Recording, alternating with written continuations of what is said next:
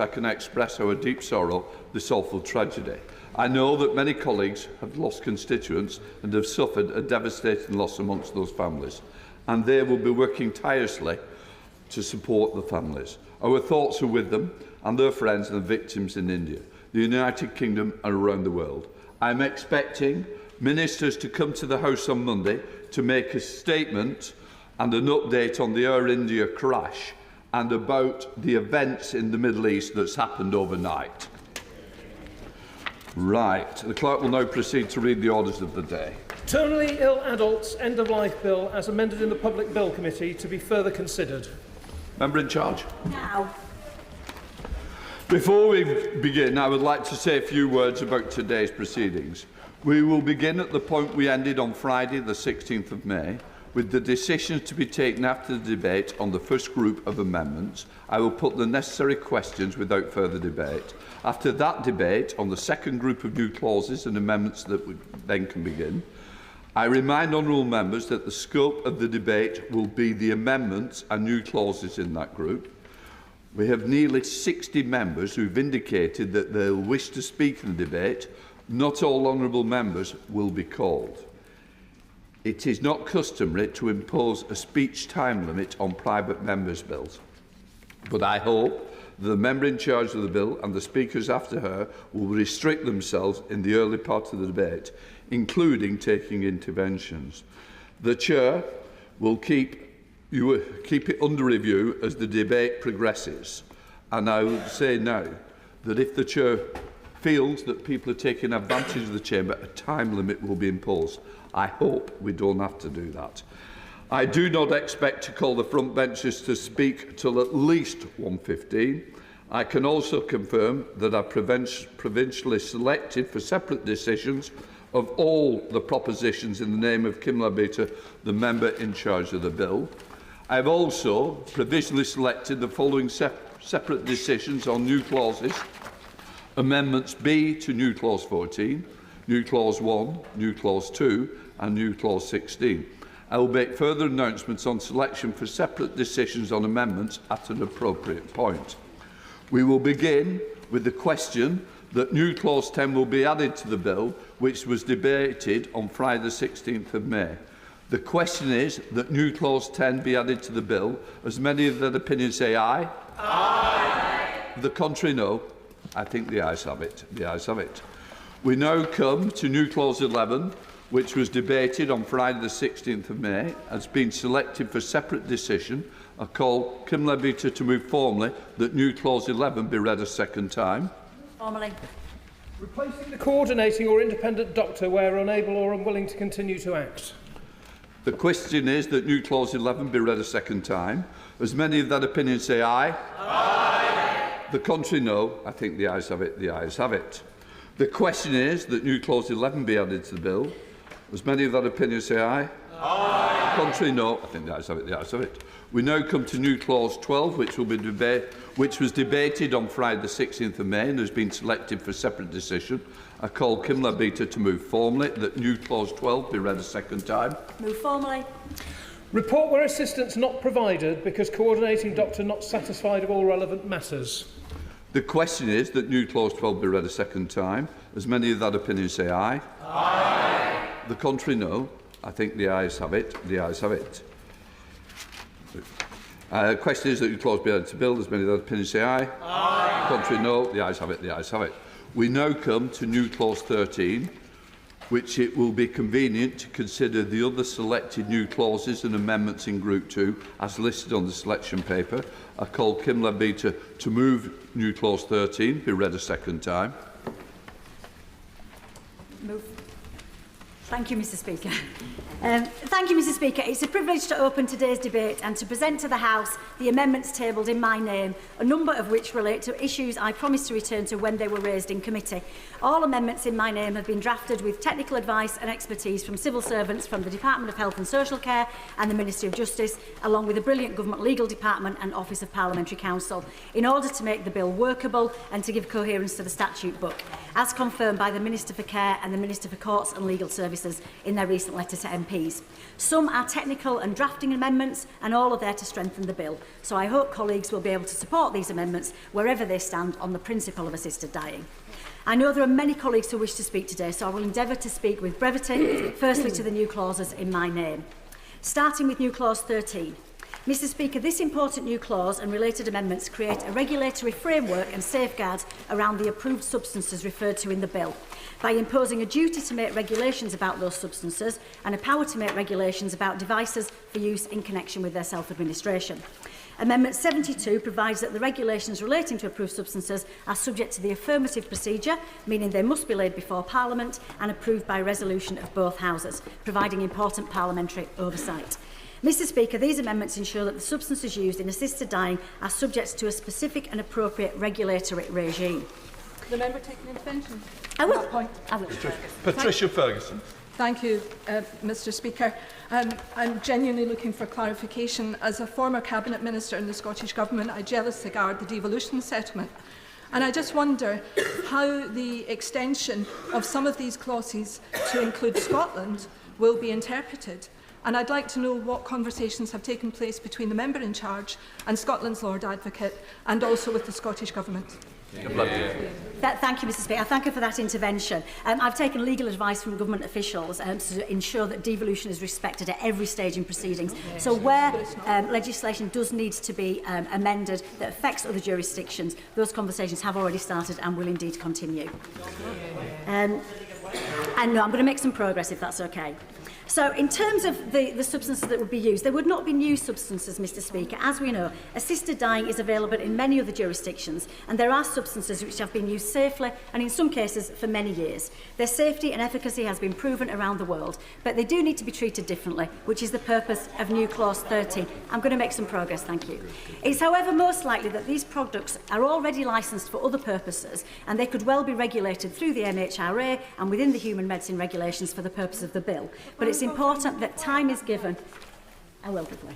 I thank the Honourable Lady for giving way.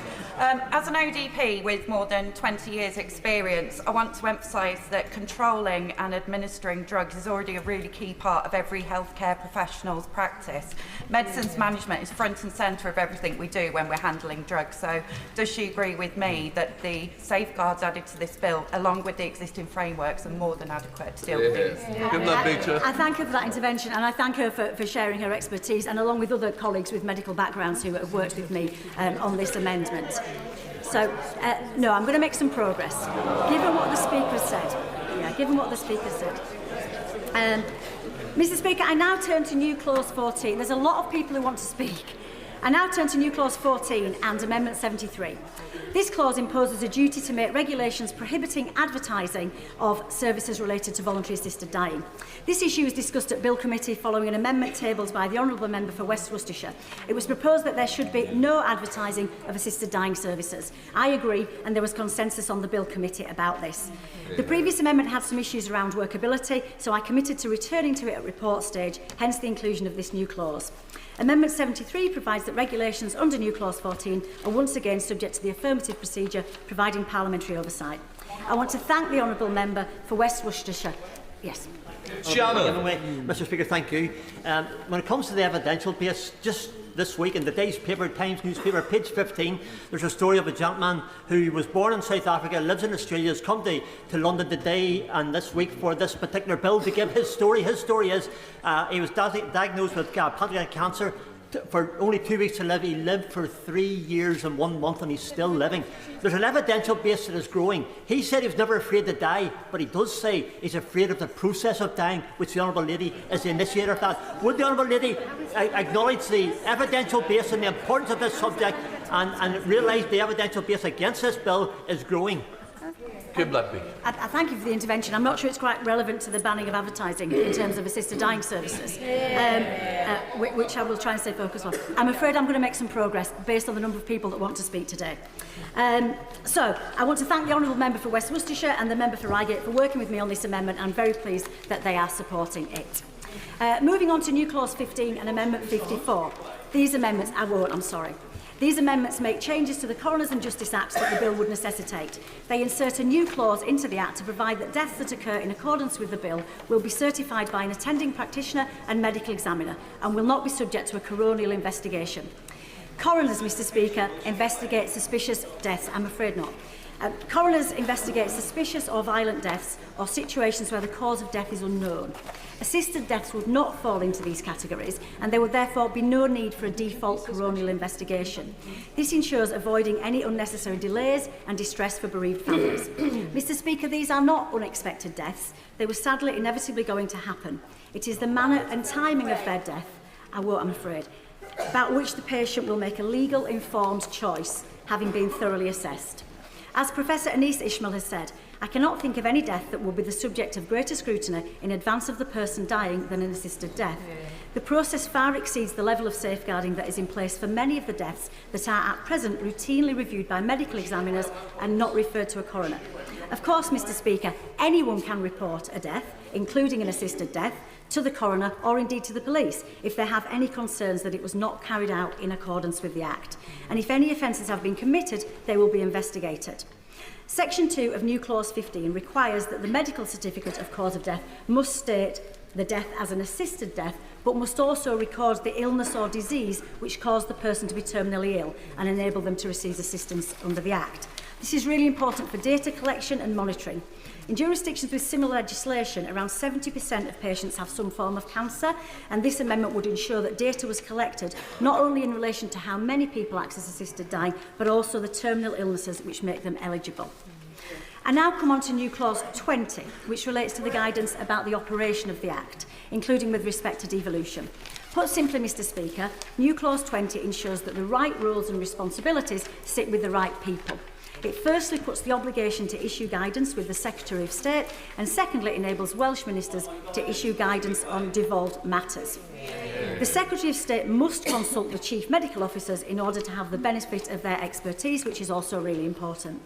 New Clause 20 also adds provision which ensures that the Secretary of State must consult people with learning disabilities and people with protected characteristics, which includes disability, race, religion and belief. I'm going to make some progress, I'm afraid. And they must also consult providers of health and care services. This includes palliative and end-of-life care. And I'm really pleased that Hospice UK are supporting this amendment. It's very important that those voices are heard. The Secretary of State can also consult anyone else they feel to be appropriate, creating a flexible and holistic approach. Coming on to devolution. Mr Speaker, this long overdue reform would apply to England and Wales, which share a criminal justice system. Health is, of course, devolved, and I've recognised from the outset that the legislation must respect devolution, and I'm fully committed to observing the same conventions that government would if this was a government bill.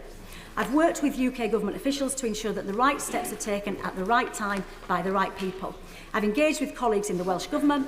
I met with the Welsh Health Minister in Cardiff, and there have been ongoing detailed discussions between the two teams of government officials to ensure workability of the legislation in both jurisdictions in line with the devolution settlement.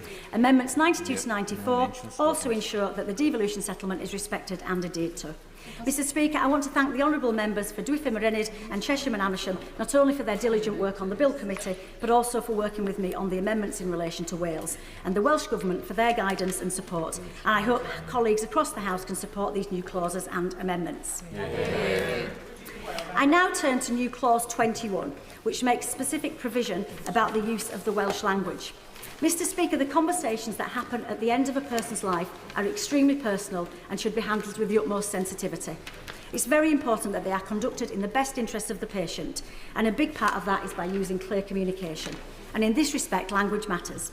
So if a patient in Wales has Welsh as their first or preferred language, all efforts should be made to ensure they can communicate with voluntary assisted dying services in Welsh. I committed to this at Bill Committee and have made good on that commitment. Coming on to Amendments 76 and 77. As with any bill, it's important that the amending legislation to secures overall coherence with the statute book. As such, the clauses relating to medicines, advertising and employment protections amend or confer power to amend other legislation that currently extends to parts of the UK. This doesn't mean the provision of assisted dying, of course, but, for example, it extends the prohibition on advertising to the whole of the UK and provides the employment protections in this bill to Scotland. This is the guidance I've received from legal experts, and as such, I hope all colleagues can support these amendments. And, Mr Speaker, if the bill passes, in the same way as I've worked with the Welsh Government, if necessary, I will work with other devolved administrations to ensure devolution is respected.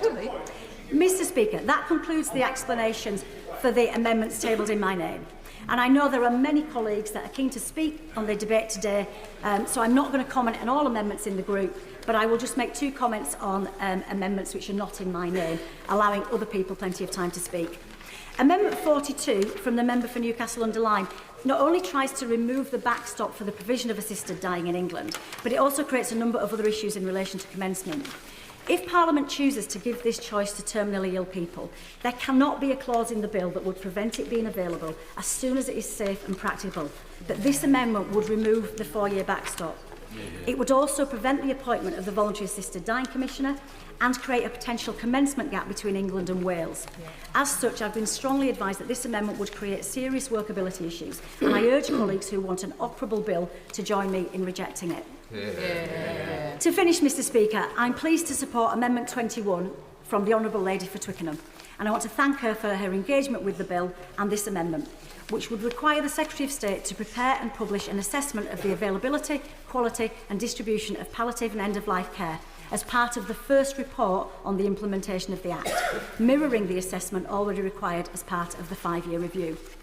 Mr Speaker, whilst the bill seeks to address what in some respects is a very specific issue in terms of the failings of the current law, it has become part of a much needed broader conversation about death, dying and end-of-life care.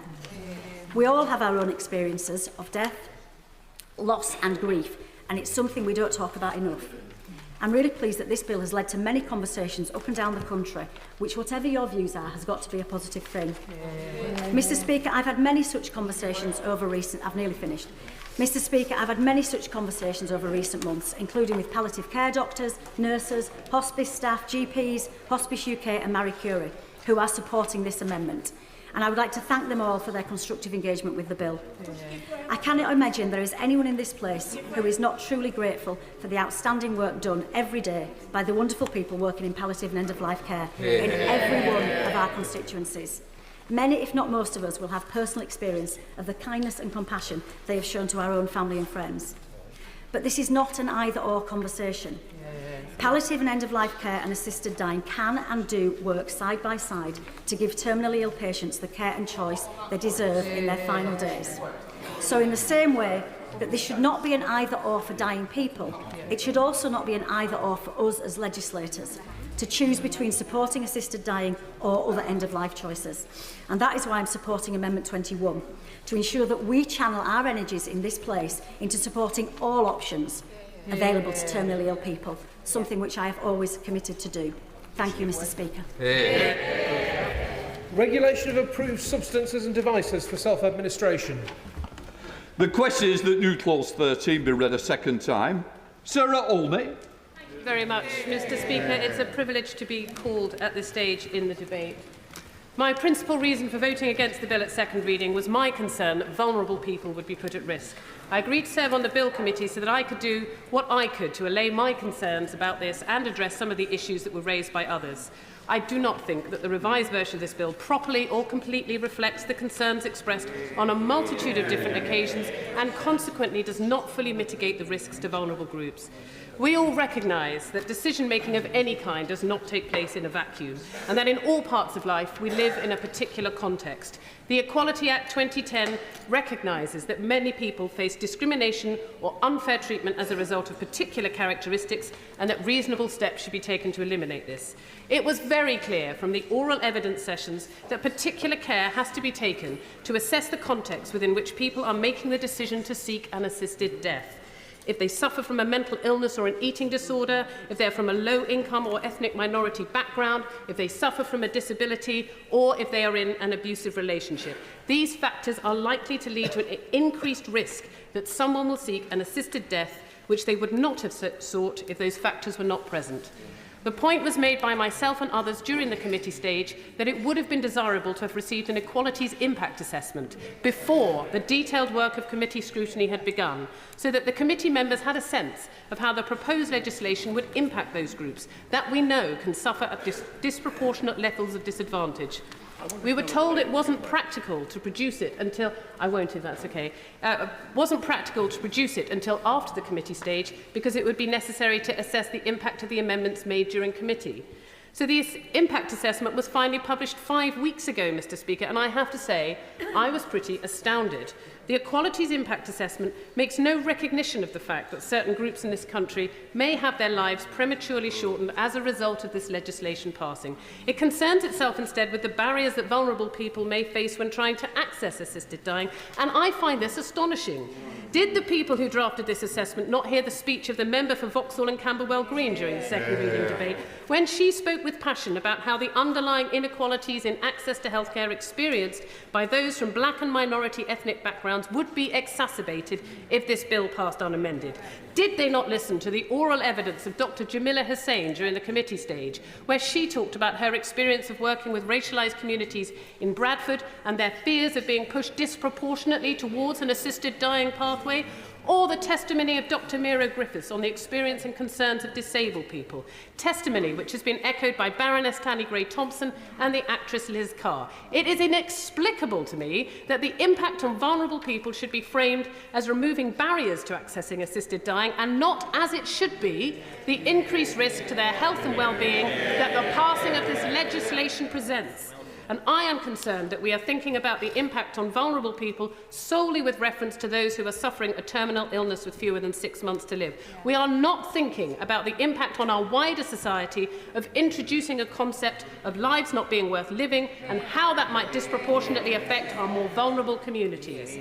So my new Clause 19 and consequential new Schedule 2 and Amendment 88 seeks to ensure that a comprehensive range of statistics are collected about those who seek and receive an assisted death, so that proper and complete monitoring of requests can be carried out.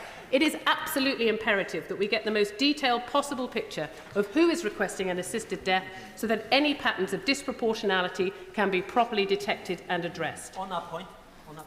Very briefly. Thank you, and on the point of disability and those with mental health issues, those who are anorexic, those who perhaps need family assurance when it comes to this, what assurances does this bill give to the families of those people? I don't see any in it. Does the Honourable Lady see any assurances for those who want to end their lives but who suffer from those ailments? Sir Alden. I welcome that intervention. I spoke extensively about the impact on anorexic people of this bill, and I am not satisfied that those concerns have been addressed. I've been pleased to support Amendment 21 by my good friend, colleague and constituency neighbour, the member for Twickenham, which has attracted support from across the House and requires the Secretary of State to report upon the impact that this Act has had on the healthcare available to those with palliative and end-of-life care needs. I'm really pleased that the member for Spen Valley has agreed to accept this amendment. I'm also pleased to be supporting the amendments in the name of my other constituency neighbour, the member for Wimbledon, Amendments 103 and 104. These amendments seek to make all statutory instruments under this Act subject to the affirmative procedure rather than the negative procedure that is currently provided for. As it currently stands, this Act, once passed, will come into force in 4 years' time with no further scrutiny from MPs. And yet there are a whole host of issues that have been delegated to the Secretary of State or not even considered that will need to be legislated for after this bill has received its royal assent. As the bill currently stands, the only way for Parliament to scrutinise these powers are to call for a 90-minute debate on a motion that cannot be amended and will only be voted on if the Leader of the Opposition calls for a vote. Converting the negative resolution to an affirmative resolution means that the Secretary of State, whoever it is, can only exercise the powers delegated to them with the approval of Parliament. For an issue as sensitive and as profound as assisted dying, I believe that to be an appropriate level of scrutiny. In a similar vein, I will make some progress, in a similar vein, I plan to support the amendments in the name of the member for Tonbridge, which seek to remove all Henry VIII powers from the bill and from the amendments introduced by the member for Spen Valley. I will support those amendments if selected for a vote, as I do not believe that the use of Henry VIII powers is appropriate or necessary. Mr Speaker, I want to speak against Amendment 94 in the name of the member for Spen Valley. It appears to be an innocuous amendment, but in reality it reverses the effect of an amendment that I tabled and had accepted in committee stage. The bill, as originally drafted, creates an enormous constitutional minefield. The bill seeks both to amend the criminal law of England and Wales, which is a reserved matter for the UK Parliament, but simultaneously to make provision for healthcare, which is a matter devolved to the Senedd in Wales. Furthermore, the Senedd debated a motion calling on the Welsh Government to support the principles of assisted dying, but this was defeated by 19 votes to 26. This was a non-binding motion, but it does demonstrate that this bill gives the UK Parliament the power to impose on the Welsh Senedd a measure that it has expressly said it doesn't want. The bill, as amended by committee, gave the power to the Welsh Senedd to decide for itself when it was ready to bring the bill into force. Amendment 94 reverses that provision and deprives the Senedd the right to exercise its legitimate powers.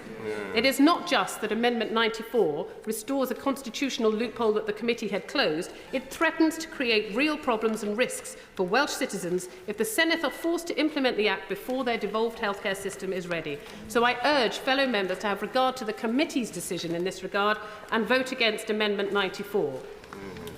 I will speak briefly in favour of a couple of other amendments. I remain highly concerned at the idea of a future Secretary of State having the power to change the NHS Act, and very specifically Section 1, which sets out the purpose for which the NHS exists, using regulations instead of an Act of Parliament. Once that power exists, it can be used not once, but at any time, to make fundamental changes to what our NHS is for. I was dismayed to see a change of this magnitude made to the bill in committee, and I'll be voting for Amendment 12 in the name of the Honourable Member for Mitcham and Morden to reverse it. Amendment 42, in the name of the member for Newcastle-under-Lyme, seeks to remove the automatic commencement of this bill after 4 years. For the vast majority of Acts of Parliament, the Secretary of State decides when to bring the key provisions into force, rather than it happening automatically. The effects of the provision of this bill is that even if we have a future COVID pandemic, or the Secretary of State realises that the adequate training has not yet been completed, then it will still come into force, come what may, after 4 years. This is not safe. It is unusual and reckless, and for that reason I support Amendment 42. Amendment 13, in the name of the Honourable Member for Glasgow West, would require the appointment of the new Voluntary Assisted Dying Commissioner to be approved by the Health and Social Care Committee. The Commissioner, a role created from scratch, will be a high-profile, influential and important position. Adding a second layer of approval will add more rigour to the appointment process and provide transparency in the event of any problems that arise. It is vital that members of this House have the opportunity to scrutinise and debate that new role, which was not included in the bill at second reading. I thank you very much, Mr Speaker. Stephen Sanders. Thank you, Mr Speaker, for allowing me to rise in this debate and speak to new Clause 6. This clause proposes a special representative for ethnic minorities. Now, I am not white, Mr Speaker, and some of you may have noticed. The fact that my presence in this House is unremarkable is in and of itself remarkable. And that did not happen by chance.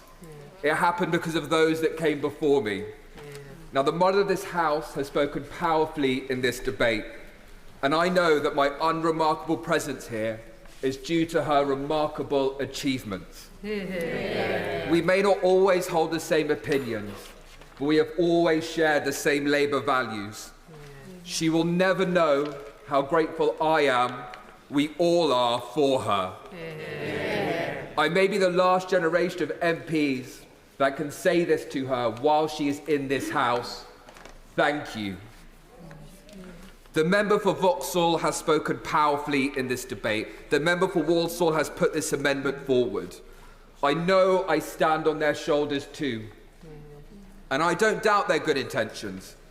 But this bill has nothing to do with the colour of my skin. New Clause 6 proposes a special representative for ethnic minorities. I disagree with this clause because the colour of my skin has no bearing here, no special place in this debate. Equalities Act for this Act will be reported to the ECHR as set out in Clause 51. The Secretary of State can already consult with community representatives. For every person of every skin colour, this bill gives the already dying a choice to end their suffering. Can just say, we do need to make sure they're always tied to the amendments. So it's not just about the generalisation, which is important. We've gone past that. I think this is more a third reading speech you might want to have said. Thank you, Mr. Speaker, it is to the point of where we are. I better sit down. I make that decision. Please don't challenge the chair. Jameson. I do apologise, Mr. Speaker. What I meant to say was this clause is around a special representative around ethnic minorities, and the point I am trying to explore is why it is that for ethnic minorities we do not require a special representative, that actually it's included within the Act, within clause 51. And to the point of it all, I will give way. I thank the Honourable Gentleman for giving way. This is a very sensitive issue. There is data to support the fact that people from minoritised ethnic groups are less likely to trust their health professionals. While it's 18% amongst the general public, it's as high as 30%. Do you not think that it is necessary to have, does my honourable friend, Mr. Speaker, does my honourable friend not think it is necessary, therefore, to make sure there are additional protections for those who face additional barriers, such as those from minoritised ethnic groups? The member raises a really powerful point. Members, as the member has, have spoken really powerfully about the impact on ethnic minorities this bill could have. Does anyone in this House know how many ethnic minorities access assisted dying in other nations? I will give way on this point. The member for Richmond Park raised it earlier. Sir Olney. Calls me to speak. If we don't know, it's probably because they're not collecting the data. My position is we should be collecting the data, and that is why you should vote for my Amendment 19. Thank you, Mr. Speaker. Mr. Speaker, we do know. Ethnic minorities are less likely to access assisted dying in the jurisdictions it is in place. In Oregon, 10% of those using or accessing assisted dying are ethnic minorities, compared to 40% of the population. In California, 15% of ethnic minorities access this option, compared to making up 30% of the population. But that is not the point. The point of this bill is to give the people the choice to end their life regardless of the colour of their skin. There is no special quality about the colour of my skin that affects my access or the need for a special representative in this case. A case that is covered by the ECHR, that is covered in the Secretary of State. I will give way to my member over here. I thank the honourable member for giving way, and I'm quite perplexed with his speech, actually. But nonetheless, I'd like to understand, does he have the data to reflect when he's related to those jurisdictions, the actual demographics of those constituencies, of those areas, in comparison to the UK? Please present it to the House to support his arguments. I've spent a lot of time around data, Mr. Speaker, and I'm really not sure I understand the question being asked. It is the case. I think I'll make a little bit of progress if that's okay. I know this has been a heated debate. I know that people feel strongly on each side of this House. And I'm so grateful for members who have come here before me, who made my place here possible, who have spoken so powerfully and so movingly in this debate. But I do not believe, and the evidence shows, that the colour of my skin does not belong in the discussion of this bill. Thank you, Mr. Speaker. Rebecca Smith. I rise today to speak in support of Amendment A to new Clause 15, which is in my name, and which I hope honourable members will feel able to support. Although it seems technical, it is in fact a simple amendment with a significant impact with regard to ensuring genuine protection against abuse, proper detection of coercion, and effective scrutiny of how the law works in practice. Simply put, the effect of my amendment is to ensure that deaths from assisted dying under the bill will still fall within the coroner's duty to investigate deaths under Section 1 of the Coroners and Justice Act 2009, and I will explain why that is so important. Mr. Speaker, like many colleagues, I have been deeply concerned from the outset about how this bill is drafted, its workability, its impact on the NHS, and indeed the lives of vulnerable people up and down the country. To be clear, my own view is that one unintended death as a result of this bill becoming law is one too many, and I would humbly ask colleagues who are still considering their position, or indeed who are minded to support this bill, to consider this point about my amendment very carefully in the round. What is an acceptable error rate? Based on the figures in the government's own impact assessment, which I think underestimates the impact, even a 1% error rate would see a minimum of 13 wrongful deaths in year 1, with 45 per year by year 10. A 5% error rate would see 65 deaths in 1 year and 227 in year 10, and a 10% error rate would see 131 deaths in year 1 and 455 in year 10. As I say, I think these are lowball estimates, but they are nevertheless chilling. If this law is passed, it will be exceptionally difficult to say whether or not there have been errors or instances of abuse, or at the very least, any errors which are picked up will be but a fraction of the true picture, as tragically those who would testify to this fact will already be dead. So my new clause A to new clause 15 directly addresses this issue. In England and Wales, a coroner will investigate a death when certain legal conditions are met. This duty is primarily governed by Section A of the Coroners and Justice Act 2009. His Honour Justice Thomas T. KC, who served until 2024 as the Chief Coroner of England and Wales, notes that any death arising as a consequence of the ingestion or administration of a lethal substance constitutes an unnatural death which the local coroner is under a statutory duty to investigate. Clearly, assisted dying meets this definition, and it is right that such deaths be afforded the best possible posthumous judicial scrutiny. I will give way. Lizzie Collins. Thank you, Mr. Speaker. I appreciate the Honourable Lady giving way. Does she not feel that the provisions in the bill already have the safeguards in, but also, and most importantly, does she not feel that putting a family through a coronial process when it is an expected death is unfair, unjust, and completely beyond the bounds of what the coroners are actually meant to do? Thank you, Mr. Speaker. On the first point, I don't believe that the law is strong enough as it stands in terms of this bill. But on the second point, we're already dealing with the fact that families aren't even guaranteed the knowledge that their loved one is going to have an assisted death. So I think her point is not entirely to be considered.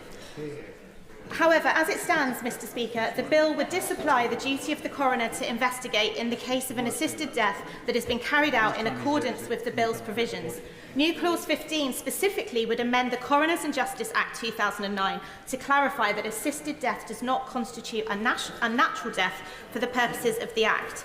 I must say that I think it takes an extraordinary leap of imagination not to conceive of deliberately self-administering lethal drugs as anything but an unnatural death. I will. Thank you to the Honourable Lady for giving way. I want to support her in what she's saying. We are going through a process as we consider the appalling situation of coercive control in domestic abuse situations, where a person who is a victim may not realise they've been a victim until years later. Obviously, a person who has gone through an assisted death will have no years later. Isn't this a way of making sure that we guard against the evil of coercive control? So I thank my honourable friend for his intervention, and I completely agree with him. This is the sort of safeguards that even the sponsor of the bill is saying should be there. I don't think they are, and this amendment to New Clause 15 is to put that in a much stronger position. Would my honourable friend be right? Yes, I will. I'm very grateful. She's right in what she says, because just as those of us who are opposed to the death penalty, we are against it, because we do not believe in the infallibility of the state. The state can get things wrong. Professionals can get things wrong. And when they do, there should be a proven, clear path as to how that wrongdoing can be identified and try to ensure that it doesn't occur again. Yes, I thank my honourable friend for that, and I think the statistics I quoted earlier on in my speech are pretty clear to the point that he has just made. I'll make some progress, Mr. Speaker. The work undertaken by the coroner is not a box-ticking exercise or a bureaucratic hurdle. In the context of assisted dying, it is an extremely powerful deterrent against abuse or malpractice. Again, to quote His Honour Thomas T. KC in a letter to the Times on the 7th of May this year, he said the removal of any realistic prospect of an effective inquest would magnify rather than diminish the obvious risks of deception and undue influence. I struggle to see... Oh, yes, I will give way. She's making a very powerful speech. Does she also share my concerns, as the Royal College of Pathologists have clearly stated in their statement about the removal of the coroner, which would speak to her amendment? I thank the Honourable Member, and I will come into that very soon in my speech, and I will now make some progress. I won't take any further interventions. I struggle to see how this squares with the commitment to enact legislation with the strongest safeguards in the world.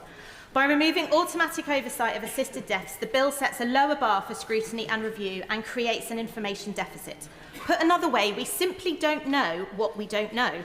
Implementing a novel piece of legislation such as this without ensuring the most robust possible scrutiny of deaths taking place under the Act is astonishing.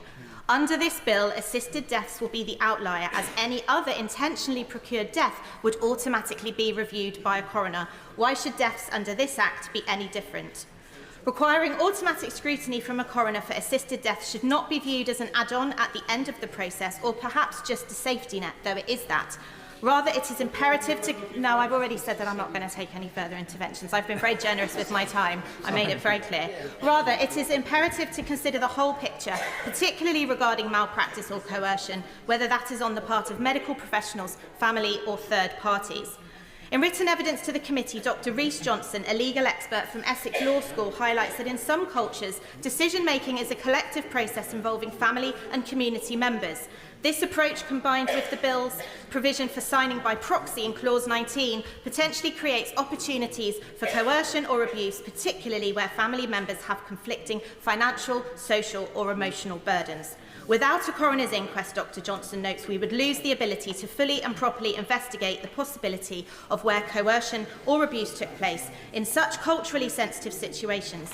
Investigation of assisted deaths by coroner is not a luxury, it is a vital safeguard, without which people will fall through the cracks. No. Beyond coercion, automatic inquests provide vital opportunities to identify other critical issues which may not otherwise be picked up.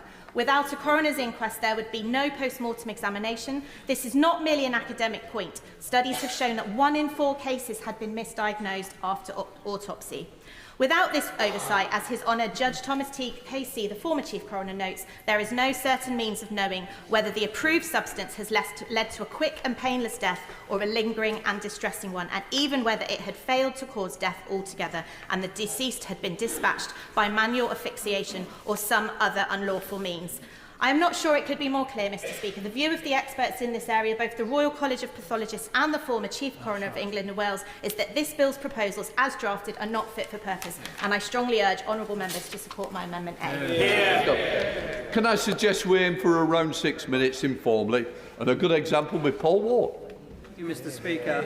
I rise to speak in support of the amendment in my name, which seeks to strengthen new Clause 14 in the name of the member for Spen Valley. Why do we want to restrict advertising about assisted dying? Not just because such adverts could appear crass or insensitive, not just because we worry private companies could profiteer from death. It's because advertisers know they influence choices. And the issue of choice, whether it's informed choice or skewed choice or self-coercion or coercive control, as already mentioned, is in many ways at the heart of this bill and whether its safeguards are sufficient. My brother works in advertising and he knows its power. It's why companies spend billions of pounds on it. It's why Google is the giant it is. It's why you'll see lots of adverts at Westminster Tube Station trying to influence every single one of us. It's why X is full of ads. Advertising works because we human beings are suggestible, prone to messaging, to visual cues and hints. Older people are bombarded with adverts for everything from stair lifts to care homes. One person's advert, though, is another person's public information campaign. It's not impossible to imagine a Secretary of State in future who passionately believes in the merits of assisted dying to authorise such a campaign. It could be a government-approved plotline in a soap opera. It could be an ad read out by a podcaster that ever so subtly sounds like it's a news item or even their own opinion. Many in this House rightly try to protect teenagers from online harms, but the online harm of an ad for a website about assisted dying shared on TikTok could be a reality without the tightest safeguards of my amendment. I do give way. Anna Dixon. I thank the honourable gentleman for speaking so clearly about the issue of advertising. Will he recognise that the reason this country has banned advertising of pharmaceuticals is so that we're not in the position that they have in America, where people are popping pills all the time? That is the reason we're protecting patients, and we need to do the same with assisted dying. Paul Wall. I completely agree with my honourable friend, and the dangers of what's done in America are a real lesson for us here. Now, as the honourable member for Reigate put it, conversations about assisted dying should happen in person between the relevant doctor and the patient. They should not be prompted by a TV ad or something seen on a bus. And my honourable friend, the member for Bexleyheath and Crayford, also spoke very movingly about the way that IVF services have been commercialised, leaving people who are, as he says, already on their knees and vulnerable to exploitation so that someone else can profit. I'm certain that it would be the intention of nobody in this House that passing this bill into law should mean the rise of a similarly aggressive market for assisted death. But it's our role, indeed it's our responsibility, to deal not only in intended consequences, but in unintended consequences too. And I think the real risk to the way New Clause 14 has been drafted to allow exceptions that are not specified on the face of the bill. A future Secretary of State will be empowered not only to make the necessary regulations, but to amend them at any time. And a future Secretary of State who does not share the concerns of this House would have the ability to draw the exceptions so widely as to make the ban worthless. There are a number of similar bans in advertising already in place on tobacco products, on surrogacy, on the latest cancer drugs being marketed to the public. In every case, the legislation sets out the exceptions, leaving no room for doubt as to how Parliament intended that the public should be protected. Why should the services that this bill would legalise not be subject to that same legal clarity? Do people who have less time to live not deserve all the protection we have the power to give them from a death they do not truly want? I cannot believe this Parliament would be content to have that power taken out of its hands and the rights of our most vulnerable constituents left for someone else to decide on some other day. My amendment therefore sets out that exceptions to the advertising ban should be limited to cases where a person has requested information and cases where the materials are intended for health professionals and not for their patients. New Clause 14 allows a future Secretary of State to make provisions that would usually have to go through the House in legislation. It's not at all clear to me why this power is needed in order to introduce a ban on advertising. I will give way. John Hayes. I'm very grateful to the gentleman. I entirely support his argument and his amendment. This is the difference between, in the mover's estimation, accepting a request and promoting a service. Advertising is about the promotion of a service to doubtful, fearful and vulnerable people, and that's precisely what his amendment addresses. I agree with the honourable gentleman, and there's a wider point here. This is about the Henry VIII powers that are in this bill. And there would be one-third of those added to the bill. This would be the third Henry VIII power added to this bill since second reading. At that stage, at second reading, it had none. The Attorney-General Lord Hermer has said that excessive reliance on these Henry VIII powers upsets the proper balance between Parliament and the Executive, and he's right. But away from matters of constitutional principle, I'm especially concerned that a practical impact of such a power would allow a future Secretary of State to change the law as set out in the Suicide Act of 1961. This is the act that contains the offence of encouraging or assisting a suicide. Ministers have confirmed that the bill, as drafted, leaves the offence in place in all cases except where a medical practitioner assists a person to die under provisions of the Act. We must surely therefore not hand the power to a future Secretary of State to weaken or even abolish that offence without the need for primary legislation. My amendment therefore specifies that the Suicide Act cannot be amended in this way. I hope that my honourable friend for the member for Spen Valley will recognise my amendment does not seek to undo or undermine her own amendment, but rather to build on it and also to ensure the ban she intends to deliver doesn't collapse around the loophole at its heart. On that point, Yeah. I thank him for giving way. Thank you, Mr. Speaker. I think he's making a really powerful point, and I think there is consensus across the House around banning advertising of assisted dying services. His amendment, there would be slightly limited in it just makes 2 exceptions, and there would probably need to be a broader piece of work to be done around that, but I would commit to working with him on that if he's interested. Paul Wall. I think the point of my amendment is to make sure that a future Secretary of State would have to come before this House with primary legislation. Now, the report stage of this bill is not about the principles of this bill. It's not about whether a member may in principle support the idea of assisted dying, as the Mr Speaker was point out to everybody who strays from this amendment.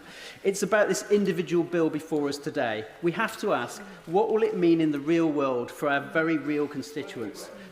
I won't give way, I'm short of time. Just how strong are this bill's safeguards? We're not commentators, we are legislators. Our job is to scrutinise, to test and test again the bills that come to this place. I spent 26 years up there in the press gallery writing about politics, but the big difference between them and us is that we have a vote in this place. And with that vote, particularly a free vote, comes responsibility. And there's no greater responsibility than protecting the vulnerable from feeling they have to end their life. And that's why I've tabled this amendment today. I'm not driven by religion, though I don't believe that those with religious faiths should be denigrated or patronised as they have been during this bill. It's worth saying that some of those who passionately support assisted dying often have a faith, a devout faith, that their worldview is the right one. I'm driven instead by my duty as a legislator to get this bill right, and by what I see as my moral duty to protect the most vulnerable in society. I believe my duty is to protect those who don't have celebrity names or campaign groups behind them, the people who don't get heard, who don't want to be a bother, who don't want to make a fuss, who feel at the end of their lives they're a burden on their family but may never say so. I worry about the unheard, the unseen, the ignored and the marginalised. Most of all, I worry about the heartbreaking modesty of that phrase you often hear from older people, I don't want to be any trouble, love. We need, for their sakes, to make sure the safeguards in this bill are the strongest they can possibly be. Dame Caroline Down. Mr Speaker, I only intend to speak quite briefly, but I really wanted to start by saying we have to be really honest about where we are, the current situation, the legal status quo. It's not working. It's failing terminally ill people who want choice, compassion and control at the end of their lives. Right now, those with the means are travelling abroad to die, often alone, without medical support, away from their loved ones, and often at a time that they can physically make it rather than the time of their choosing. And those without the means face suffering they don't want, or they try to take matters into their own hands here in the UK unsafely and illegally. It's not humane, it's not fair, and it's not sustainable. Mr Speaker, I spent 2 years as a Minister in the Department of Health, and palliative care and end-of-life care was part of my portfolio.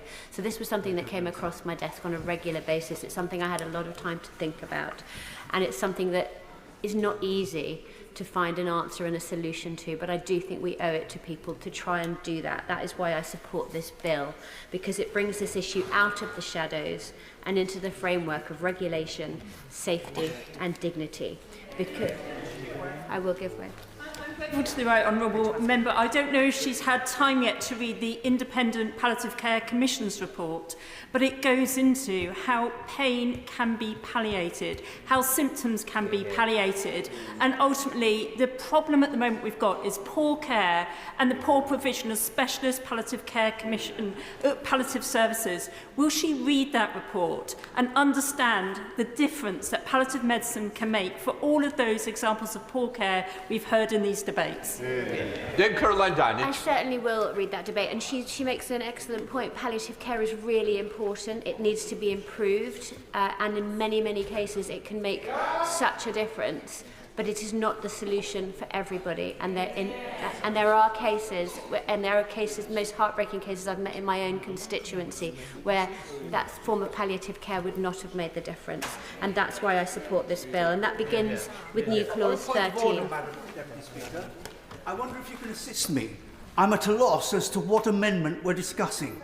Well, the honourable member no doubt gives the member speaking a moment. She'll address it very quickly because members don't have long to contribute, even when they are contributing. Thank you much, Madam Speaker. I'm addressing new clause 13. This clause provides the strict regulation of life-ending substances and self-administering devices. That means transparency about what substances are used, how they're stored, prescribed and delivered. We owe it to patients, clinicians and the public to ensure that every part of this process is governed by clinical standards and ethical safeguards.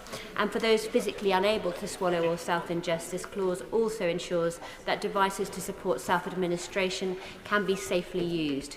Without that, we risk creating a system that excludes some of the very people it's meant to support. But while we must regulate this properly, we must also reject amendments that will undermine or stall the bill's delivery. Amendment 19 proposes adding suicide prevention, the Mental Health Act and deprivation of liberty safeguards to the Code of Practice. As the Minister who put so much of that legislation through, those are really, really important topics, but this is not the legislation to address them. Let's keep the code focused on the bill's core function, ensuring a safe, consistent and compassionate assisted dying process. Amendment 20 would allow non-adherence to the code to be used in civil or criminal proceedings. This is not appropriate. Guidance is meant to help professionals navigate difficult decisions, not to become a legal trap. If clinicians act negligently, existing law already applies. We should not be creating new liabilities for those who are acting in good faith in very difficult conditions. I also oppose Amendment 97 and 27, which would require MHRA to license drugs specifically for assisted dying, and NICE to recommend them. That would make this bill unworkable. I'll give up very briefly. For giving way, does she share my concerns that the impact assessment associated with this bill says that the safety and efficacy of those substances used for assisted dying is currently difficult to assess? Well, I'm not entirely sure that I do agree with that, but I really want to talk about the MHRA because it just isn't set up to license drugs for ending life. Clinical trials to support this kind of license and MHRA requirement would be impossible. However, the substances likely to be used are already tried and tested in other jurisdictions and are MHRA approved for other purposes. So new clause 13 already provides us with strict regulation we need without putting prohibitive hurdles along the path to a compassionate, painless death. And finally, Madam Deputy Speaker, very briefly on Amendment 42, would remove the backstop date for implementation, giving the government indefinite discretion over when or whether to put this law into effect. That can't be right. If Parliament passes this bill, there must be clear, reasonable time frame for implementation. The 4-year backstop already gives government more than enough time to get this right. Removing it simply invites delay. Mr. Speaker, Madam Deputy Speaker, I do apologise. This is a moment to show that we can both be compassionate and competent, that we can bring an end to the quiet suffering caused by an unjust status quo and replace it with a system that is safe, fair and accountable. Let's support new clause 13. Let's reject amendments in this bill in red tape will stall its progress. And let's show dying people that we are ready to treat them with the dignity and trust that they deserve. Shadiq Al-Hassan. Thank you, Madam Deputy Speaker. Before entering this place last July as the member for North Somerset, I have been a pharmacist for nearly 20 years. Pharmacists have a unique role to play in our healthcare system, and as the group of health professionals specialising in drug usage and safety, and so that is where I wish to focus my thoughts today, and so offer the House my expertise. Throughout the passage of this bill, we've had a great benefit of learning from a number of international examples. In Australia, we've seen a carefully designed countrywide pharmacy system that has delivered self-administered assisted dying safely and with dignity. The evidence from their experience is greatly reassuring. Even in cases where the drug was not fully ingested, every patient who made use of the service died peacefully and without complications, with not a single complaint yet received from any of the families involved. From Switzerland, we've learned from their decades of practice where they have refined the substances and processes involved to the point where complications are now nearly unheard of. Their approach demonstrates that with care and rigorous regulation, drugs can offer an effective and compassionate route to end one's life. This brings me to new clause 13, introduced by my friend the member for Spen Valley. This clause outlines a comprehensive framework for the oversight and safety of substances involved in assisted dying. As is only right for life-ending drugs, the public expects the highest standards of transparency and standards from manufacture to dispensing. And as someone involved in every facet of pharmacy for the past 20 years, I believe this clause meets all of our expectations. By strengthening safeguards and enhancing the workability of this bill, new clause 13 ensures healthcare professionals can act with clarity and confidence. Amendment 72 is similarly important, and I believe will provide much assurance to those in this place who are uncertain about whether or not they feel they can support this bill. By ensuring that all regulations made by the Secretary of State under new Clause 13 are subject to the draft affirmative procedure, this will ensure this place continues to play a central role, overseeing the safe and effective implementation of this legislation for years to come. And through our collective continued scrutiny, offer the opportunity for many millions of constituents who have contacted us on this issue the chance to continue having their voices heard and their concerns answered. Harriet Baldwin. Dave. Thank you very much, Madam Deputy Speaker, and I rise to speak to new clause 14 and amendments 14B and 14A, and I was honoured to follow the speech from the member for Rochdale, but also want to thank the member for Spen Valley for working closely on this issue of banning advertising, because whatever your views are in terms of assisting terminally ill adults to end their lives, and I remain implacably against the potential harms that arise when our society and our imperfect state is given permission to help people kill themselves. I have to acknowledge that there was a majority at second reading in favour of this bill and a majority in terms of closing down debate the last time we had report stage. And so thinking ahead to the possibility that this bill might go on the statute books, I hope everyone participating in this debate will recognise that we should not allow the services of the organisations that will arise to provide this service to advertise on television, online, on posters, on TikTok, on any platform that our constituents may be seeing. And I think we can all imagine a scenario where if this bill passes and the House doesn't agree to new clause 14, that the independent contractors, the not-for-profit firms, perhaps even the NHS itself, will be able to advertise to potential customers, for example, on afternoon television.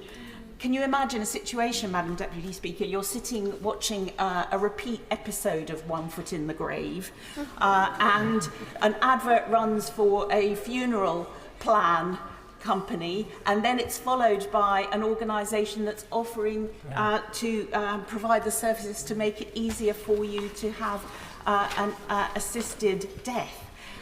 You may think that I am painting a situation that is only hypothetical, but in fact we've seen in Belgium that the government itself is running online adverts featuring young, healthy women at a yoga class talking about how they're worried about Granny's situation and asking if they've considered telling her about the option of assisted dying. So I'm very grateful to the Honourable Lady for tabling her new clause 14. I don't think it's perfect, but she and I had a lot of discussion about the wording, and I do also support the intention behind Amendment A and B to new clause 14, because I think it is important, and we've heard ministers, and I hope they will again today, confirm that encouraging assisted dying under this bill remains a crime under Section 2 of the Suicide Act.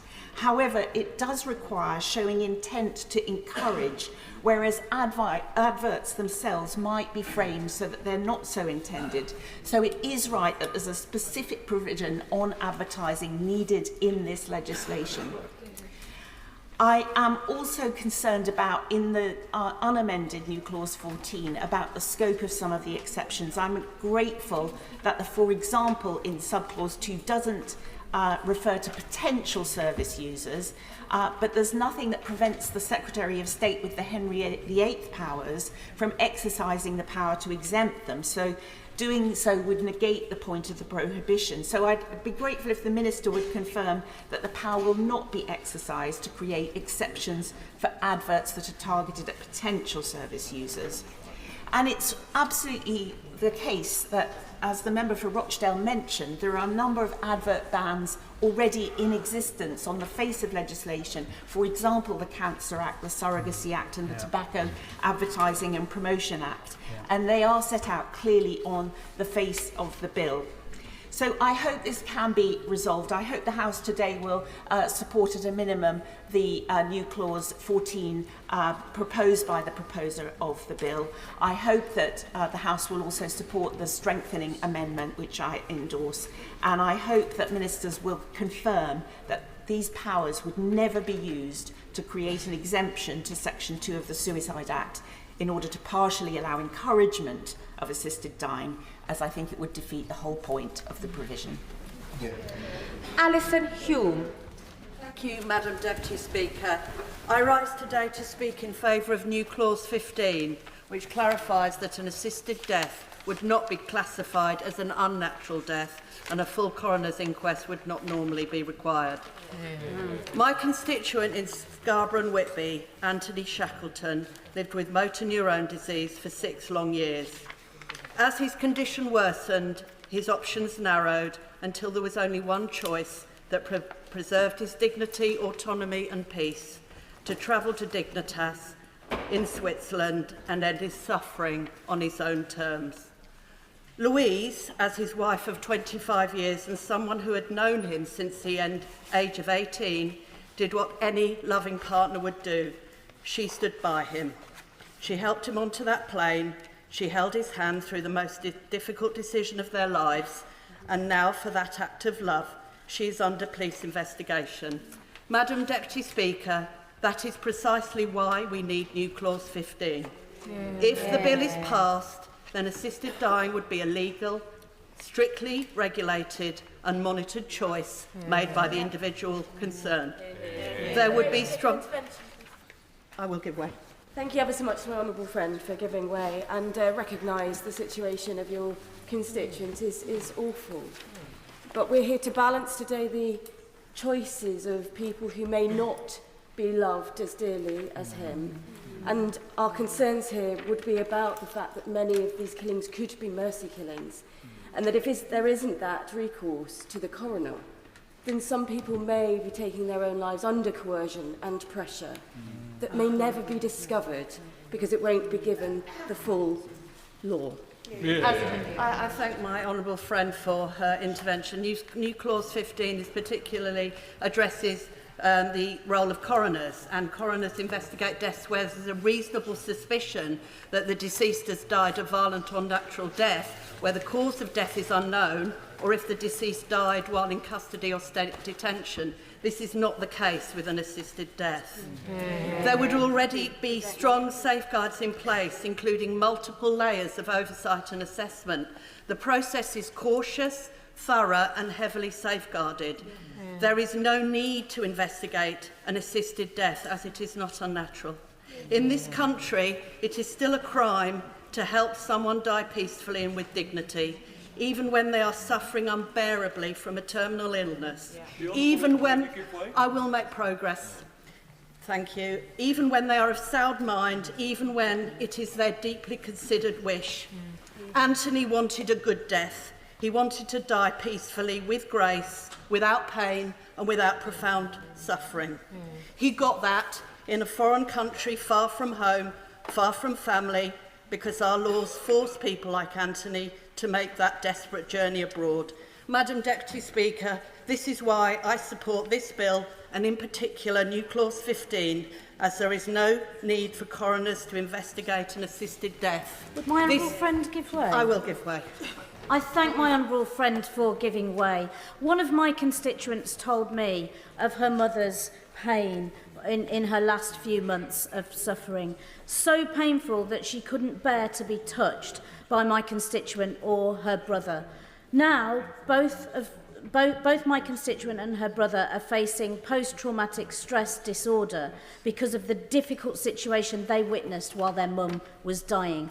Does my honourable friend agree with me that if they had helped her to die in the way that this bill allows, that they should not then be subject to a coroner's investigation? It isn't going to help them and it isn't going to help their mother. I thank my honourable friend for giving way. She makes a powerful case on behalf of her constituent, and this is a compassionate and practical clause. It ensures that the bill not only works for the individual making the choice, but also for the families they leave behind. Let us not turn our backs on people like Anthony and Louise. Let us not make criminals out of the compassionate. The death of a loved one is always difficult. When someone has gone through the legal and safeguarded process of assisted dying, it isn't right that their family should face an unnecessary, potentially lengthy and distressing coroner's investigation. I'm coming to my conclusion. New Clause 15 will protect bereaved families like that of my constituent Anthony, and therefore I urge honourable members to support it. As the Speaker has already mentioned, for everybody to get in, well, for most people to get in, we need speeches to be shy of 6 minutes and interventions to be short. Gregory Stafford. Madam Deputy Speaker, and I'm conscious of those comments, and I will try and limit my comments to new Clause 13 and some of the amendments to it.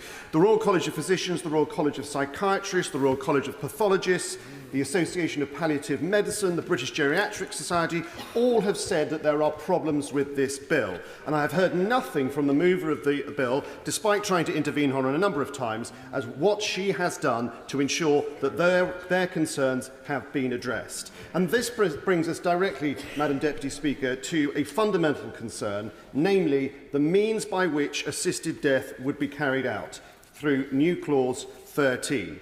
The impact assessment to this bill recognises, and I quote, that the safety and efficacy of those substances used for assisted dying is currently difficult to assess. So no safeguards can... yes, I will. I'm very grateful to my honourable member friend for taking the intervention. Would he agree that the barbiturates which we are considering are indeed conventional agents? They've been used in anaesthesia to cause loss of consciousness and suppression of respiration for generations. These are not novel substances. Well, I obviously respect the honourable member given his medical background, but as far as I'm aware, they have not yet been used for murdering people, which is what we are going to do here. And that is the simple thing, because it leads me neatly on, Madam Deputy Speaker. Can I just make a little bit of progress, and I will take the intervention. No safeguards can prevent complications on taking medicines, and I'm sure the honourable member who's just intervened on me knows that there are always going to be complications, potentially. And in this case, including regurgitation of the drugs, regaining consciousness, and seizures. Can I just finish this point? In the 27 years the law in Oregon has been in place, data is only available for about 36% of cases. However, within that, 59 incidents of regurgitation are known to have occurred, 9 are known to have regained consciousness, and different drug protocols have been used in those 27 years, but the efficacy and safety of the drugs are unknown, with the time range between ingesting drugs and death ranging from 1 minute to nearly 6 days. The lack of defined protocols for the regulation, supply and administration of life-ending substance is precisely why I've tabled my Amendment C to the member for Spen Valley's new Clause 13. My honourable friend's right to table the amendment, I certainly support it. And does he agree with me that the MRHA would insist that a barbiturate or any other substance used in medicine is approved for a specific cause, and you can't translate that to a completely different cause? Reason for doing this, and would he further agree with me that the way to deal with this is to have this properly regulated through the MHRA? I entirely agree with my honourable friend, and I think some of the amendments made by my honourable friend behind me may address that. Can I just make a little bit progress, but I will give way to him in a moment. My amendment would require the Secretary of State to prohibit the use of medical devices designed to induce death by the administration of gas, such as the Sarco suicide pod, which has been in the press recently. This device bypasses medical oversight entirely and presents an ethical rupture in our current framework. If this bill proceeds without safeguarding against such methods, we risk opening the door to a deeply troubling precedent, one that would erode professional accountability and compromise the integrity of end-of-life care. And I give way. I thank the honourable member for giving way. I would like to share with the honourable member, Madam Deputy Speaker, my expertise as a pharmacist, that drugs can be used for many indications. And are quite commonly used in unlicensed situations where there would be less evidence to support them than in the situation that we are coming and discussing today with New Clause 13, an idea that is incredibly well researched and practiced and evidenced in multiple countries. I thank the Honourable Gentleman for his intervention, and I don't disagree with him that drugs are used for different things. That is not the point of the thrust of the argument I'm making. What I am saying, I hope relatively clearly, is that the medicines that the drugs that we are potentially going to use in this situation, where they have been used, we can see that there have been unintended consequences and side effects, and we must make sure that the drugs that we use, if this bill passes, are absolutely effective in what they are intending to carry out, namely the end of life of the individuals. This is my last intervention because I do feel I must make progress. And the reason that is so important is because it's yet another important safeguard, particularly given that we learn, albeit through analysis from the impact assessment, that much of this goes outsourced to private organisations. Those organisations need to be regulated in precisely the way that he's described. Well, I thank my right honourable friend for that intervention. He's entirely correct. The Royal College of Physicians has said, and I quote, "Medicines prescribed and administered in assisted dying must be regulated for safety and efficacy for this use." And if it's good enough, and it's the requirement, I think, from the Royal College of Physicians, then it's something that we in this House should take seriously and put on the face of this bill. I will draw my remarks to a close, Madam Deputy Speaker, but I would like to say that I do also show my support for Amendment 99, which I think will require a report on the drug effects before Parliament approves the regulation, and a number of the other amendments which would hopefully remove the wide-ranging Henry VIII powers that this bill currently has. In light of all of this, Madam Deputy Speaker, I remain deeply sceptical that this bill, in its current state, provides the robust, protective and operationally sound framework that such a profound societal change deserves. Adam Jogi. Deputy Speaker, I'm grateful to you for calling me to speak this morning and to give me the first opportunity to speak on this most important of issues in this chamber. And as I do, I think of all those who were killed in the horrendous plane crash in India yesterday, and I think of their families, friends and the lives they've left behind. May their collective and individual memories be a blessing. Madam Deputy Speaker, I rise to speak to Amendment 42, tabled in my name and the names of more than 60 colleagues in the majority of parties represented in this House and representing constituencies in all 4 nations of our United Kingdom. Amendment 42 would remove the automatic commencement of the bill's provisions taking effect in England. This is a safeguard, good and proper. In the bill as it stands, the entire assisted dying process has to commence automatically in England 4 years after the Act is passed. And notwithstanding some of the comments we've heard earlier on, that will be regardless of how far along the plans and preparations are, or the manufacturing and supply of the drugs used to end the life of anyone who chooses this step, the identification and training of those on the panel, the impact on the National Health Service in England and in Wales, the budgets and the rest. Colleagues will know that the first draft of this bill, this process was due to commence, 2 years after any such act was passed into law. I welcome the fact that my honourable friend, the lady for Spen Valley, amended the first date of this bill from 2 years to 4. It was a genuinely welcome acknowledgement that such a serious and consequential change to every aspect of our country, from our healthcare system to our legal system, should not, must not and cannot be rushed. And therein lies the basis of my amendment. If this change is going to happen, let's do it properly. Let's not impose a time frame that puts us in a bind and means we are driven by timing over purpose and the pressure that comes with a ticking clock, rather than by doing it properly. People living in Newcastle and I, Madam Deputy Speaker, to York Outer, from Buckingham and Bletchley to Pembrokeshire, are counting on us parliamentarians, both of us, who are concerned about assisted dying and those who are in passionate support of it. This bill has won every single vote on the floor of the House, apart from on this issue at committee. Our people are counting on us to make sure that if this bill passes, that it is a success, that it will be consistent, and most importantly, that it will be safe. If this bill passes, it will introduce assisted dying in the biggest jurisdiction yet by population. These are uncharted waters, Madam Deputy Speaker. It will not be like anything else. The last thing we should be doing is rushing this process. At committee stage, the Honourable Lady from Richmond Park, who I thought spoke excellently earlier on, tabled an amendment which passed and successfully removed the automatic commencement deadline for Wales. Her amendment made provisions that assisted dying could only be rolled out once Welsh ministers deemed everything was ready for a safe rollout. The committee voted by a majority to give this extra safeguard to the people of Wales. Madam Deputy Speaker, if it was good enough for the people of Wales at committee stage, it's good enough for the people of England today. In other words, we face a situation where assisted dying may proceed in England months or even years before Wales. The provisions and the systems may look different. The process of organising the English system to meet the arbitrary deadline of 4 years would almost certainly lead to rushed decision-making. Now, my honourable friend, the Honourable Lady from Spen Valley, has sought to remedy this disparity. But her solution isn't to extend the safeguard that members of the Bill Committee, may I say members that she appointed, to my constituents in England. No, Madam Deputy Speaker, the remedy is to allow for auto-commencement to happen in Wales as well, removing a safeguard that the Bill Committee voted for. The answer to this is not two fast-tracked rollouts of assisted dying in both England and Wales, potentially putting the lives of some of the most vulnerable at even greater risk due to rushed or not full thought through decisions.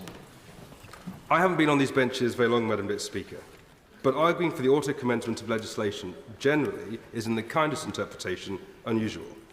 For legislation of this magnitude, it is, I'm afraid to say, reckless. And reinstating an auto rollout in Wales, when the Bill Committee explicitly voted against it, borders on the undemocratic. Members, I will give way to my honourable friend. Visit the Isle of Man and met the sponsor of their bill. It took 3 years to get to this point. The House of Keys has 24 members, and the sponsor of the bill thinks it will take at least 5 years to implement it in the Isle of Man, a much smaller jurisdiction. Well, my honourable friend makes a very good point. But I'll give one to the other side, then I will continue with my remarks. Fast becoming one of my favourites on the benches opposite, amongst many competitors, by the way.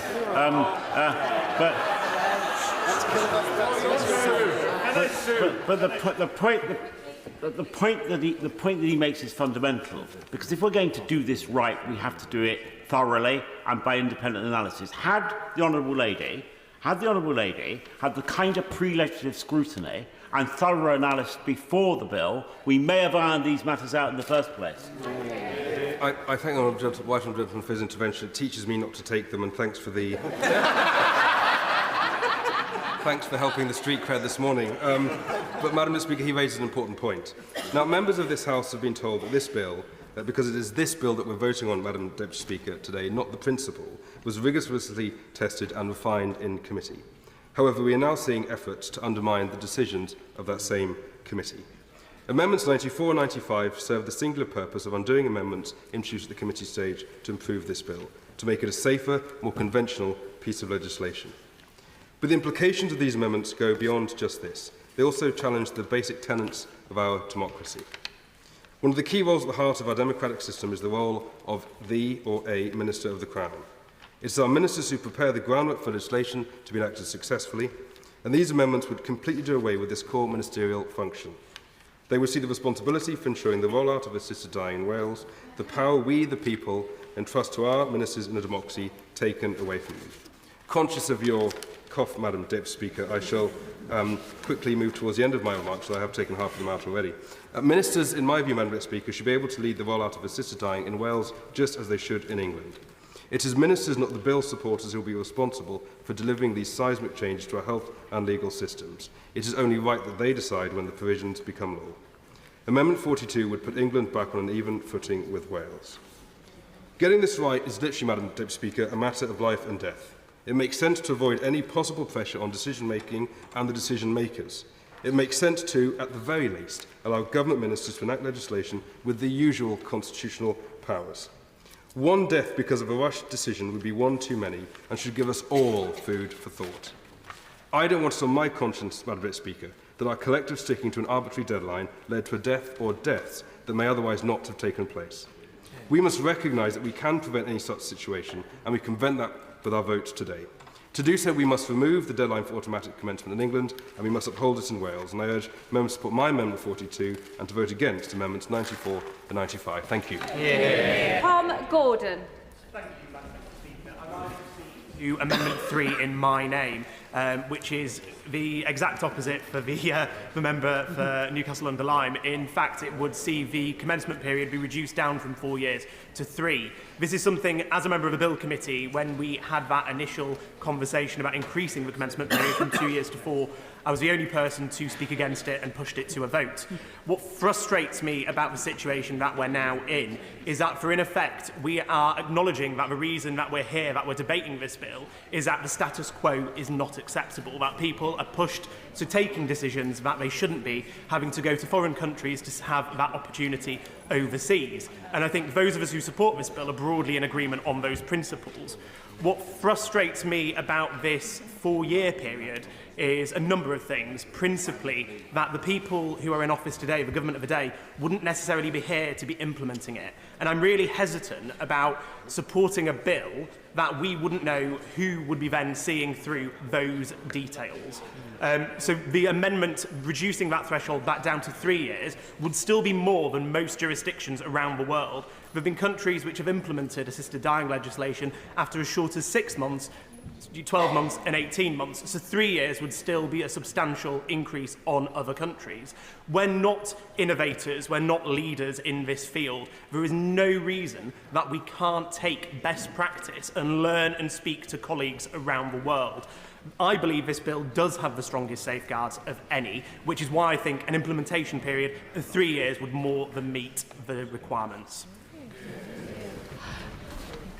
Tony Vaughan. Thank you, Madam Deputy Speaker. I want to put on record my sincere thanks to the Honourable Member for Spen Valley for the way she's approached this bill throughout. Her willingness to listen to concerns from across the House has been evidenced, not least in her clause brought forward in the names of members for Reigate and West Worcestershire. It's a testament to how we can work together on these deeply sensitive issues. I rise today to speak in favour of NC14 but against NC14B. I want to begin by saying that I absolutely understand the intent behind this amendment in the name of the member for Rochdale. Nobody in this House wants to see voluntary assisted dying services being advertised in a way that is insensitive, inappropriate or exploitative. We all want to protect individuals, particularly those who may be vulnerable or more easily influenced, and I fully share that concern.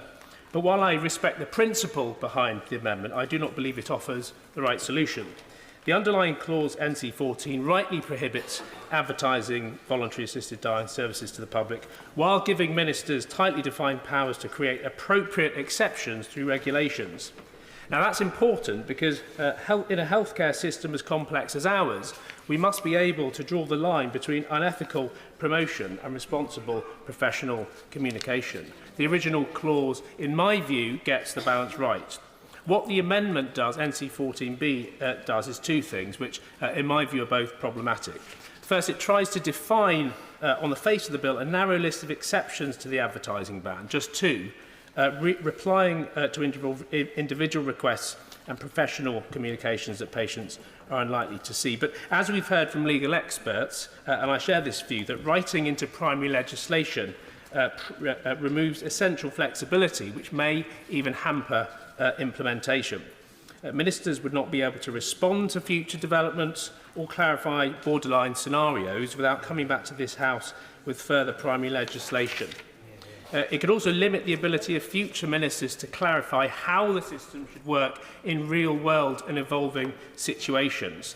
Good regulation should be responsive and proportionate and not fixed to a point in time. Second, this amendment attempts to limit the scope of further I'll just press on. Second, this amendment attempts to limit the scope of future regulation by barring any changes to the Suicide Act 1961.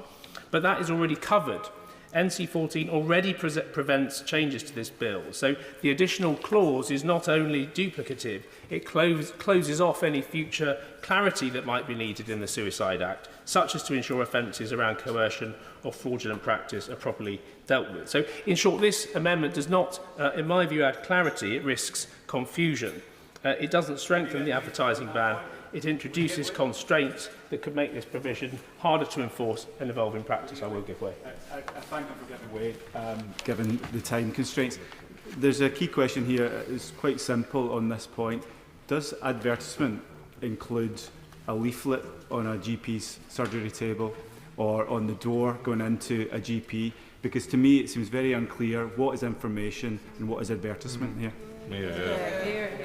Well, that will have to be worked out. I don't have the answer to that to my fingertips, and it may be that others do. But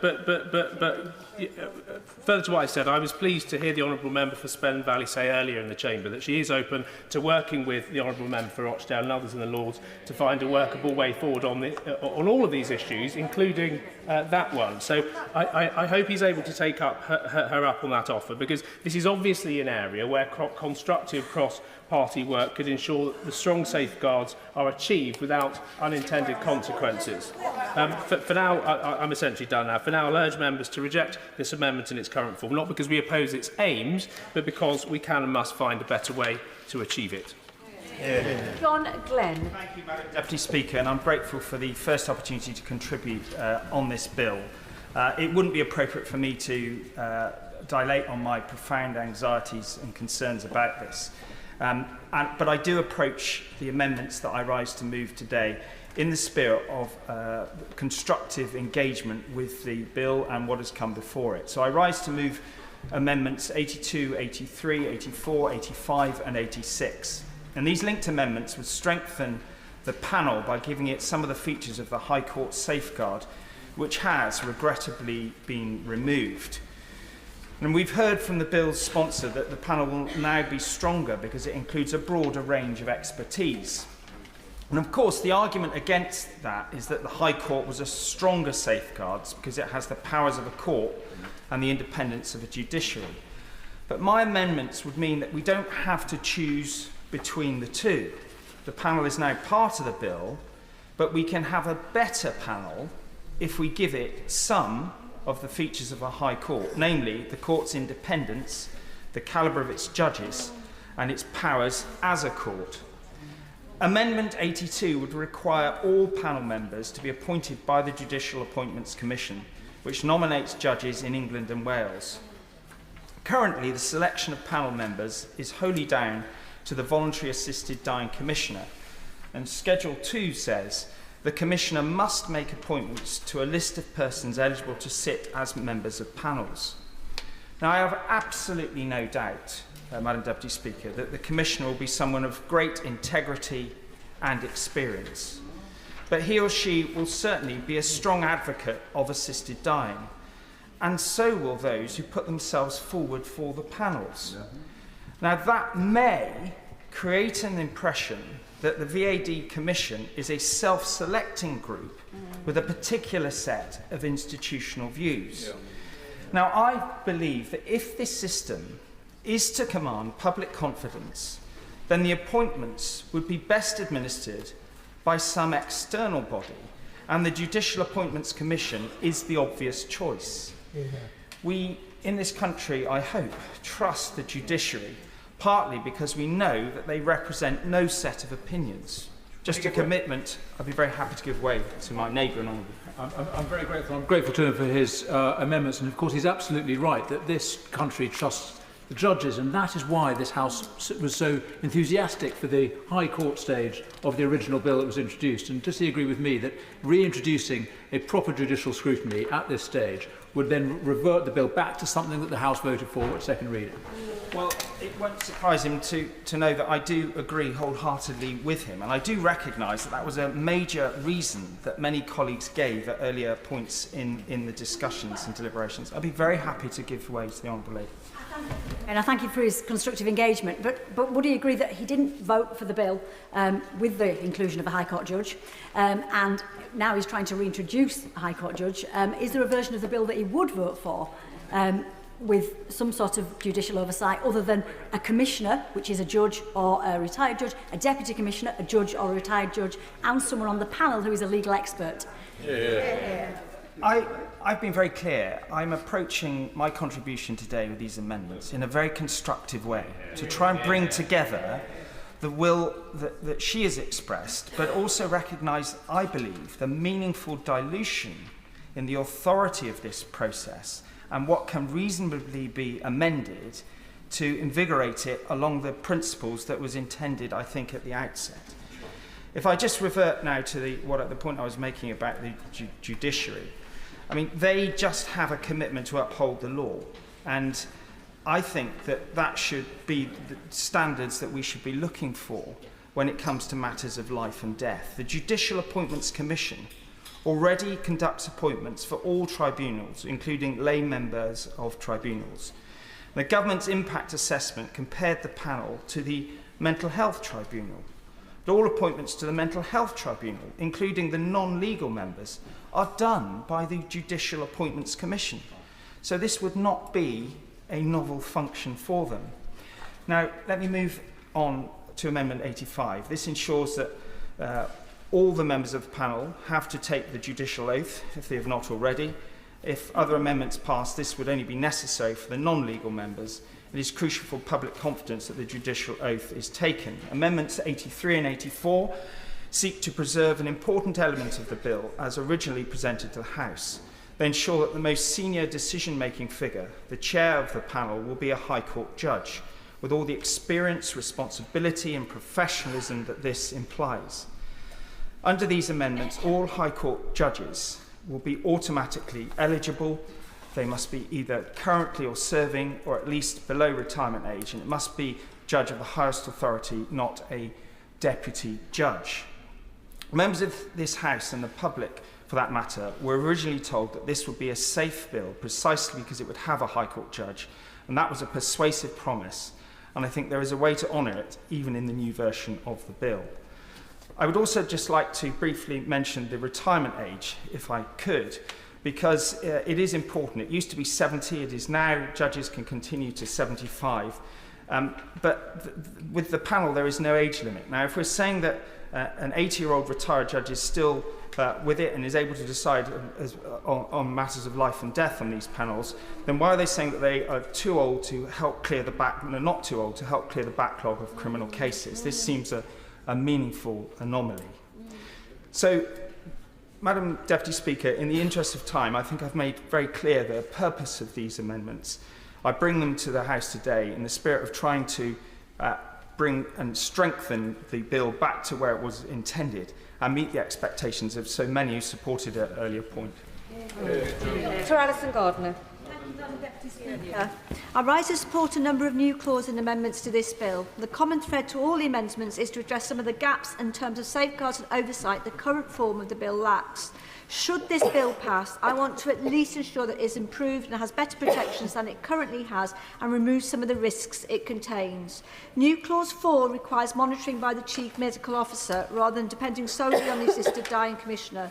Alongside the requirement for a High Court judge, oversight by the CMO was removed in the committee stage. This means the Commissioner would essentially mark their own homework. NC4 returns this safeguard and independent oversight, highly sensible given the significant concerns expressed by this bill from many experts and organisations, often neutral on the principle but concerned about this bill. This includes, as previously mentioned, the Royal College of Psychiatrists, the Association of Paliative Medicine, British Geriatric Society, the Royal College of Physicians, and many experts, such as Professor James Monckton-Smith, a leading criminologist, Baroness Finlay, Parliament's leading expert on palliative care, Professor James Monckton, and Sir David Haslam, former head of the British Medical Association and of NICE, my previous employer, and many more. All have expressed concerns, even when neutral on the principle of the adequacy of this bill. Hence, NC4, which requires an annual report to include information on the application of the Act in relation to persons who have protected characteristics and other descriptions of persons specified in regulations made by the Secretary of State, and I fervently hope includes domestic violence victims.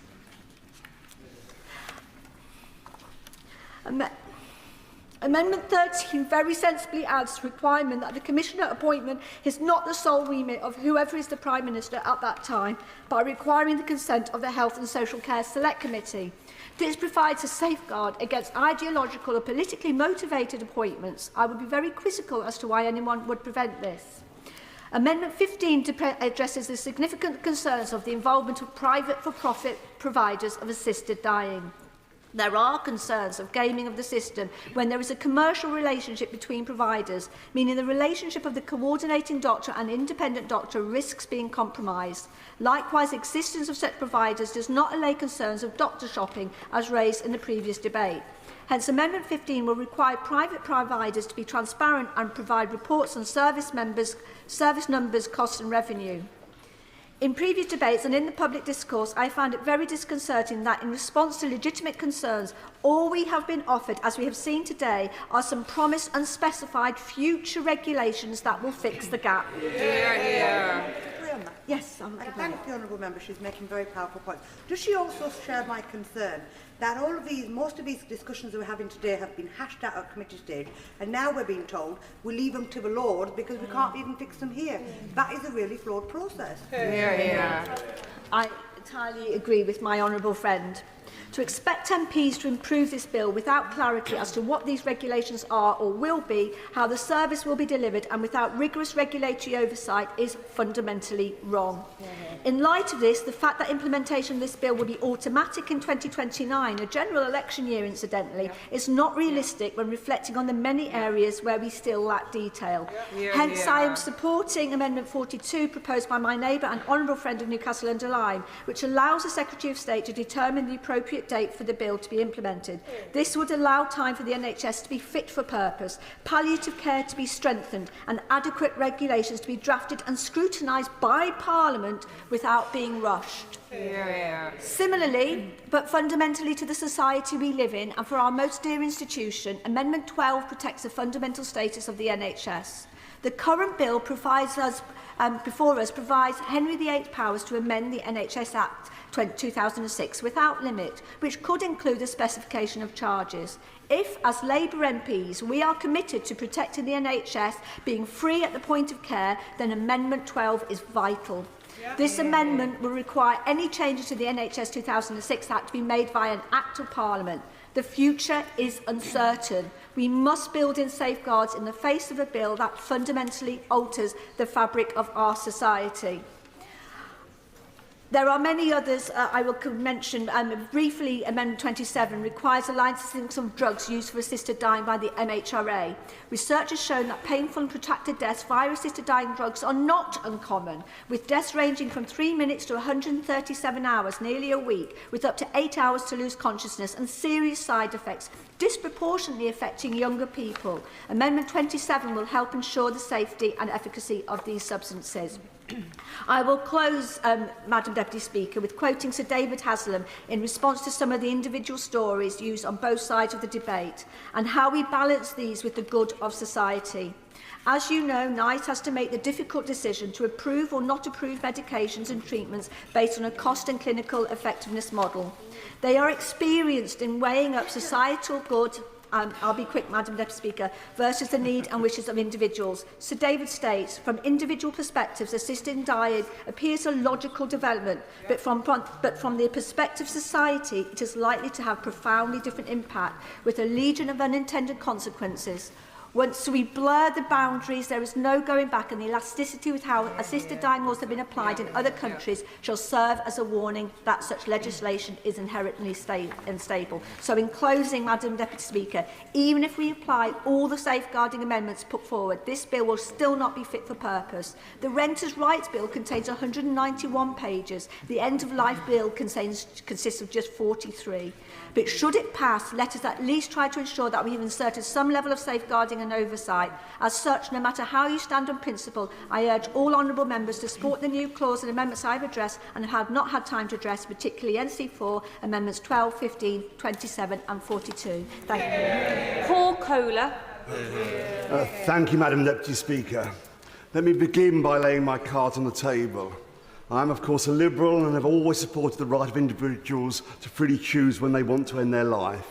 I have no religious or philosophical objection to assisted dying, and when the debate on this bill began, assumed I would vote in favour of it. However, as the debate in this chamber on the second reading progressed, and in particular as a result of the compelling speech of the member for Vauxhall and Campbell Green, the City of Durham, and in particular the Mother of the House, the member for Hackney North and Stoke Newington, I came to the reluctant decision the state of palliative care in this country and the safeguards against coercion in all its forms were not sufficient to vote in favour of this bill. Despite the changes at committee stage, my mind has not changed. I will again be voting against the bill. However, can I equally be clear, Amendments 103 and 104 in my name, and to which I will now speak, are not wrecking amendments, but critical to ensure there's proper parliamentary scrutiny if this bill becomes law.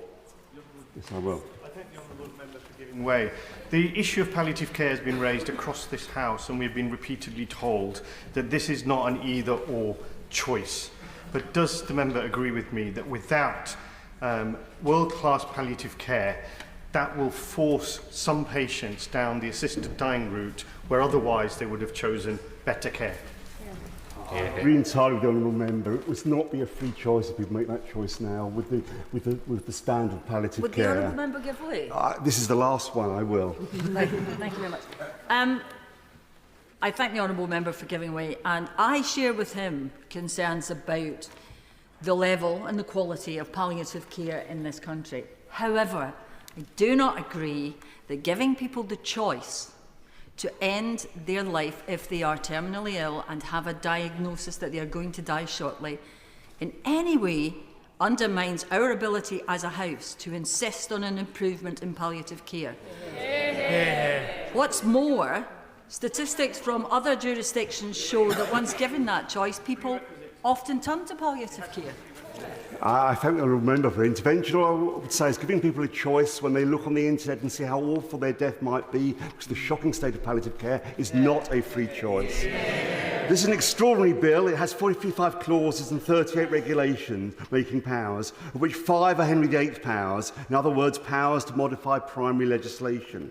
As Ruth Fox of the non-partisan Hansard Society, who are absolutely neutral on assisted dying, made clear there's lots of powers in this bill conferred on ministers. Why is this a problem?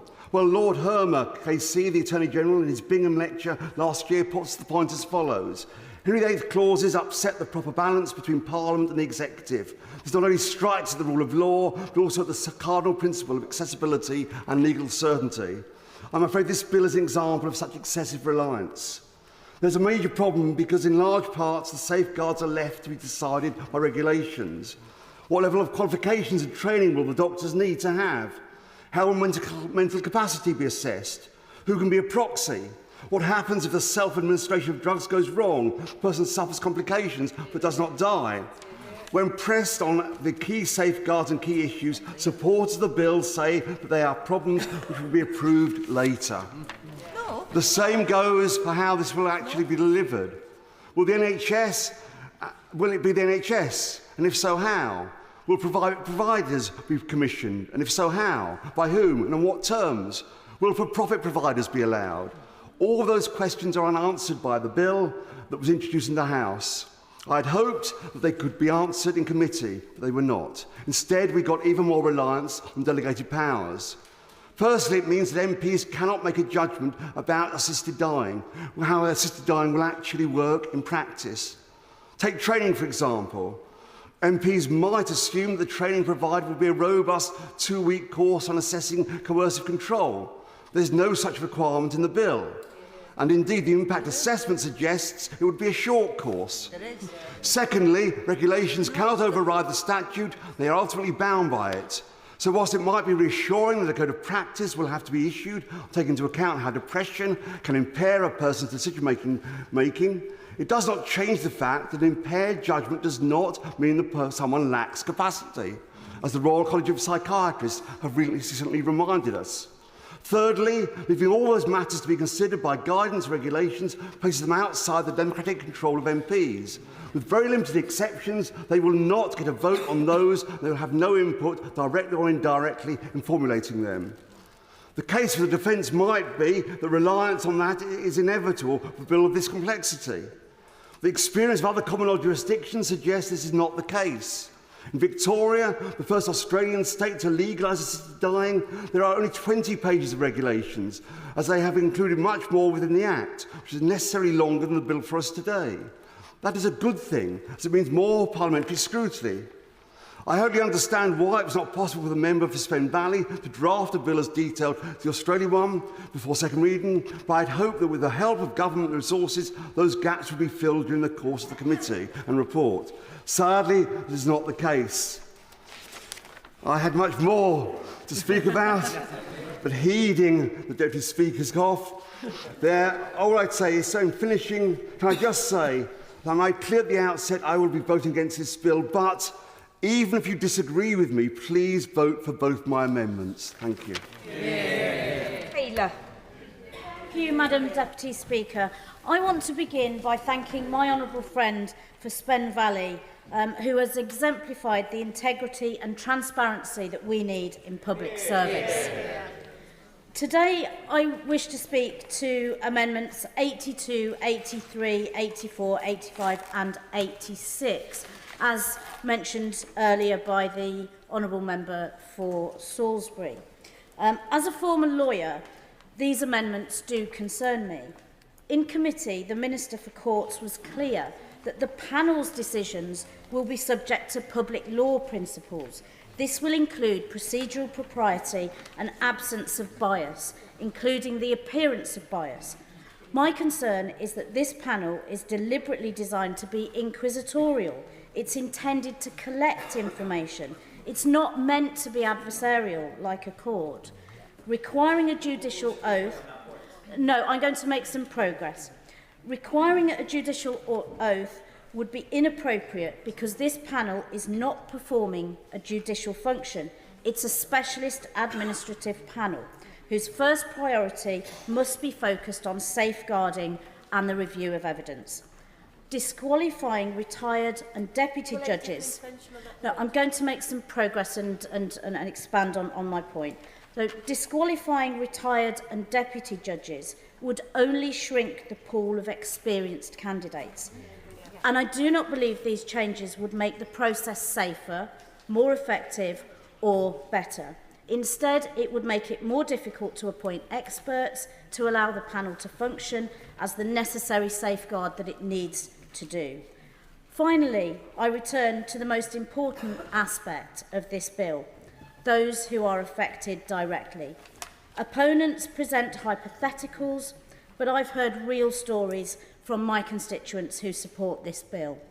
One constituent told me about her husband who died of metastatic prostate cancer. He wanted to die at home. Despite the efforts of a dedicated palliative care team, his final month was marked by excruciating pain. Our constituents deserve better. They deserve the choice to say goodbye in peace, surrounded by loved ones without unbearable pain. For me, this debate is about whether the status quo is acceptable. After hearing these stories, listening to lawyers and doctors, it's clear that it is not. And if we vote in favour of it, it must be a bill that our constituents will expect to come forward and be brought into law quickly. So I'm therefore opposing Amendment 42. Madam Deputy Speaker, the British public overwhelmingly support this bill. They are looking to this House for courage and leadership, and that is why I will vote for this bill with the amendments that strengthen it. Let's bring dignity, peace and choice to those facing the end of their lives in difficulty and pain. Ben Spencer. Thank you, Madam Deputy Speaker. Before I come to the substantive part of my speech, I'd just like to pick up on some of the comments from the member from North Warwickshire and Bedfordshire. Bedworth. I've signed the amendments from the member of Salisbury because I support them, because I think the panel does need strengthening. It's not the case that courts have to be adversarial. Tribunals are set up to be inquisitive. In fact, the Mental Health Tribunal is set up to be inquisitive, and that's why at committee stage I tabled amendments to this bill to use a tribunal panel as the mechanism in terms of scrutinising decision-making. It's been a real pleasure to listen to this debate this morning, because particularly on the areas relating to the prohibition of advertising, because the debate started to move to focus on issues around suicide promotion and suicide prevention. And this is something, the substance of which I've been quite concerned from the beginning that hasn't been part of what we've been talking about. I think it's a real blind spot within this bill, the interaction with duties to prevent suicide, be that doctors' duties under Article 2 of the Convention, be that the NHS's duties around prevention of suicide, clinical duties around it, and the operation of the Mental Health Act with this bill. And I think the reason why it hasn't been focused on up until now is because of the framing of the bill as the assisted dying bill, as opposed to a assisted suicide bill. And in a way, I also blame myself in part for this, because I started calling this physician-assisted suicide. I started using the term assisted dying because it was in common parlance and what everyone was using. But I think the problem is that it frames it as something else. It frames it as reducing the dying process, as opposed to what it is, which is an act which is to end somebody's life. It's why in Amendments to the Suicide Act, and it's why I've tabled amendments similar in terms of how this is conceptualised. Of course. The Honourable Member for giving way. I'd just like to take issue with some of the language being used. We've heard the word murder, killing, suicide. 23 years ago next week, my husband died of terminal cancer. He was in extreme pain and was given morphine to relieve his pain. And as the pain got worse, he was given more morphine so that he could die gently and not in complete agony. This is about helping people die in a civilised way and helping their families not go through a horrendous experience of watching a loved one die in agony. And to call it murder and killing is so wrong. And I think we have a duty to mind our language about this bill. It's about helping people die quickly and with dignity. It is assisted dying. So, before Dr. Spencer resumes, it has been a very well-tempered debate. Let's keep it so. We know our constituents are watching. Dr. Spencer. So I thank her for her intervention. And of course, there are situations in which a decision to end one's life is perfectly understandable, indeed rational.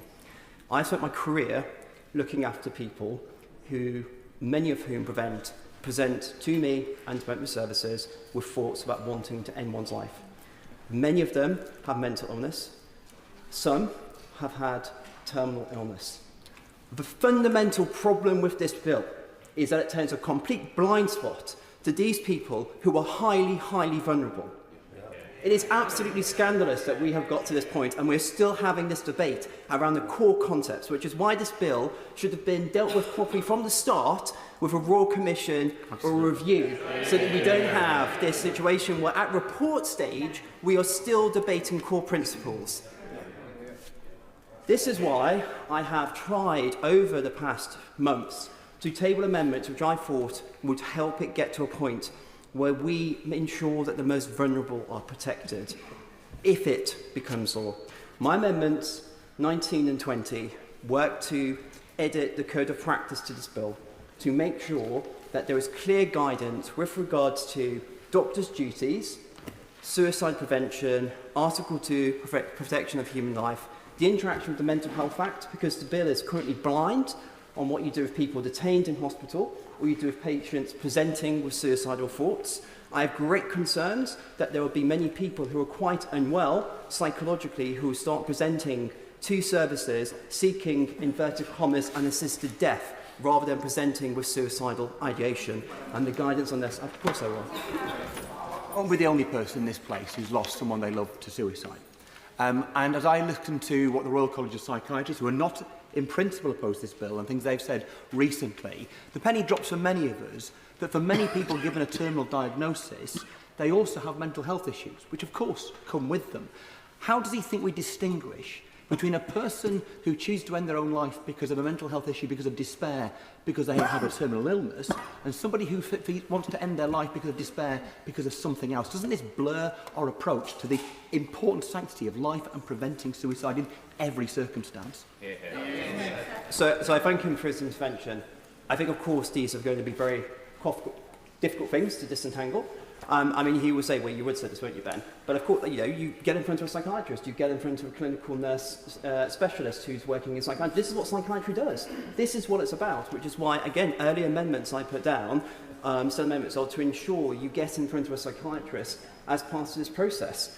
To ensure this blind politics, I'll finish it now. So my amendments will make sure that the Code of Practice clarifies this interaction with services. I think I'm pushing it. I tried to intervene on the member for Spen Valley earlier to try and ask her this question, what she thinks about this. She's very welcome to intervene on me now if she's got further points to add. Otherwise, I'll ask the Minister if he, in his winding up, can address these particular points. Thank you. Over. Thank you, Madam Deputy Speaker. And I rise to speak to Amendment 27, which would require the doses and types of lethal drugs to be properly licensed by the MHRA. But, Madam Deputy Speaker, it's important to place on record that I do not think that this bill is safe, and it does not provide adequate safeguards, and most importantly, it will deepen and exacerbate inequalities. And on that point, I know I speak for tens of thousands of disabled people who rightly say we need assistance to live and not die. Throughout the passage of this bill, members from across the House have received many letters and briefings from leading experts, including this week a letter from over 1,000 doctors from across all areas of medical practice, expressing the clear view that the bill does not provide answers to how we improve management of end of people's lives. They made the point that the drugs which are expected to be used in assisted deaths should undergo rigorous testing and approval, as would be required by any other prescribed medication. Those requirements are missing from this bill. Indeed, there is nothing in the bill requiring lethal drugs to be regulated by the Medicines and Healthcare Regulatory Authority. And this is contrary, Madam Deputy Speaker, to good medical practice. Many of us will have heard that in Oregon, complications of drugs used for assisted dying occurred in around 7% of deaths and included vomiting, seizures and prolonged deaths of up to 137 hours. Where is the requirement in this bill to inform patients about how these risks, including prolonged dying, might be managed? Where is the plan to identify the most acceptable medications? Madam Deputy Speaker, I want to urge members to, if they have not already done so, to consider this letter signed by many leading experts. As if we do not listen to them, the very people who would have to implement this bill, who will we listen to? I would just like to make one further point, that it is clear that the bill does not protect vulnerable patients from coercion. I'm not taking any interventions. In 2021, the UN human rights experts raised concerns that even when restricted to those with terminal illness, disabled and older people may feel subtly pressurised to end their lives due to social attitudes and lack of appropriate services and support. Now, I know across the House, we know the support for disabled and older people is inadequate. We know that disabled people continue to face disproportionate levels of poverty, isolation and hardship. And until that changes, I urge every member to think and not vote for this bill. Thank you, Madam Deputy Speaker. I rise to speak in support of new clauses 13, 14 and 15 tabled by my honourable friend, the member for Spen Valley, to support Amendments 94 and 95 and to oppose Amendment 42. And I'd like to pay tribute to the compassionate leadership and immense hard work of the honourable member for Spen Valley and also to the very thoughtful and very hard work done by members of all views who participated in the Bill Committee, those who've worked behind the scenes to scrutinise this and to contribute to the debate.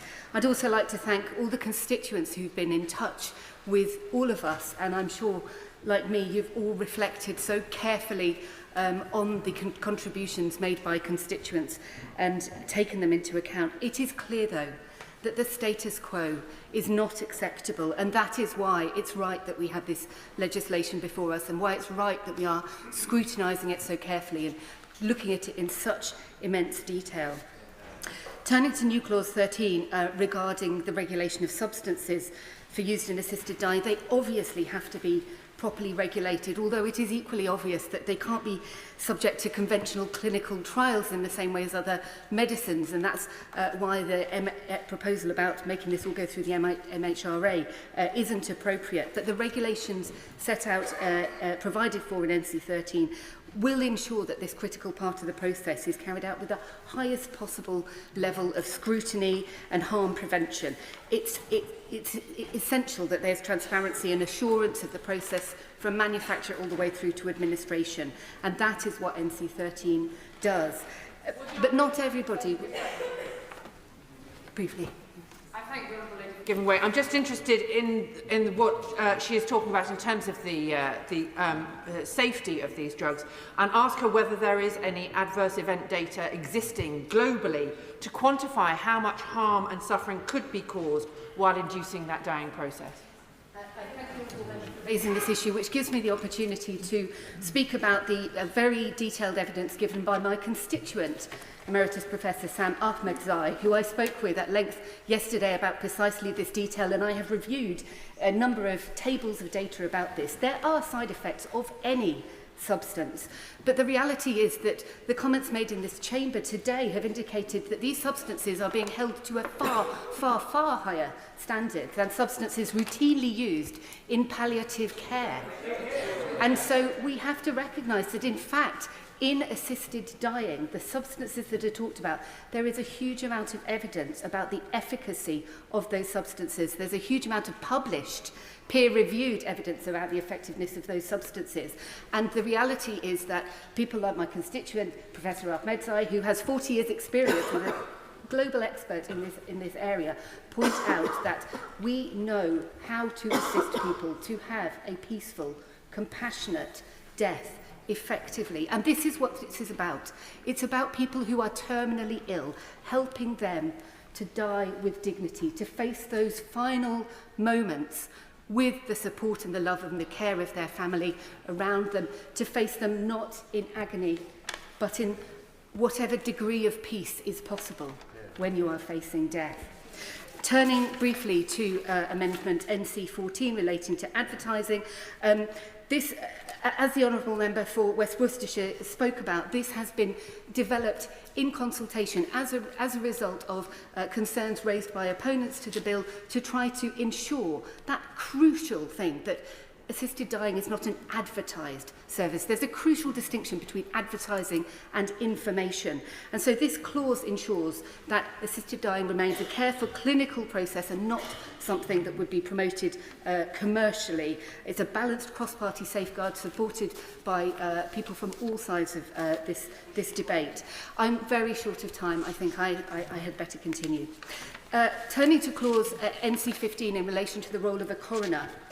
If this bill is passed, assisted dying would be a very strictly regulated process. The choice of an individual, not a death caused at the hands of others, but by the individual themselves. As Anise Esmail has pointed out, this would be the most scrutinised type of death at all in the country, and therefore it makes no sense to require another legal process at the end of that when there have already been multiple layers of scrutiny before the death. I'm so sorry, but we are very short of time. So this is a compassionate and practical clause. There are strong safeguards already in place. It would go against the spirit of the compassion that should be driving all of us to require a coroner's inquest.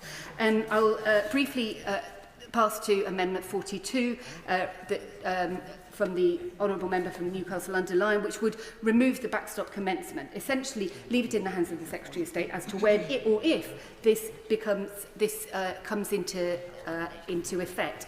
This would go against the will of the House. If the House passes this bill, it is perfectly reasonable and perfectly workable within the next 4 years for the detail of it to be worked out. We've already doubled the length of time allowed for that to happen. This is effectively a wrecking amendment that seeks to kick the bill into the that would be its effect.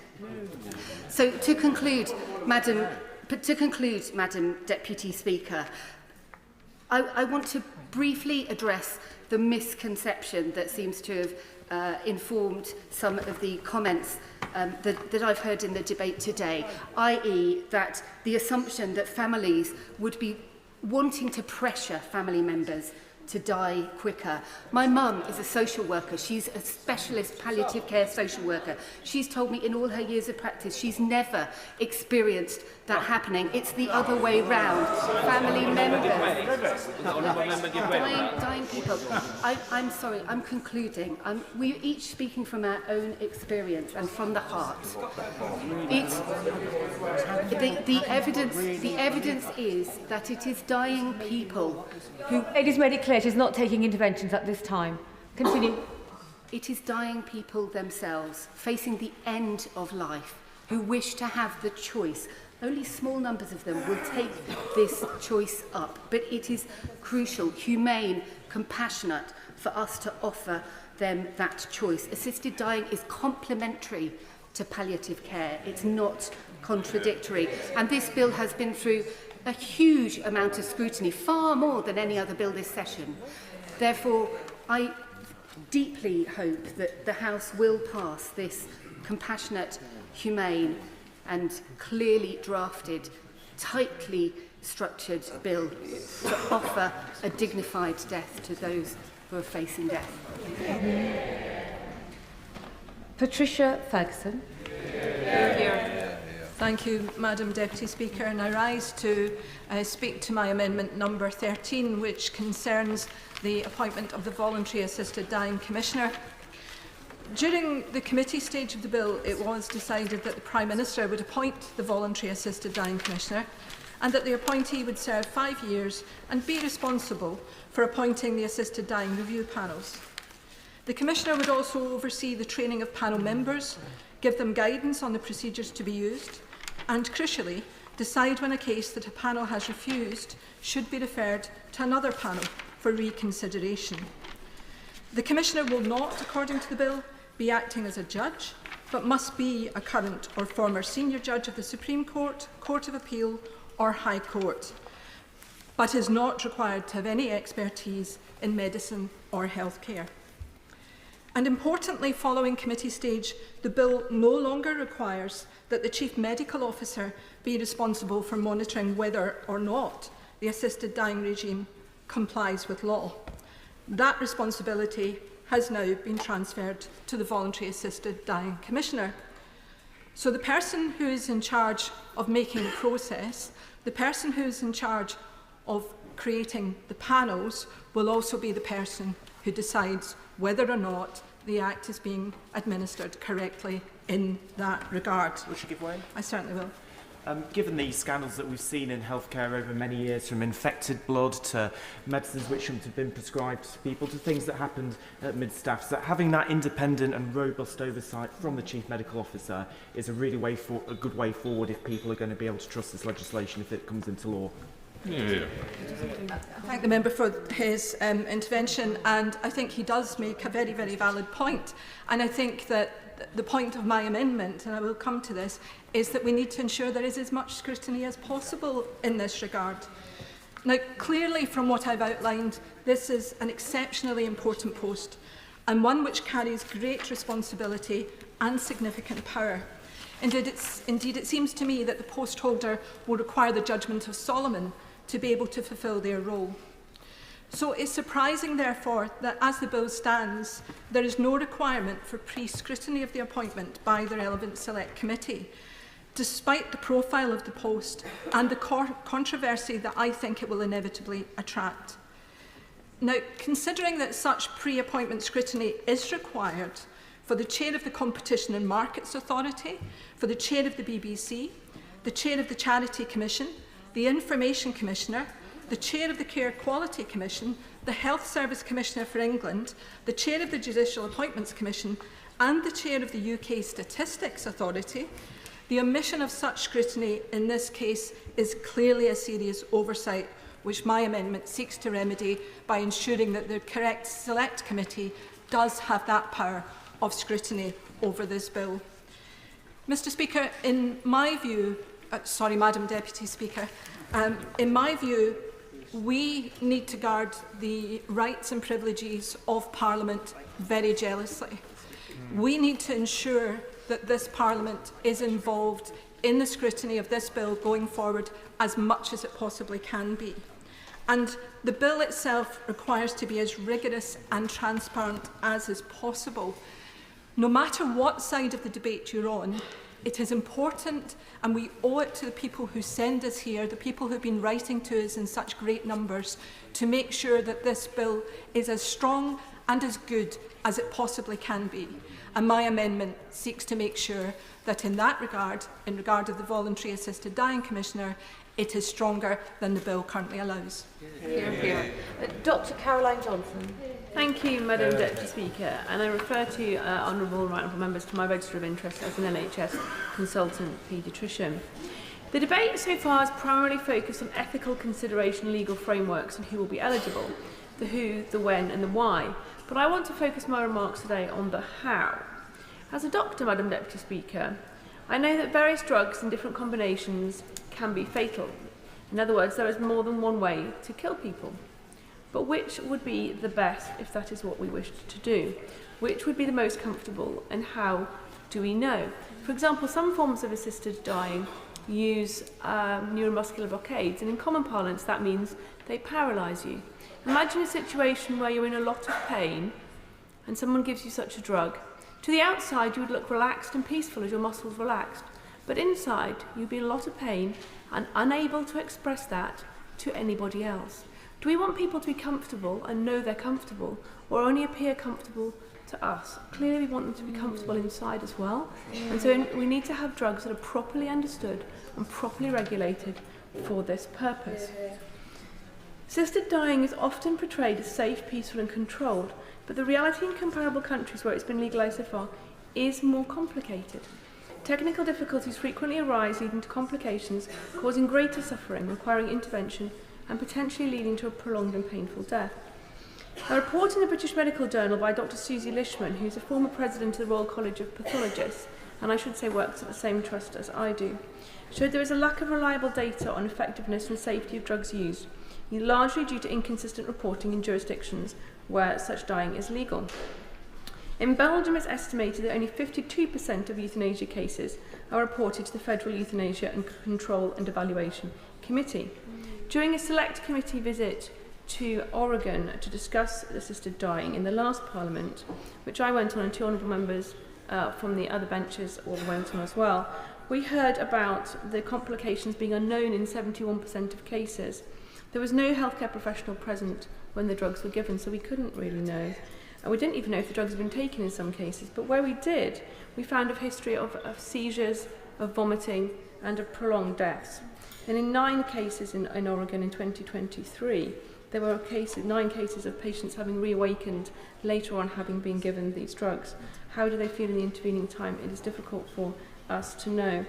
In Washington, a 2018 report found that 31% of patients took more than 90 minutes to die.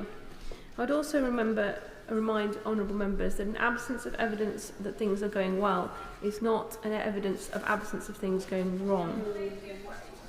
I will give way. I thank the Honourable Lady for giving way and for so eloquently describing some of the variation in the use of drugs in the case of assisted dying. would she agree with me that in normal practice we have a yellow card scheme which allows for any adverse events from ingestion of prescribed medication to be reported? Is it her understanding that under the current proposals this would not happen for assisted dying?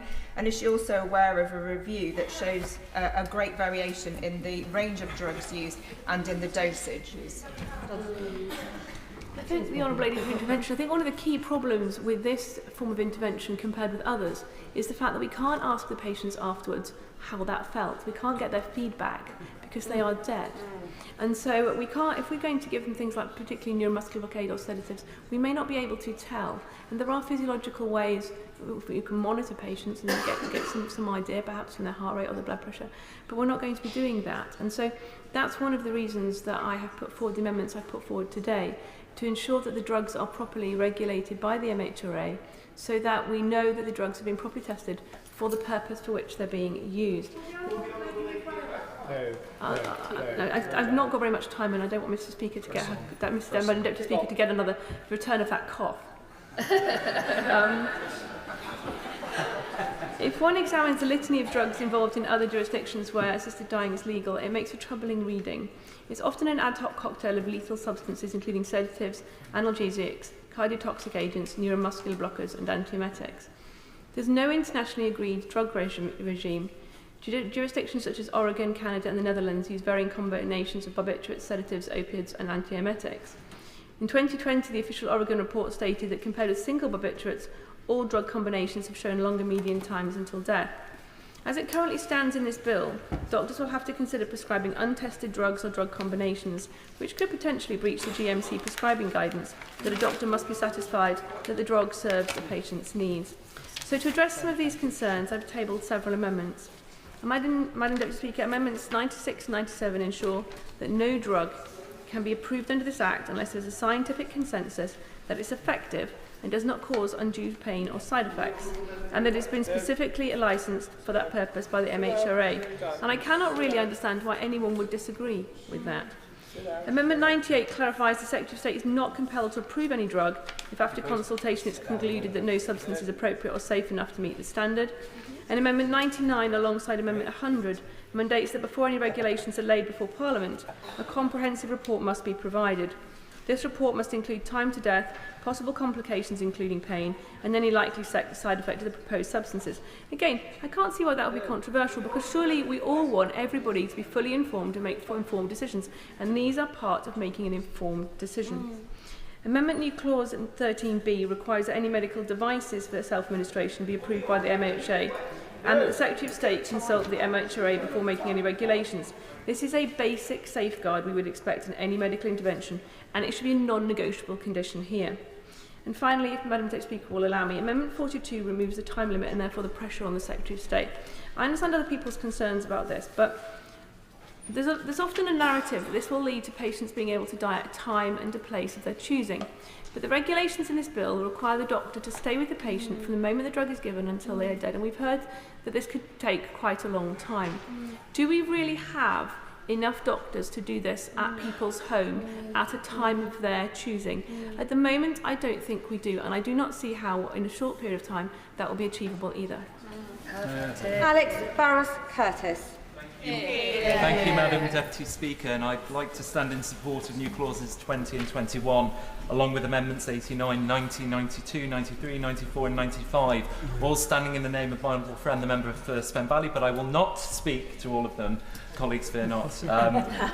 Given some of the discussion, I do want to focus on just a couple of aspects, given I am a proud Welsh MP, and a lot of the debate today has centred on differences or perhaps confusion about the distinction between devolution on aspects of this bill. Firstly, I'd like to focus on New Clause 21 and Consequential Amendment 90, and to this I pay tribute to my honourable friend, but also to the Honourable Member for Devolution for the work that I know they have done together on this, in order to ensure that people in Wales can access the assisted dying process in the Welsh language if that is their preference. In the last few months, I've met with many constituents about this bill. Some have included medical professionals and palliative care consultants. And one of their overarching concerns was the fear that the barrier of language may inadvertently impact the ability of a relevant person in Wales to properly access and understand the assisted dying process. And I'm grateful to them, including Dr. Suan Seaman and Professor Mark Talbot. Accordingly, new Clause 21 and Amendment 90 are important because they seek to replace Clause 47 and provide that the form of the first or second declaration, the report about the first or second assessment of a person, or the final statement must make provision for the forms to be in Welsh. Further, it stipulates that where a relevant person informs the voluntary assisted dying commissioner that they wish to communicate in Welsh, the commissioner must take all reasonable steps to ensure that that wish is respected and that communications by the relevant assisted dying review panel are in Welsh. These are important amendments as they are about accessibility and respect, ensuring that language is never a barrier to compassionate end-of-life care. They uphold the principle of linguistic equality, which is well established in public services in Wales, and I trust that this should not be controversial to colleagues when this comes for a vote later on. And as a Welsh MP, I'm pleased to see the inclusion of amendments 92, 93, 94 and 95. Whilst they may appear seemingly small amendments, they are important because they respect fully, as my honourable friend said, they respect fully the devolution settlement by ensuring Welsh ministers have all necessary powers about devolved aspects of the bill, health, whilst retaining the powers of UK ministers over those aspects that are not devolved, something that I think got slightly misunderstood by some in this debate earlier. Taken together, they provide clarity and legal certainty, and they offer reassurance to patients, clinicians and government agencies in Wales. That principle should be uncontroversial, and I know from my own discussions with the Welsh Government and the Welsh Health Minister that he is extremely grateful for the interactions he has had with the Honourable Member for Spen Valley, and that he is confident that this is workable from the perspective of Wales. In respect of new Clause 5, Madam Deputy Speaker, this seeks the mandate that the Secretary of State must within 6 months publish a report setting out the impact of this legislation on the civil procedure rules and probate proceedings. I do not recall during this, the debate and during the streams of evidence we have heard that there was a suggestion that this bill is necessarily likely to result in any serious changes to those specifically referenced matters. On the contrary, England's CMO, Professor Sir Chris Whitty, warned against creating a bureaucratic thicket and saying that the best safeguards were the simplest ones. So let us keep that in the centre of our mind when we are considering this legislation and avoid inserting, no doubt well-intentioned, but inserting amendments that will create such thickets. Madam Deputy Speaker, I would like to conclude by just sharing one story from a constituent of mine who was focused very much on safeguards, which has been a debate about all of these amendments and about the new clauses. I won't, because I just want to finish up. I appreciate his forbearance. That constituent was Claire O'Shea. Claire was originally diagnosed with IBS. It was only much later that they realised she had stage 4 cancer. Now, within an hour of this House voting to pass this bill at its second reading, Claire messaged me to say, "What a powerful debate today. It's hard to say I'm pleased, as it's a terrible issue to have to contemplate. But it's such a relief to know the next stage is open and hopefully allays the fears of those talking about safeguards." Madam Deputy Speaker, Claire lost her battle with cancer last month, so I am pleased that we are here again discussing the specifics of this bill and talking about amendments in good faith that either side thinks will enhance its safeguards. In honour of Claire and for all those like her, I urge colleagues to vote to support the clauses, amendments and new clauses I've outlined and to support the bill itself. Next one. Thank you very much, Madam Deputy Speaker, and I rise to speak in support of Amendment 77A in my name. But I'll also refer to my register of interests in regards to the Royal College of Psychiatrists. Madam Deputy Speaker, now, new Clause 13 is, we are told, a replacement for Clause 34, and I would hope members have taken the time actually to compare the two, because new Clause 13 contains even more powers than Clause 34. It follows the trend of this bill where instead of more detail being added to the bill, more powers are added. And it seems to be the line is there are some issues which we will sort out later. But it seems to be that this place won't be involved actually in the later. So what is particularly concerning is that the powers it creates contain no explicit limit or guiding principle by which they are to be exercised. Nor do we have the benefit of a policy paper by the Secretary of State actually saying how he intends to exercise those powers, nor how his successors will either. So the provisions relating to the approved substances, clause 25 and the new clause 13, I believe face a real problem. As Dr. Greg Lawton, a barrister and pharmacist, told the committee in written evidence that the lethal substances intended to end life are not medicinal products, actually within the meaning of the Human Medicines Regulation 2012. And that's a definition which itself derives itself from EU law. And as it actually states that that term, medicinal product, must be interpreted as not covering substances whose effects merely modify psychological functions and which are not such as to entail immediate or long-term beneficial effects for human health. Madam Deputy Speaker, that creates the real problem. So if it's not a medicinal product, then why does the bill provide that pharmacists are to be involved in the preparation of it, and why are doctors supplying it? I'll make a little bit of progress. Because new clause 13.4 seeks to get around this problem by giving the power to the Secretary of State to amend the Human Medicines Regulation 2012, actually to make them fit in. So the impact assessment tells us that the government has no plans to conduct or rely on the sort of scientific studies that are normally done for drug approvals, nor with the MHRA actually be involved. I'll give it. I would like to thank the Honourable Member for giving way, and thank you, Madam Deputy Speaker. As a pharmacist, as you know, the drugs that are going to be used for assisted dying are commonly used in pharmacy now. So it would be obvious for pharmacies to supply, in some way, shape or form, those drugs. And I accept his point about medicines being used, but he must accept my point, I hope, that how would the same studies that are used to prove treatments be used to prove the use for death? And I think the member said in an earlier intervention as well that those medicines then would be used off licence, and at the risk of the prescribing doctor and the person using them as well.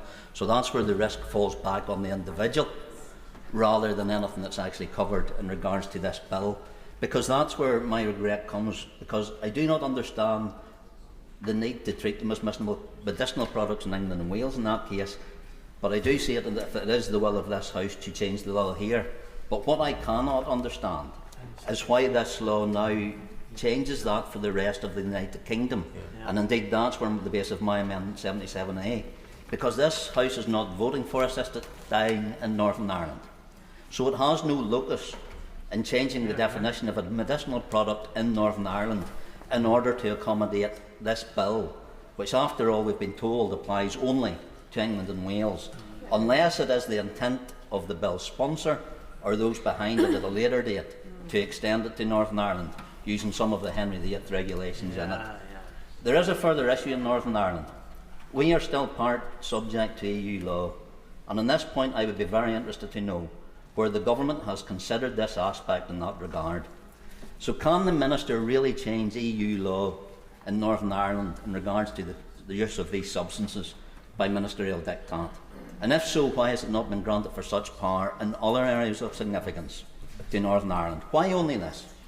Or why has so much government time previously spent working on medicine regulation and supply for Northern Ireland?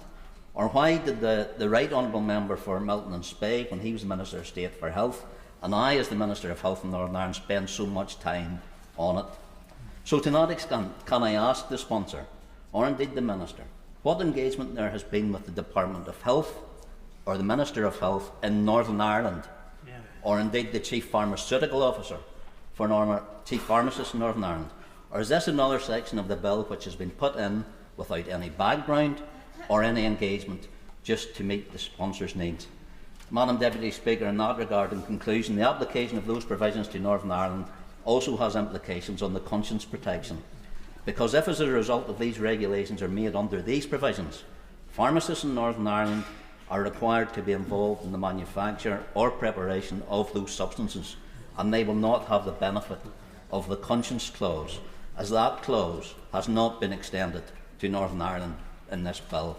I therefore oppose the extension of this provision to Northern Ireland and Scotland, and I will oppose Amendment 77 and ask others to support the amendment in my name, 77. Blair McDougall.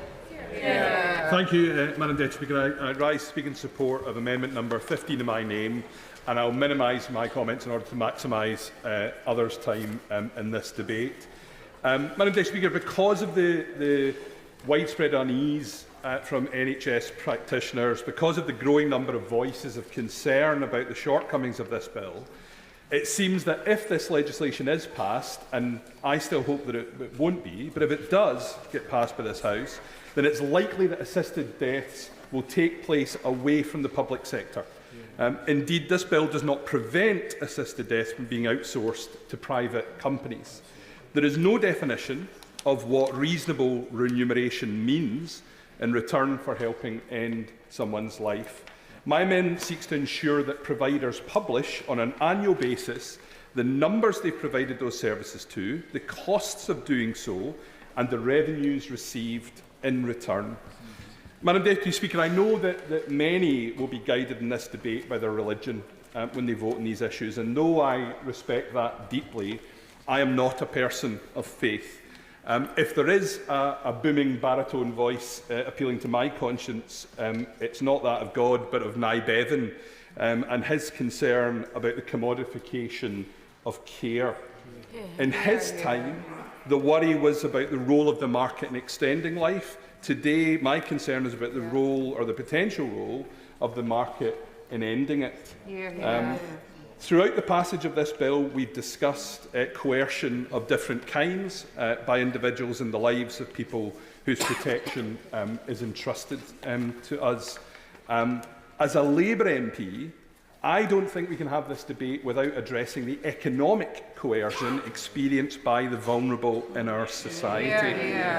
I genuinely understand, as someone who has sat beside a bed and prayed for mercy, I understand the attraction of the arguments around choice.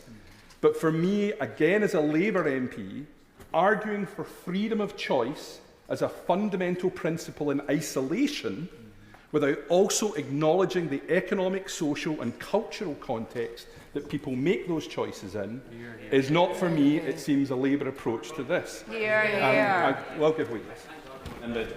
Would the honourable member agree with me? No matter how many clauses or bills we put through, we cannot mitigate for the fact that people are vulnerable, and in particularly financially vulnerable. According to the charity Mind, 2.7 million people consider suicide in this country because of financial hardship. How would we mitigate for that? I think he makes an important point, and one that we have to consider today. We must recognise the choices, as the honourable gentleman says, that people make are limited by the unfair distribution of wealth, the injustices that disabled people face throughout their lives, or the attitudes of the powerful in society towards those who are less fortunate. We have... happily, yes. Just a very short comment, and thank you for giving way. Actually, if you look at the statistics, it's usually the weller off in society that choose assisted dying, not the actual less well off. I'll come to that point shortly as it happens. But I think we have a duty to ask, will the poorest and most vulnerable be coerced into choosing assisted dying over palliative care through economic disadvantage? Will they be exploited by those with a financial interest in them choosing to end their life? And will their death become a commodity? And if we are really going to pass legislation that allows someone's death to become a matter of business, we must, as my amendment suggests, have full transparency on those financial motivations. It isn't, Madam Deputy Speaker, that carers in the private sector are bad people any more than people working directly within the NHS are. But private healthcare operates in a context. The evidence that profit influences on the moral choices made across the care and treatment already provided in this country is overwhelming. This is not a hypothetical concern. For example, a systematic review published by the BMJ found that private equity ownership of healthcare is associated with lower standards of care. Around the wonderful miracle of IVF, we have an industry profiting from people's desperation as they start life rather than end life. And already today, and this relates to the point from my honourable friend in front of me, already at the end of life, choice in palliative care is limited by economic status, with the wealthy more likely to die a good death than the poor. This amendment seeks to address the fundamental question of whether free choice really is free by bringing into daylight the financial motivations of those involved in individuals' decisions. Yes.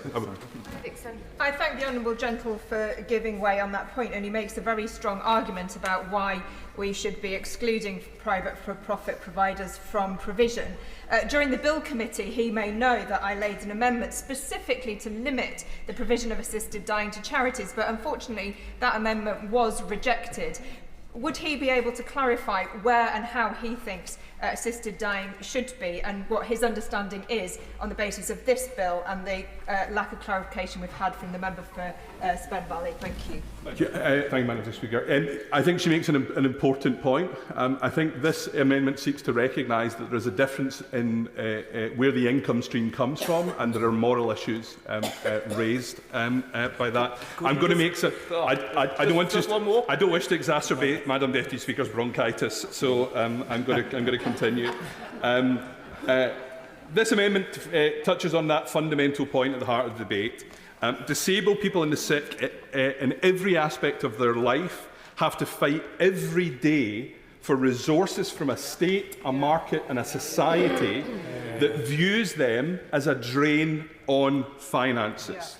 Do we honestly believe that at the moment when the most vulnerable are least able to argue for themselves, at the moment where they're under the most intense societal and cultural pressure, at the moment where they are at their most expensive, that same public and private sector will succeed in making choice real for them when it's failed to do so throughout the rest of their lives? Even if we stretch credulity and can convince ourselves that that would be true in the state sector, can we say that it will be true from the market? I don't believe this bill should be passed, but if it is, let's not make it worse by allowing unscrutinised profit from the loss of human beings. Simon Hall.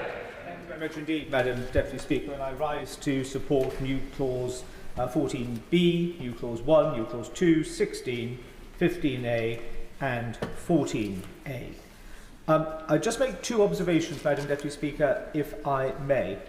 I do so as a Welshman representing an English constituency, somebody who chaired the Northern Ireland Affairs Select Committee and somebody who chairs the Public Administration and Constitutional Affairs Committee. I remain to be convinced that the confidence expressed by the proposer of this bill, that it honours in the spirit and the letter the devolution settlement, is true.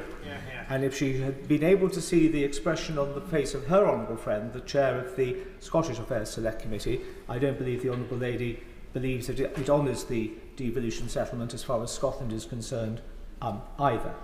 And I also make this point, and I know how easy it is because I know it is a trap that I have fallen into. We are here to make law which has to stand the test of time. The Honourable Lady for North Herefordshire, she was not the only one, has shared a very heartfelt anecdote of a conversation with her mother as a result of her mother's professional work. We should not and cannot, particularly on an issue as emotive and as life-changing, literally, as this bill, we should not base our decision just on anecdote, but on cold analysis of what is before us. Now, it's been almost 6 months to the day since this bill was introduced, and still I think it is best described as being skeletal. We have been told time and again by the Honourable Lady and the Minister how busy officials have been looking at the practicalities of the bill and how to operationalise it and to make it workable. And yet this House is kept in the dark on what ministers intend. Indeed, the Honourable Gentleman, the member for Folkestone and Hythe, said in his earlier contribution that his understanding was that the Honourable Lady for Spen Valley was still prepared to work with colleagues to perfect the bill. But, Madam Deputy Speaker, we're on the second day of report stage. We could easily fall to third reading today. The time for that evolutionary conversation is long past. The time for detailed clarification is now. The bill remains skeletal. The most common phrase in the government's impact assessment, not known, 26 times. Unknown, 8 times. It's left to the Times to ferret out that ministers are thinking of outsourcing, ending the lives of the terminally ill, to private contractors on a for-profit basis.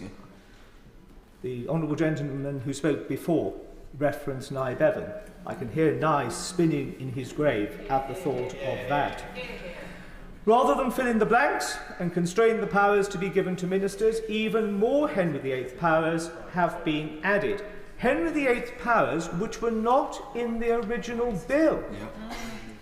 We were told, and I know full well that many honourable and right honourable members bought this, that the role of the committee and further stages of this bill would provide all of the answers, dot all the I's, cross all the T's, provide the full clarification.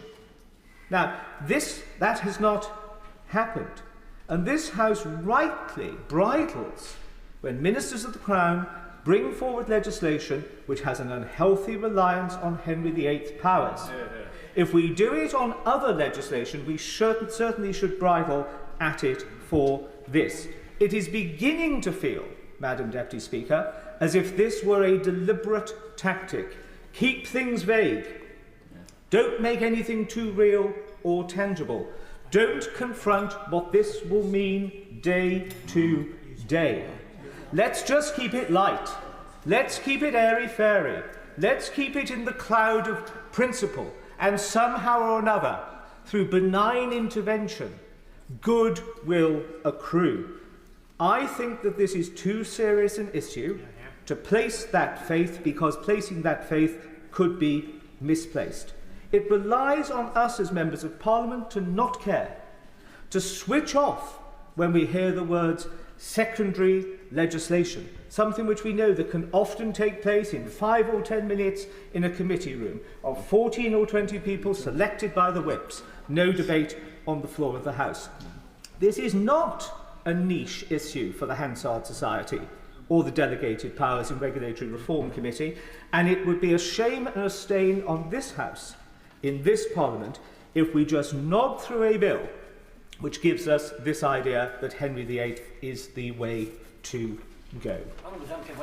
I won't. I'm very conscious of time. But, Madam Deputy Speaker, of itself, the fact that so many right honourable and honourable members have been constrained in the length of their interventions because of your persistent cough, I say that not as a criticism, when next week we have a lot of one-line whips and the following week we have exactly the same, more time really should be given to this. And I do wish the government had taken this on not as a government bill, but had found committee report stage time on the floor of the House in government time. This is too serious an issue to have as many gaps and lacunas that this bill has.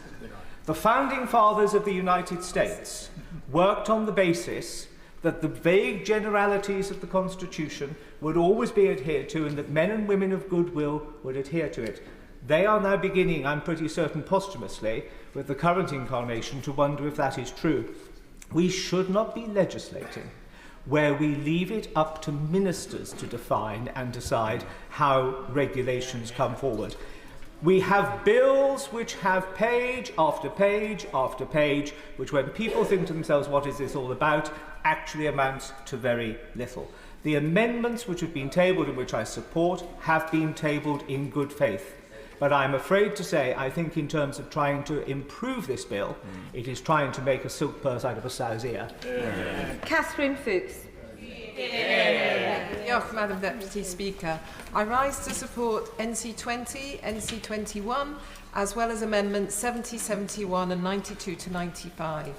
They are all about the right of people, they are all about the right people having the right powers at the right time. And in terms of the amendments, respecting the devolution settlement for Wales. I'm mindful of time and therefore I will not take interventions. I'm really sorry to other honourable members. I'm extremely grateful to the member for Spen Valley for engaging so meaningfully and strongly with the Welsh Government, including going to Cardiff to speak with the Welsh health ministers and officials to ensure they are continually consulted during this process. So starting with new clause 20, it ensures that it is the Secretary of State, not the Chief Medical Officer, who's responsible for issuing guidance on the operation of the bill. It enhances oversight and accountability by placing this responsibility with the Secretary of State. The scrutiny and accountability of how this law will be implemented in practice is put in the right place. It is normal practice that officials whose roles and responsibilities may alter over time are not named in primary legislation. It's important to note, however, that the Chief Medical Officer is definitely not being cut out of the process. The Chief Medical Officers for England and Wales must be consulted. The amendments also allow persons with learning disabilities and other protected characteristics, as well as providers of palliative care services, to contribute to the process of provisioning guidance. So it's a simple but important amendment that ensures the right level of ministerial oversight, and I urge colleagues to support it. Moving on now to new clause 21. As my honourable friend for Cardiff West has already explained, it's important to urge people to support this part of the amendment because it ensures that people in Wales are able to access the assisted dying process in the Welsh language if that is their preference. Almost 30% of the population in Wales speaks Welsh, and it's so important that they can access this service in their language should they wish to. So it's a small change, but it will make a huge difference to patients, families and clinicians in Wales. Moving on to Amendment 1771, they simply refine the provisions around the use of interpreters, requiring the Secretary of State to publish a code of practice on this matter. Interpreters are essential to ensure fair and equal access to the assisted dying process for those whose first language is not English or Welsh. On Amendments 92 and 93, they provide greater detail on the Welsh Government's responsibilities in delivering assisted dying services in Wales. Some honourable members seem to be confused about what is and isn't devolved, but as a Welsh MP, I wholeheartedly support this amendment, which 100% respects devolution. It ensures that Welsh ministers have all the powers they need with regard to the devolved aspects of the bill, the health provisions, while retaining the powers of UK ministers over those aspects that are not devolved, the criminal justice provisions, including, crucially, the changes to the Suicide Act. Finally, on the amendments, Madam Deputy Speaker, I support Amendments 94 and 95, which clarify how and when provisions relating to voluntary assisted dying will come into force in Wales. These do not impinge on the devolution settlement, but simply provide clarity and legal certainty. All of these amendments would help my constituent, Noah, a 19-year-old with a terminal brain tumour, who knows what he wants if his pain becomes unbearable. This bill is about giving people like Noah the choice, control and compassion they deserve at the end of life. And who are we to deny that choice? In conclusion, I want to pay tribute once again to my honourable friend, the member for Spen Valley, for working closely with officials in both Wales and in this place to craft what could be the strongest and most safeguarded assisted dying legislation anywhere in the world. It is a bill designed to protect everyone, including my constituents in Monmouthshire and people across Wales. Thanks to the careful, considered amendments, including the ones I rise to support today, it not only respects the devolution settlement, it ensures the right people hold the right powers at the right time to deliver this law safely. I urge other members to join me in the iLobby as we legislate to protect the rights of the terminally ill in their final months, to legislate for compassion, for choice and for dignity. Savile Roberts. Deputy Barrett, and I rise to speak in relation to the amendments 39, 40 and 41 in my name, which regard Clause 47, the provision of information in Welsh and English, and also, of course, new Clause 21, which has been laid down by the sponsor for this bill. The issues here, and we've touched on, others have touched on the Welsh language, and I want to touch on the settlement in Wales as well, but in relation to the Welsh language, what we are talking about here is what is something that is quite conventional in the sense of written Welsh being available for forms and guidance, but way more significant is the availability of people who wish to use Welsh. Welsh may well be their first language in dealing with the stages of this, the provisions provided by this bill. So we have the all reasonable steps in relation to being able to find a coordinating doctor and an independent doctor. I would dearly like to say I would like more than all reasonable steps, but the reality is we have to deal with the staff who are available and the language skills that they have. But the third stage, and I'm very glad, I'm appreciative of the Honourable Member for Spen Valley in also appreciating this in her new clause, is that it is really important for a Welsh-speaking individual to be able to communicate in the language in which they best express themselves when it comes to the assisted dying review panel. Because this is the final stage at which we will recognise whether there is a question of coercion, whether there is a question over capacity. I must also welcome the fact that there are different clinical specialists in this group. I believe that this improves the identification potential of questions of coercion and capacity by having an expert, a psychiatrist and a social worker, different approaches to those questions here. And I must just take a step back to the reality of how Welsh language speakers can use Welsh within justice, which of course is where the aspect of this, of the assisted dying review panel comes in. In justice, you have, as an individual has the right to speak Welsh. If they use Welsh in a court, then an interpreter will be used to interpret their words to the people to whom they are speaking. That is not acceptable in this context. This is the most serious, the most desperately difficult conversations that people will have. They must be able to not just speak Welsh, but to be heard as well in their own language, if all the subtleties and what they really want to express is to be heard. So I would like to say now that I'm withdrawing my amendments 39, 40 and 41 and supporting new clause 21 wholeheartedly. Now I want to turn to the Senedd powers, and particularly in clause 54. Now, firstly, I welcome the clarity of responsibility as regards ministers in Welsh Government and UK Government in new clause 20. But there are two issues here. There is clarity of powers, but there is also respect across legislatures here, and this matters. Now, I have concerns over amendments made by the lead member, amendments 94 and 95, to the amendments that were made by the Honourable Member for Richmond Park in committee. What did those amendments in committee do? They ensured a vote in the Senedd to decide when the Act would come into force in its entirety in Wales. Now, in Scotland, they passed stage 2 of the Assisted Dying for Terminally Ill Adults Bill on the 13th of May. Such a bill could not be brought forward in Wales because Wales has no powers over criminal law. This bill that we are discussing here today could not be brought forward in Wales.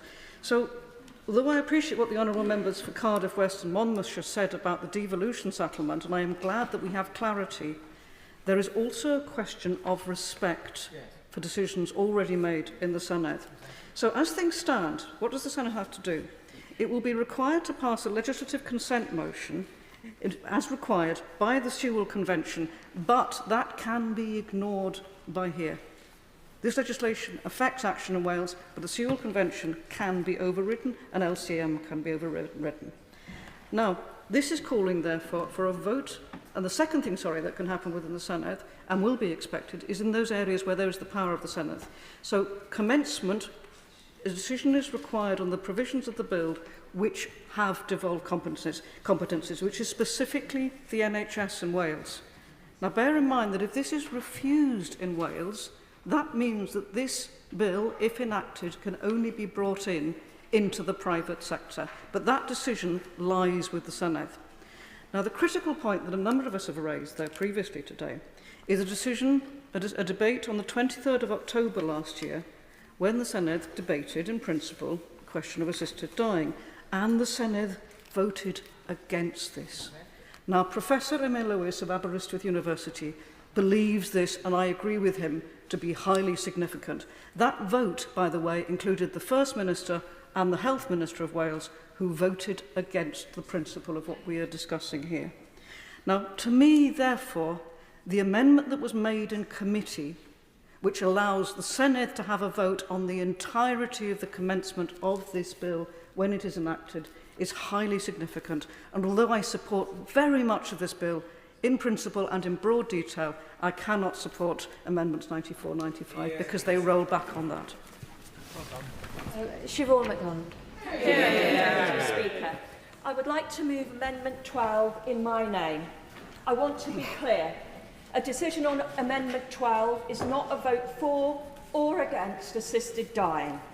It's about preventing any government of any political persuasion from rewriting the very purpose of the NHS using a small group of MPs in a committee room rather than on the floor of this House. My amendment seeks to protect the foundational document of our NHS and ensure that any changes to it are properly debated in open Parliament as the public should expect. Let me explain why this matters. At committee stage, clause 38 was added to this bill. This clause gives a future Secretary of State sweeping powers to amend existing health law through delegated legislation. Subsection 4 of clause 38 allows a future government to change the very purpose of the NHS by amending Section 1 of the NHS Act 2006. I thank the Honourable Lady for giving way. And she's setting out her concerns eloquently. What concerns does my honourable friend have that this bill writes a blank cheque for a future Health Secretary to change the nature of the NHS without parliamentary scrutiny? That is the whole purpose of my amendment and my speech. Section 1 is the legal foundation on which every NHS duty rests, guaranteeing our NHS will serve everyone, always. This section has remained virtually unchanged since 1946 because it expresses a promise, a comprehensive health service designed to secure improvement in the physical and mental health of the people of England.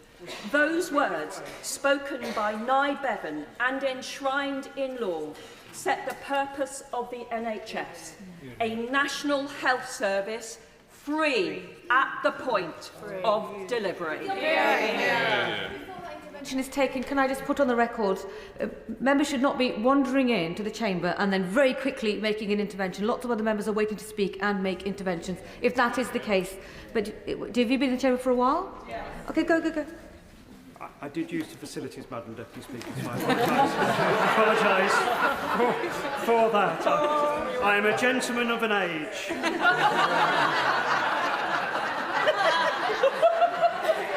Sorry, I apologise. Can I thank my honourable friend for taking the intervention? We are about to reach the 80th anniversary of the landslide 1945 Labour government was set in trail the NHS and the 77th anniversary of the NHS. Fundamental to that is the point you make about the NHS being free at the point of need, about care, compassion and life. What assessment she made about how this bill, if it goes through unamended, will fundamentally challenge that great victory and legacy we on this side of the House cherish. The power to be able to alter the intentions, as mentioned by the honourable member, was not in the bill we voted for in November. And that is why I have tabled my amendment, to prevent anyone from tampering with the NHS as founded by our forefathers. Because let's be clear about what clause 38 of this bill would allow. It would allow a minister through delegated legislation to rewrite the very purpose of our NHS. Will the Honourable Lady give way? It would let them do so without the full scrutiny that primary legislation demands. And it would mean Parliament could be denied any real chance to amend or reject that change. These are not abstract constitutional concerns. This is about whether the founding promise of the NHS can be quietly rewritten, not through open debate, not by an Act of Parliament, but by a handful of MPs behind closed doors in a committee room. And once the pass is sold, there is no telling what future governments might do or undo. This is why this matters so deeply, because the NHS is not just a set of services, it's a promise made right here in this House nearly 80 years ago, during the second reading of the 1946 NHS Bill. I thank my honourable friend for giving way. I think it's important for her to be able to explain in detail what these philosophical and institutional implications are. But fundamentally, for ordinary patients, what does my honourable friend think this bill will do about changing the relationship between the patient and the doctor? Its potential is to alter everything in a very undemocratic manner. In this very chamber, Nye Bevan told us the NHS would lift the shadow from millions of homes, keep very many people alive who might otherwise be dead, relieve suffering, produce higher standards for the medical profession, and be a great contribution towards the well-being of the common people. We have a duty in this place to defend that promise. We cannot allow the promise to be reworded without the full voice of Parliament. We owe it to the public, to patients, and to NHS staff who dedicate their lives to this service to stand firm and protect what is sacred. The amendment is simple, but its impact is profound. It ensures that any future changes to the core principles of the NHS must be debated openly, transparently, and with the full consent of every member. No shortcuts, no sidestepping, no ministerial overreach. I urge colleagues across the House to support Amendment 12, to stand with our NHS, to stand with the people it serves. And I urge my side, the Labour side, not to allow the assisted dying bill to be the Trojan horse that breaks the NHS. The proudest institution, the proudest measure introduced by our party in 120 years. Thank you, Madam Deputy Speaker. I rise to speak in support of Amendments 21, 103, 104 and 42, tabled by my honourable friends for Twickenham, Newcastle-under-Lyme and Wimbledon. As other members have said, this is a deeply consequential bill. I want to record my thanks to the honourable member for Spen Valley, to all members of the Bill Committee and to all those who have contributed to the careful scrutiny of this bill through the tabling of amendments and our debates over them. This bill is about the end of life. It is an emotive and sometimes painful topic, and I am grateful to my many constituents who have generously shared with me their experiences and opinions. I've also taken some time to consult palliative care practitioners, including those providing hospice care in my constituency. Those conversations reinforced the awe and admiration I hold for these caring professionals.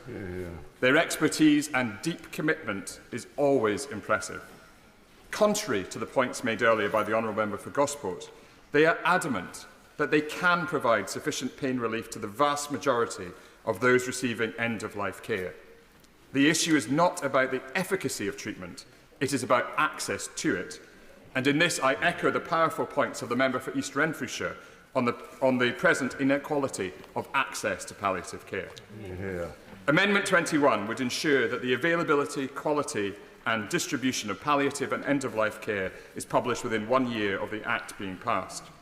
When assessing the provision of end-of-life care, it is critical that this House and the public can see how palliative care is being delivered. I strongly believe that for the measures in this bill to provide a genuine choice to those at end of life, palliative care must be much more widely available. The Honourable Member for Spen Valley argues that there should be no false choice between palliative care and assisted dying. Yet she and health ministers know that there is a choice since resources are limited.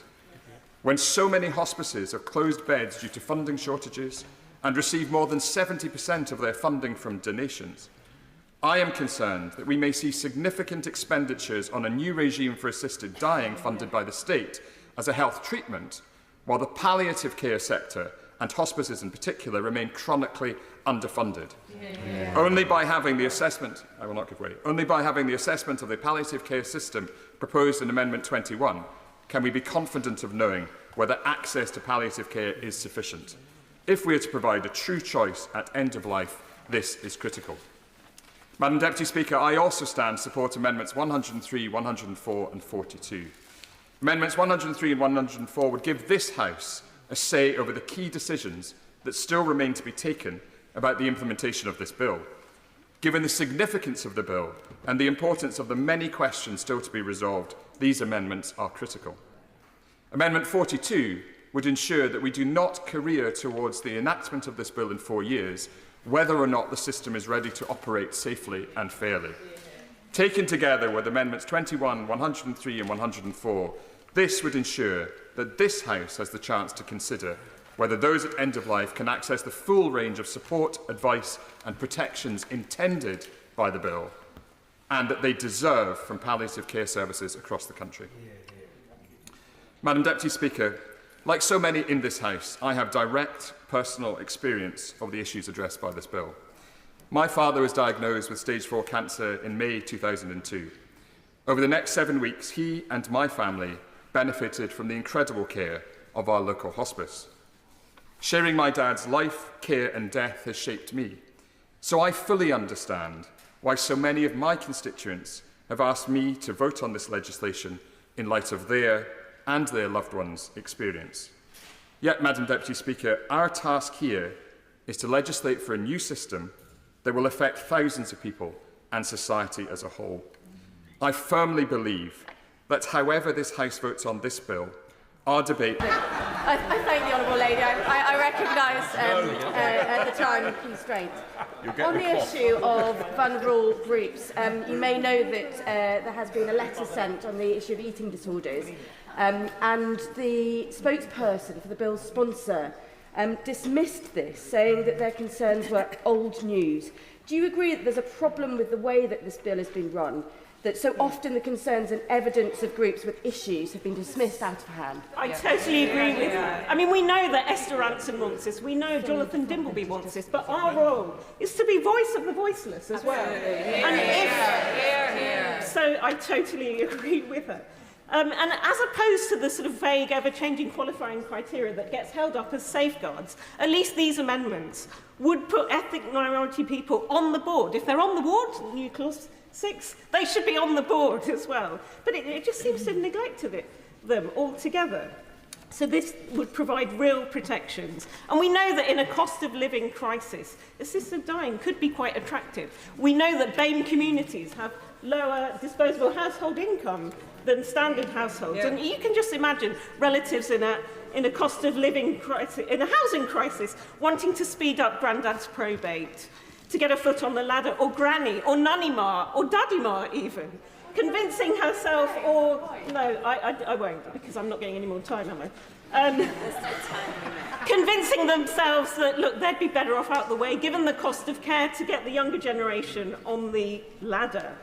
And once it is allowed, we know everywhere else it broadens. 12-year-old depressed people in Holland can get this. We know that the incentive to fix palliative care will lessen. Why now with the state of the NHS? What of Suicide Prevention Week? Yes, we know that public opinion is for this, but you know, you could say the same. Public opinion also supports bringing back hanging. No, I'm not going to.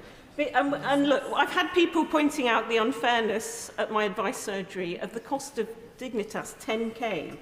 And yes, we know the status quo is imperfect, but let's not remedy it with something that will make things worse. We need to get this 100% right if we're going to do it at all. So this bill, while well-intended, has too much room for error, manipulation, misapplication and unintended consequences. 6 months to live is impossible to predict, and with life and death, it's too late to change your mind once the latter's happened, isn't it? 1,000 doctors this week have argued it will widen inequalities and is simply not safe. These amendments strengthen the bill by taking ethnic minorities into account, when hitherto they've been completely unacknowledged by it. They must be incorporated into any assisted dying, but obviously, best thing of all would be not to run down this road, not to rush down this road with indecent haste in the first place, as it's so littered with obstacles.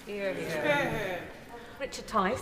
Thank you, Madam Deputy Speaker. And I rise to support new clauses 13, 14, 15 and to oppose Amendment 42 and to commend the Honourable Member for Spen Valley for the way that she has navigated this incredibly difficult and sensitive process. In considering these clauses and the passage of this bill, I've kept in mind the simple but difficult word pain, because this actually is about those who face a certain death in unimaginable pain and its relationship with palliative care and the word choice. I won't actually, because so many want to speak. I think that we are lucky enough in this country to know we have some of the finest palliative care in the world. And it is a noble aspiration to want to improve that, to be the best in the world. But nevertheless, many of us will have seen loved ones, family and friends suffer huge pain in the finest palliative care. And the trauma that leaves on those left behind can be so painful and enduring. And I think that's why we are where we are. But for me, Madam Deputy Speaker, I think it's unfair because so many want to speak. I think for me, Madam Deputy Speaker, in considering this, I think that, yes, let's improve palliative care, but let's remember that actually choice, when faced with certain unimaginable pain, is actually the right thing to do. And that's why I will be supporting this bill. Thank you, Madam Deputy Speaker. Lynny Ward. Thank you, Madam Deputy Speaker, and I hope that members will understand that I am almost in my 13th hour of trying to speak on this topic, so I'm not going to take any interventions.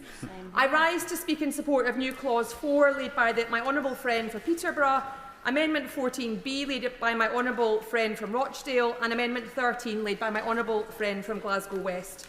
Let me start by saying that ending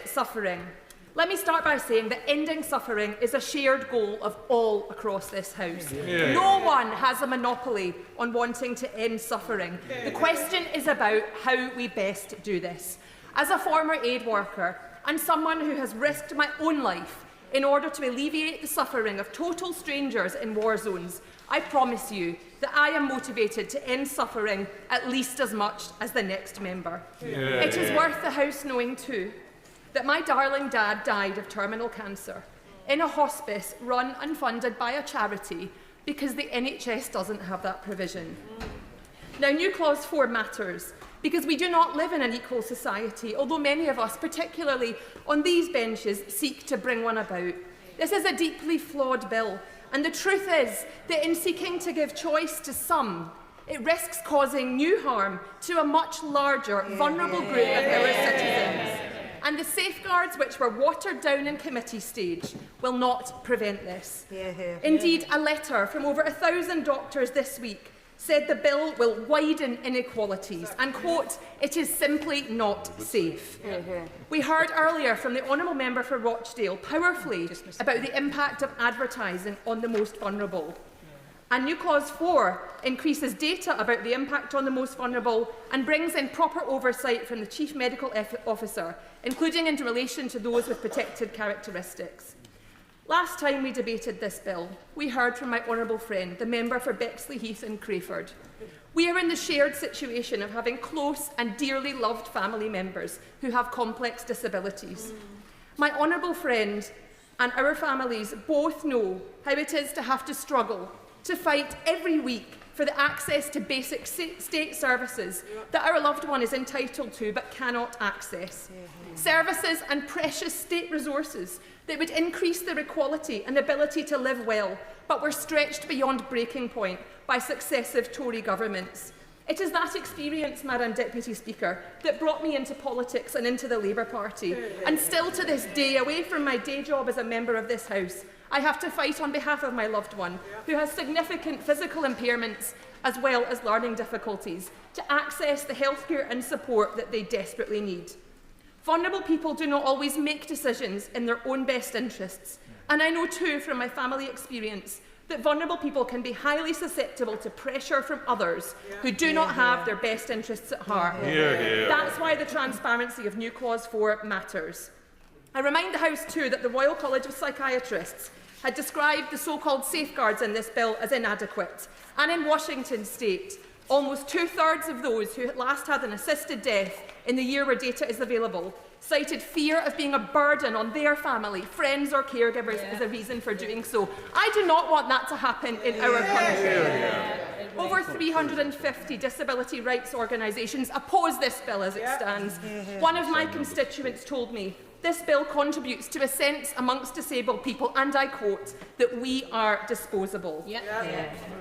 Amendment 13 and New Clause 4 both make important changes to the Voluntary Assisted Dying Commissioner. I said to my honourable friends on the Labour benches, have you questioned the wisdom of the Prime Minister himself, having to personally appoint the Death Czar, as the media has christened that role, shortly before the next general election? Finally, earlier this week I heard an honourable member say that he believes this bill is flawed, but plans to vote for it anyway, so that it becomes law and we would have to sort out the problems later. And we've heard more of that today. He did not specify how he thought this would happen or when. He's right that the bill is flawed. He's wrong that we can ignore those problems. To do so would be to fail in our job as legislators. Being in favour of these amendments and against this bill does not mean accepting the status quo, as some have tried to suggest. It means that we choose instead to protect the NHS, to work, to fight, to battle for a palliative care system that is worthy of those we represent, rather than diverting time and energy into people helping to kill themselves. Neil Wilson. Thank you very much, Madam Deputy Speaker. Whilst I am not opposed to the principle of assisted dying, I have a number of deep concerns about the content of this bill, the process by which we are legislating for such a monumental change, and, importantly, the context in which it would be enacted, given the numerous challenges facing our health and care services. And that is why I have tabled Amendment 21 in my name relating to palliative care and end-of-life needs, which has attracted cross-party support. I'm also grateful to the Honourable Member for Spen Valley for supporting this amendment, and I'd like to pay tribute to her today for kick-starting a debate about dying well, and in particular palliative care, a topic which for far too long has been neglected by many of us, myself included. Amendment 21 requires the Secretary of State to lay a report before Parliament a year after the Act has passed, detailing the availability, quality and distribution of health services to those with palliative and end-of-life needs. Marie Curie estimates that 1 in 4 people who could benefit from specialist palliative end-of-life care do not receive it. And people who are poorer, less educated, and yes, non-white, are even less likely to receive it. And so, Madam Deputy Speaker, I was horrified, if I'm honest, by the speech made by the Honourable Member for Loughborough earlier today, because all of the data shows us that actually people from minority ethnic communities are less likely to access the healthcare services they deserve, in particular palliative care. There is a deep distrust of health services, and those of us who were in this place during the COVID pandemic saw that played out in real time in hospitals and care settings up and down the country. Far more people from minority ethnic communities lost their lives. Far more healthcare professionals from ethnic minorities were not protected in the way they should have been. And therefore, Therefore, if as a result of this bill passing, those people are less likely to access palliative care, I'll give way in a moment, if those people from minority ethnic communities and disadvantaged communities are less likely to access palliative care as a result of the fear of this bill being passed, my fear is that actually, contrary to what is said by supporters of the bill, that more people will die a terrible, horrendous, traumatic and painful death rather than fewer, and they will be disproportionately from those communities. I give way. I like the fact the member for giving way. She raises a really powerful and excellent point about the ethnic minorities that died during COVID, about their access to healthcare. As you would understand, that's also something of deep importance to myself as well. She's right about the need for greater palliative care, and I'm really glad, like she says, that this is a discussion that we are now having. I think we look at assisted dying around the world. I think the concern around, for example, ethnic minorities being more likely to access it, as the stats show, it's the other way around. They're far less likely to access it. Now, for me, that's like neither here nor there point. The question is, given that the safeguards are in place, is the process working well? But those are where the stats are going forward. I do say, I take it in really good faith that she raises it, and I thank her for doing so. I thank the honourable member for his intervention. I actually think the stats he cited undermine his own argument, because actually all of the data shows us that they're less likely to access the healthcare services they need. Therefore, they are less likely to end up accessing assisted dying. And actually, the honourable member for Stroud gave the game away, and he's acknowledging it now, that it tends to be more the wealthier people who access assisted dying, because they are the ones who have the choice. They have the services to have a meaningful choice. Now, so these inequalities deeply, deeply concern me. My grave concerns about this bill becoming law is that they are the ones who do not have the loudest voices or well-funded campaigns to support them. And I think this whole debate about inequalities in access to palliative care should be actually the topic of a debate on a separate day, and I hope we have the chance to have that, Madam Deputy Speaker. Marie Curie also warns that there's no realistic local or national plan to address the scale of the challenge, and that the whole system is in a perilous state due to a lack of sustainable funding and limited prioritisation of end-of-life care. A survey of integrated care boards in 2023 found that half had no plans to invest capital in palliative care services, and 40% admitted that their services were inadequate for the needs of their population. And whilst my Amendment 21 would not put a duty on the Secretary of State to put forward a plan to address the variable provision of care, as that is outside the scope of this bill, the proposed report would at least shine a much-needed spotlight, and I very much hope, provide a catalyst for change. Because if this bill passes, we will be in a position where assisted death is available universally on the NHS to those identified in this bill, but access to good palliative care is not. That, Madam Deputy Speaker, is not giving people a genuine choice at the end of their lives. And passing this amendment will not change that. In my view, it is a bare minimum first step to analyse and expose the gaps, which needs to go hand in hand with urgent action. And that is why today I have also been persuaded to support Amendment 42 in order that the parlous state of palliative care can start to be meaningfully addressed before this bill comes into force. And if it isn't in a better state, then this bill should not be enacted. I will happily give way. I hear the arguments across the chamber, and thank you for giving way, around palliative care not being at the level we expect right now, and I accept that. But what I don't hear from members opposed to the bill is exactly what level of palliative care do we need to have in this country so that assisted dying can go hand in hand with that as a genuine option. Wilson. I thank the honourable gentleman for his intervention. I note that both the Health and Care Committee and the honourable member for York opposite have undertaken a commission and a report into this. I think they will advise us. I'm aware I need to sit down. So I will just end by saying that I would like honourable members to support my honourable friends from Wimbledon and Richmond Park in their amendments to ensure that we are not allowing Henry VIII sweeping powers to implement this bill, which is so sensitive and so important, and that new Schedule 2, which collects very important monitoring data on how this bill or any assisted dying death service will operate. We need transparency. Lloyd Hatton. Thank you, Madam Deputy Speaker. I rise to speak in support of new Clause 15 and Amendment 54 and against new Clause 5. As members and right honourable members will no doubt be aware, new Clause 15 would not classify a death as suspicious or unexpected, and a full coroner's inquest would therefore not be needed. If this bill becomes law, assisted dying would be a legal, strictly regulated and well-monitored choice made freely by the individual concerned. To be abundantly clear to members here today, it is not assisted suicide. This piece of legislation concerns people who want to live, but who, faced with an inevitable, irreversible terminal diagnosis, want choice over the manner of their death.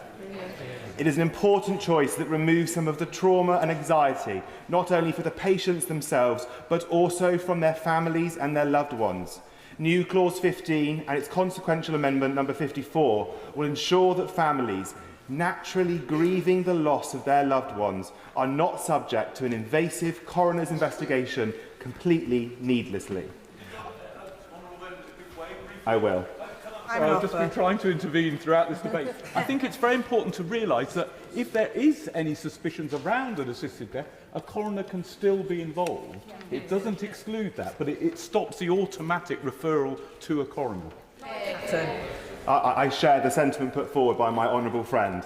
I firmly believe that we should protect bereaved families against such a distressing ordeal being automatically put into place, particularly when the process, as set out in this bill, would already be both legal and transparent.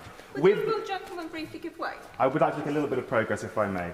With this in mind, it makes practical sense to support new Clause 15. If we have passed legislation to permit assisted dying with the full weight of the law behind it, then we must also respect that choice in the way that we classify and record such deaths. These deaths would not be in any way unexpected or suspicious, and so to classify them as such would simply be inaccurate. And has already been touched on in great detail during today's debate, if passed, this bill would implement the most robust assisted dying framework anywhere in the world. The bill already includes multiple layers of oversight. In my view, the process is cautious, thorough and robustly safeguarded. A retrospective investigation would be to duplicate the process and risk suggesting wrongdoing when none has occurred. Will you take an intervention just briefly? I will briefly. I'm very grateful for the intervention. I just wondered what the honourable member's view was of the opinion of the Royal College of Pathologists responsible for medical examiners, who say that deaths following assisted dying should be notified to the coroner, just as other deaths following the administration of drugs prescribed or not must be. Thank you for that intervention. I respectfully disagree with that position. I do believe that actually there are already the layers of safeguarding that already exist in this legislation. New Clause 15 is a compassionate and a practical clause which will ensure that the law not only works for the individual making the choice, but also for the family that they leave behind. Moving now to speak briefly on new Clause 5, I would strongly encourage other members to vote against this clause today. Tabled by my right honourable friend, the member for Walsall and Bloxwich, this amendment requires the government to publish a report on any impact this bill might have on civil procedure rules and probate proceedings. On this issue, the Chief Medical Officer, as has already been pointed out, has warned that we are at serious risk of creating a bureaucratic thicket. In my view, new Clause 4 would do just that if passed. Requiring that the government publish such a report would create unnecessary bureaucracy and divert resources without adding any material value. As many members I'm sure are aware, the government has already published an impact assessment on the relevant impacts that they deem this bill could have. There is nothing in the bill that is likely to result in any changes to civil procedure rules, so there is no obvious justification for producing a formal report on this issue. It is important that we remain focused on practical and meaningful safeguards, rather than procedural requirements that are based on immaterial impacts. Introducing extra reporting requirements based on speculative impacts risks creating unnecessary red tape without delivering any practical benefits. Therefore, I urge members to reject this clause and accept no additional reporting in this area is needed. As we rightly scrutinise this bill today, line by line, including nearly 97 hours of scrutiny so far, which I note is more than many government bills, we must keep dying people at the centre of this debate. I speak today in support of new clause 15, its consequential amendment 54, and speak in opposition to new clause 5, exactly for this reason. So we can keep terminally ill people at the centre of this discussion and at the centre of this piece of legislation. No matter where you stand on this pressing matter, whether you support this bill or even if you have some reservations, it is crucial that we collectively ensure that this bill is workable, compassionate and truly centred on the dying person. As legislators, this must always be our chief concern. Thank you, Madam Deputy Speaker. Carla Lockhart. Thank you, Madam Deputy Speaker. I rise to support and speak briefly to Amendment A to Amendment 77, tabled by my honourable friend, the member for South Antrim, but will also speak to new clause 13 and Amendment 96 and other amendments if time permits. I begin by simply saying that I was rather confused when I looked at the amendment paper a few days ago and noticed that amendments which would directly impact on Northern Ireland had been tabled. When last I checked, the bill as a whole extends only to England and Wales, so I find Amendments 76 and 77 perplexing. To be clear, health and criminal justice are devolved matters. The people of Northern Ireland elect their own assembly to make precisely these sensitive decisions. That includes whether or not to legislate for assisted suicide, an issue of profound moral weight and cultural consequences.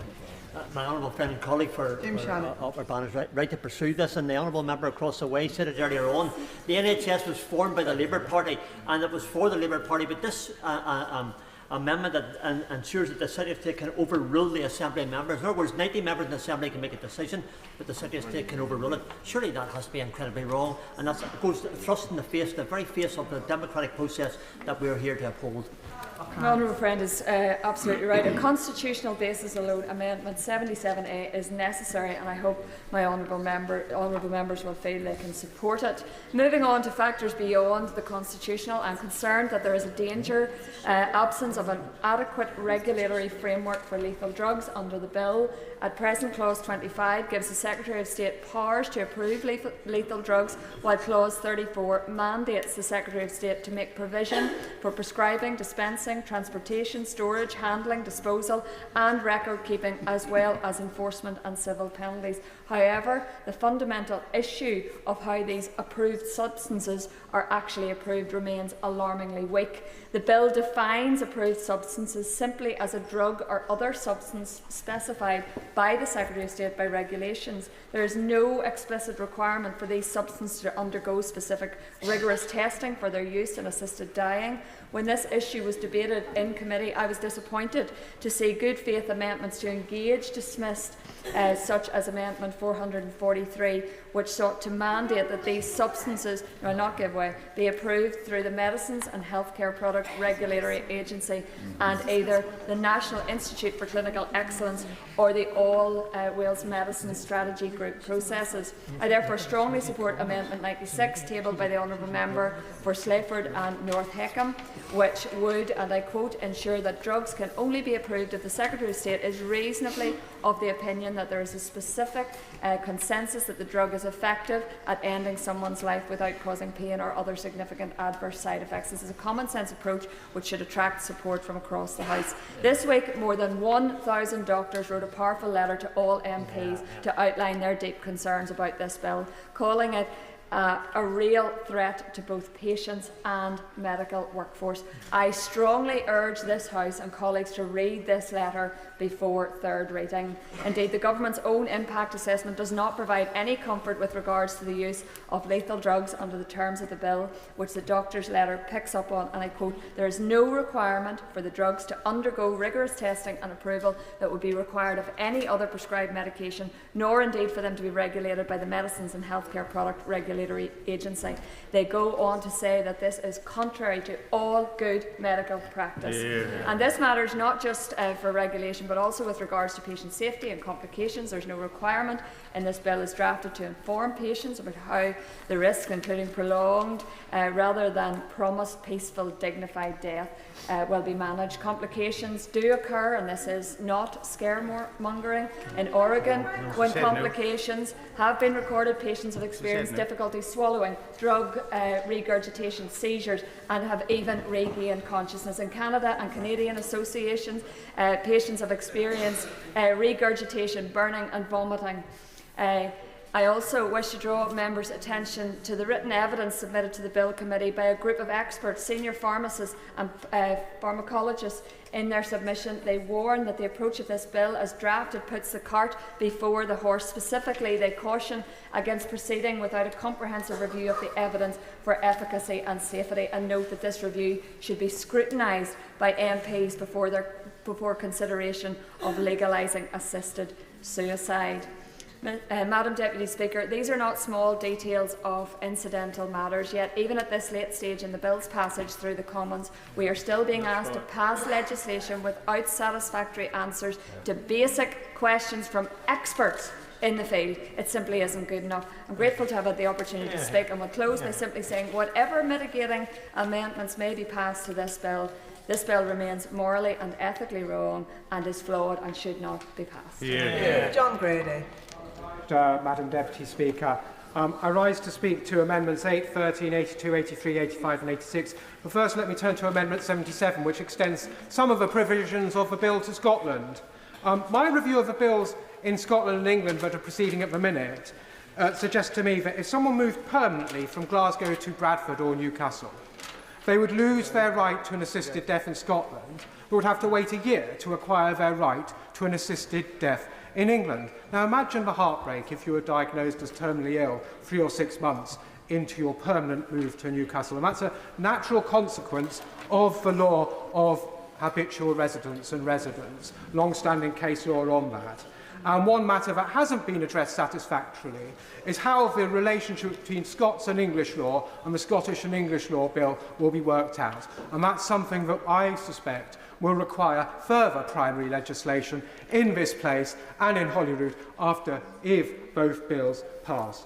Now, I turn to the remainder of the amendments. Amendment 13 is very sensible. It introduces much-needed scrutiny and oversight to the appointment of a commissioner. My right honourable friend, the member for Salisbury, has set out in detail the very sensible reasons for the introduction of his suite of amendments. Amendment 86 is particularly important because the panel faces real difficulties in compelling people to come before it if they have relevant evidence, and it seems to me manifestly reasonable that the panel should hear from people who have relevant evidence. I'm also very concerned, Madam Deputy Speaker, that the panel process does not provide a clear role for people who love and care for the person seeking an assisted death. And Amendment 8 requires the panel to actively consider hearing from such people. This addresses a very serious gap in the bill. Madam Speaker, it is important to place the panel process in its proper context. I recognise that there is an important cluster of intrinsic ethical values around the right to self-determination and autonomy, and the right to be treated with dignity. And the justification for assisted dying for many is that people should be able to exercise this right. And I have some sympathy with those arguments. However, there is a further, very, very important question.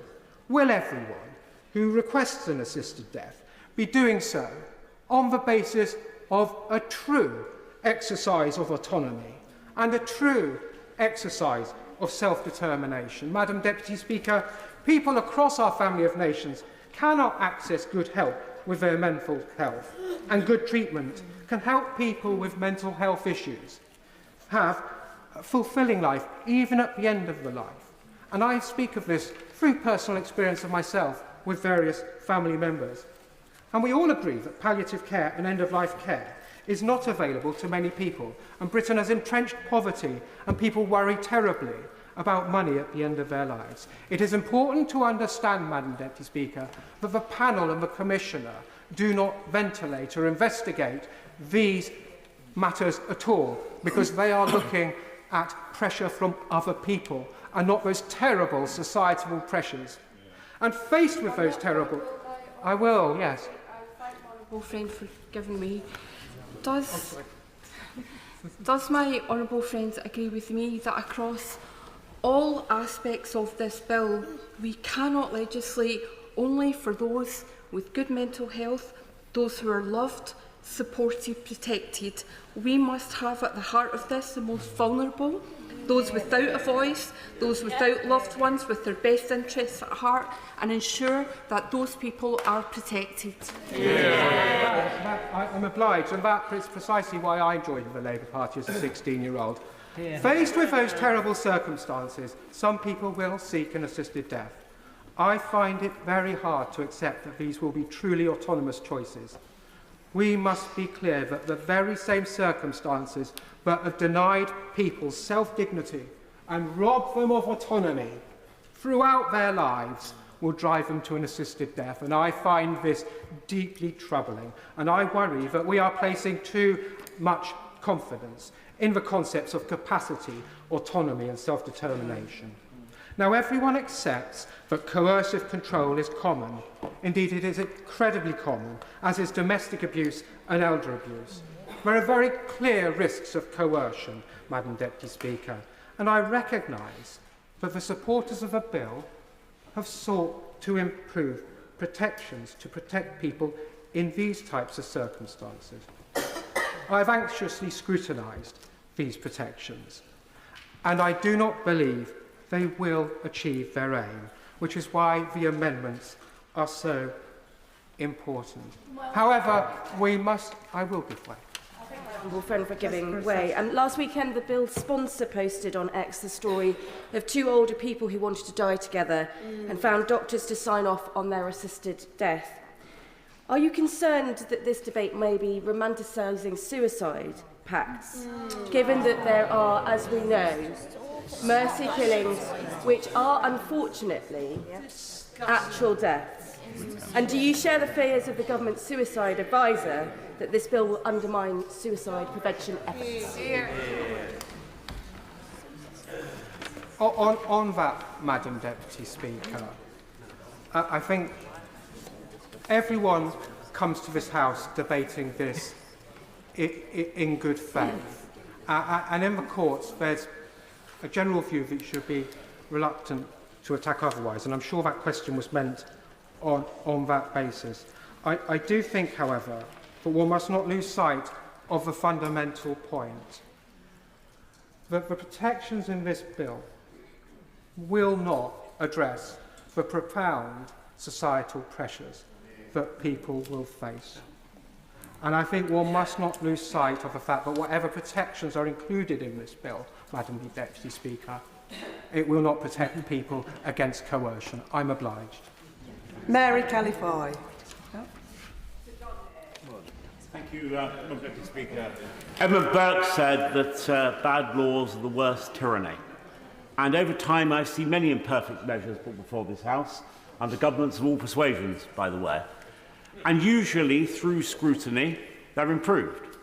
And that's because the parliamentary process works when there's time available, and in particular, where there's pre-legislative scrutiny, independent analysis, thorough thinking about the consequences of what we debate here.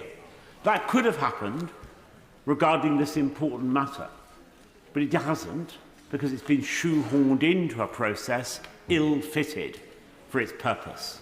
Now, the amendments that we debate today are a late attempt to improve the bill, and I particularly recommend the amendments in the name of my honourable friend for Rainbow Weybridge, who made an excellent contribution to our debate, the right honourable member for my right honourable friend, I should say, for Salisbury, and the honourable member for Rochdale.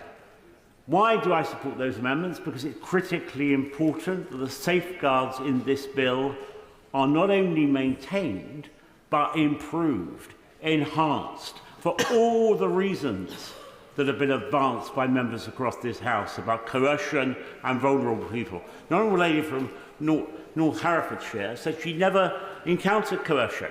Well, that must be a wonderful place where people carry harps and drink ambrosia. Because in the rest of the kingdom, and I assert the rest of the world, there are many wicked people doing many bad things. And we must never allow those wicked people to have reign and power over those who will be inevitably, because of their circumstances, at risk if this bill is not improved. I will give way, as I cited the Honourable Lady, to her. I thank the Honourable Gentleman for giving way. I'm afraid he's misrepresented what I said. I was contributing an observation from somebody who's been deeply involved in palliative care practice, who reports that it is far more frequent that the dying person wishes to die, and it is their family pressuring them, encouraging them to stay alive as long as possible. So the point being made about coercion, the fears about coercion, appear to be worrying about something that is not actually the case in the cases of dying people. Well, I'm afraid I disagree.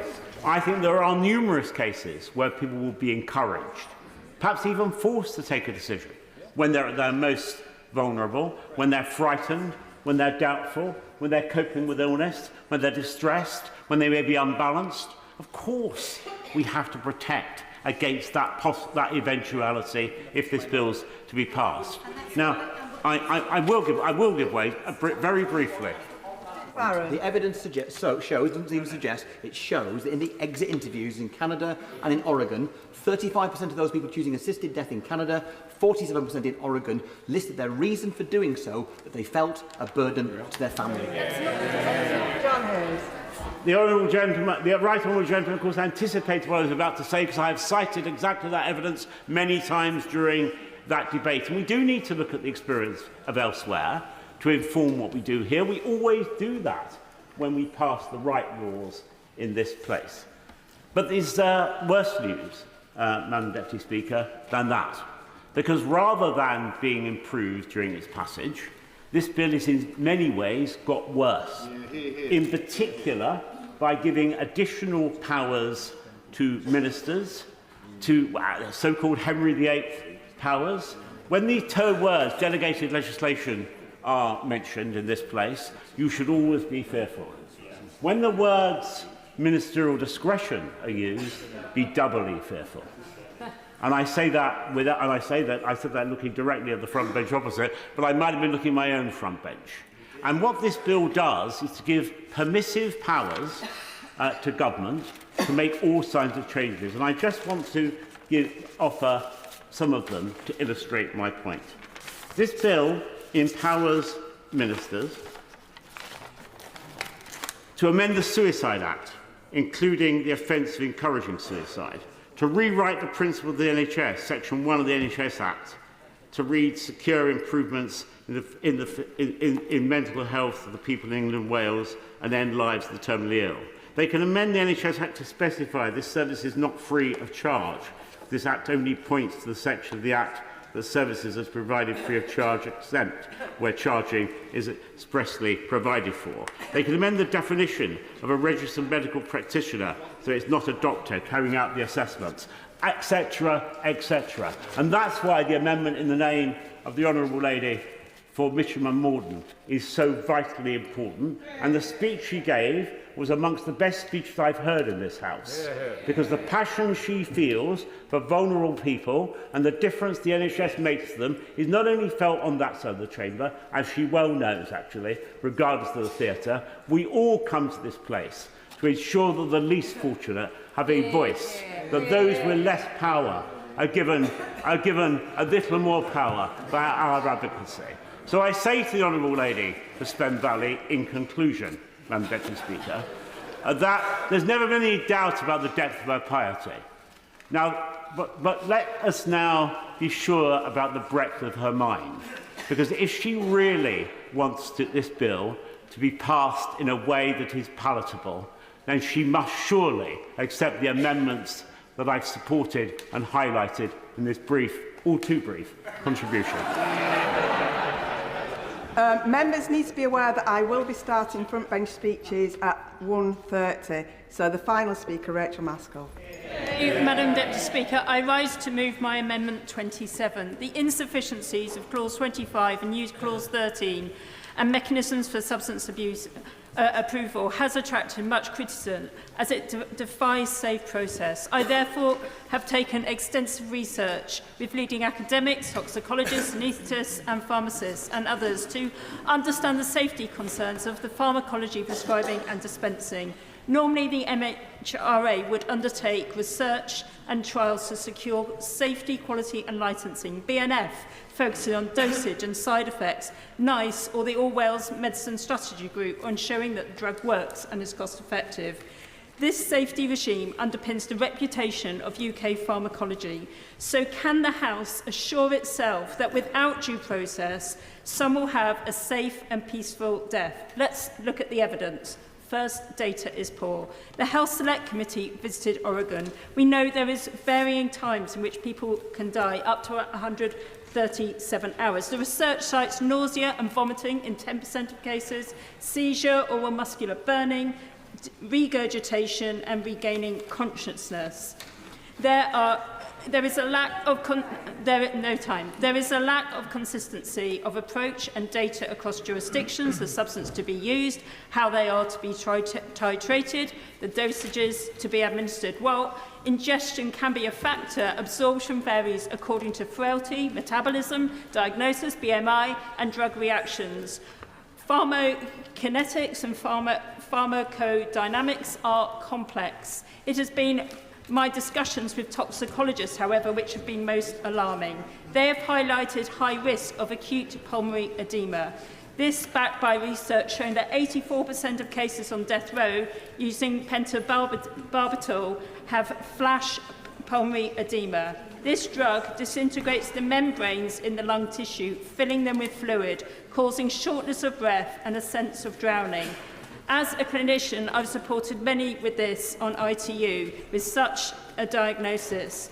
So high concentrations of this drug will cause acute assault to the cardiopulmonary function. And if paralysed and unconscious, a patient may look peaceful, but is anything but. So such physiological distress needs research. It's unclear how government will identify data process and safety. The risk to those handling the toxic substance also needs examining. And in the light of the government's identifying that a pregnant woman could opt for an assisted death, this clearly needs examination. There's no formulation for safe titration or dosage. If pentobarbital is to be used, as in Australia, the government's impact assessment didn't examine this, so needs revision, but also the drug is not an approved substance for humans in the UK, licensed or unlicensed. The MHRA and NICE have a role to play, and as we are hearing increasingly from professional bodies, they are withdrawing their support from the bill because they know that the regime set out in this bill are just not safe, and that is our duty. Let's all examine the evidence. I call Shadow Minister Dr. Kieran Mullen. Thank you, Madam Deputy Speaker. Can I begin actually by offering the condolences of His Majesty's opposition for all those affected by the Air India plane crash, including the families of very many British citizens who very sadly lost their lives. Our thoughts, I'm sure, are with all of them. Turning to the bill before us today, as is well understood now, the opposition remains neutral on the principle of whether or not assisted dying should be introduced. That will depend on its progress through its remaining stages in this place and the other place. But I do want to raise two important matters. Firstly, on the question of time. Madam Deputy Speaker, all of us understand the considerable challenges Mr Speaker faces in having to balance the desire of colleagues to speak on this matter with the limited time available for private members' bills. I know Mr Speaker is doing his best to strike the right balance. And a number of members have pointed out that the time being given to this bill is significant and more than that normally allocated to even quite substantial government bills. But I think it is right to acknowledge that this is far from an ordinary bill. It is hard to think of a more deeply consequential and highly contentious piece of legislation for our society. And the reality is, both today and at previous sittings, a number of members have been unable to speak. Speaking time has had informal time limit, and interventions have necessarily been limited as a result. Debate in this House is not just important in helping us decide how we vote, but is used by the courts to help interpret legislation, and more limited debate limits the scope for this. Ordinarily, a minister would have significant time at the end of a report stage to deal with amendments, provide clarification and explain intention in a way that the sponsoring member of the bill will not. Again, a majority of members may be satisfied with all this, but very many are not. Whilst ultimately the business of this House, what we decide, is determined by a majority vote, how we reach a decision and how we allow alternative views to be explored matters. We should all consider whether we want a debate of such importance to be curtailed in the manner that it has been. So, Madam Deputy Speaker, I would ask the Government to consider whether it could assist the Speaker by making more time available for us to ensure, as we come to the third reading, that we can have the fullest possible debate and every member has a reasonable opportunity to speak and take interventions in the way they would like to. Secondly, members will be aware that the bill before us is extensive but is not the full picture. As others have highlighted, significant elements of how assisted dying will operate are due to be determined by future delegated legislation. The Government's Delegated Powers Memo notes that the draft bill contains 38 delegated powers, including Henry VIII powers, and more powers are contained in the amendments from the sponsoring member tabled for decision today. They include matters such as the content, form and thoroughness of doctors' reports, regulations for replacing or coordinating doctors unable or unwilling to continue, and specifying who will be notified of the panel's decision, which has been raised as an important potential safeguard. These are not trivial matters. These pieces of legislation cannot be amended. MPs can only vote yes or no, and in some cases are unlikely to be debated, and almost certainly not on the floor of the House. It is important for members to fully understand that. MPs often have to weigh up the consequences of rejecting such legislation when they disagree with it, because it could leave a void. Members are well within their rights to be content to proceed regardless, and certainly a majority of the committee have presented a bill to the House with the composition as described. That's of course a legitimate choice for members to make, and we've heard debate today about amendments to curtail these powers, and members will need to decide their views on that. But I would urge the Government, in the interest of supporting members, to have the clearest possible idea of how a scheme they are being asked to vote for will operate, to try and provide as much detail going forward as to what these future regulations might consist of. Whilst we won't be able to have all the answers, I think most members would agree it's better that we vote with more detail, not less, even if members are satisfied to support assisted dying in principle. This is something that only the Government can do. I would ask that the Minister reflect on this challenge in his closing remarks, alongside giving the Government's response to those asking for more government time to be given to allow wider debate with more members able to speak. I emphasise again the opposition remains neutral on the matter of whether we should introduce assisted dying, but Madam Deputy Speaker, it's incumbent on us to at least draw attention to matters of procedure that can primarily only be addressed by the Government. I look forward to the Minister addressing the concerns of members along those lines that I've reflected in my remarks today. I call Minister Stephen Kinnock. Thank you very much indeed, Madam Deputy Speaker, and I'd like to associate the Government with the words of the opposition spokesman regarding the tragic incident in India. As members will know, the Government remains neutral on the passage of this bill and on the principle of assisted dying. We have always been clear that this is a decision for Parliament. However, the Government is responsible for ensuring that the bill, if passed, is effective, legally robust and workable. I'd like to start with a brief observation about the process and particularly the time made available to Parliament to scrutinise this bill. This bill has received over 90 hours of parliamentary time, which is more than most bills. Also, more than 500 amendments were tabled and considered in the Commons Committee. I therefore thank members on all sides of the debate for their contributions during the extensive consideration and scrutiny that this bill has received. Turning now to the amendments, given the time afforded, I will confine my remarks to those on which the Government has significant legal or operational concerns, and to those amendments tabled by the member for Spen Valley to address significant workability concerns. Before getting into the detail, I'd also just like to remind the House that a full list of amendments tabled by the member for Spen Valley, which the Government deems essential or highly likely to contribute to the workability of the bill, can be found in the letter sent to all members by myself and my honourable friend, the member for Finchley and Golders Green, on the 15th of May. Turning first to amendments tabled by the member for Spen Valley. New Clause 13 and Amendments 69, 53 and 72 allow the government to create or change legislation to set out the end-to-end process in relation to approved substances to be used for assisted dying. These amendments allow for monitoring and for a regulatory regime to be designed that will offer robust oversight of approved substances and the devices used to administer them, specifically in the context of assisted dying. Amendment 54 and New Clause 15 replace Clause 35, which is currently unworkable in the wider legal context. They align the scrutiny and certification of assisted deaths with the existing process for deaths which are not deemed unnatural. This means that assisted deaths would be scrutinised by a medical examiner rather than by a coroner, unless reported to the coroner by anyone who has concerns about the death.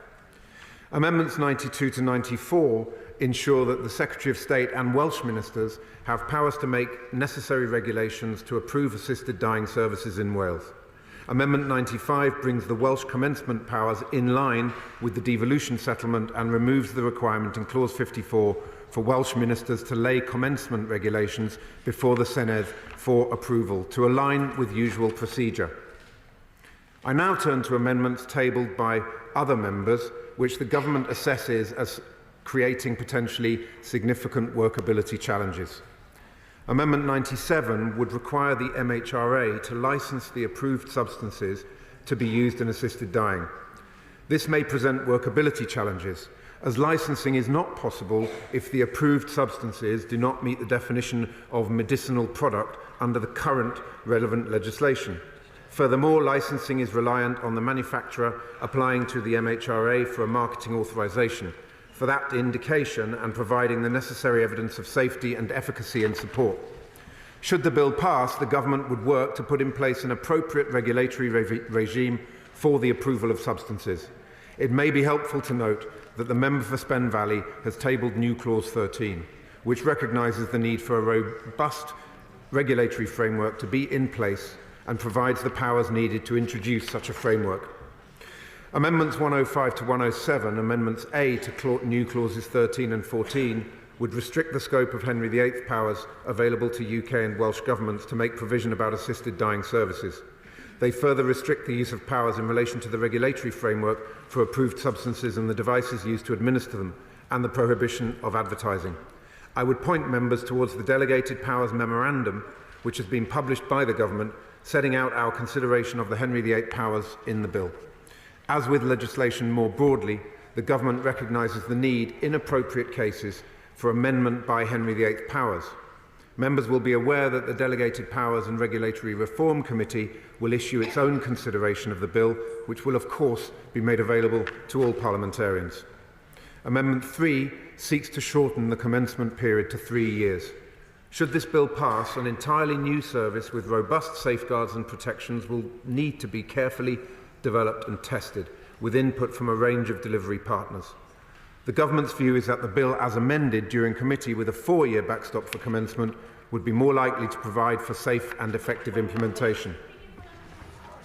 Thank you, Minister, for using way on that point. One of the key things that's been said by the lead member of Spen Valley throughout this is that 4 years in this bill, as it currently is, would be a backstop. Is that the case then, if he's saying it would take a requirement of 4 years and it couldn't be delivered sooner?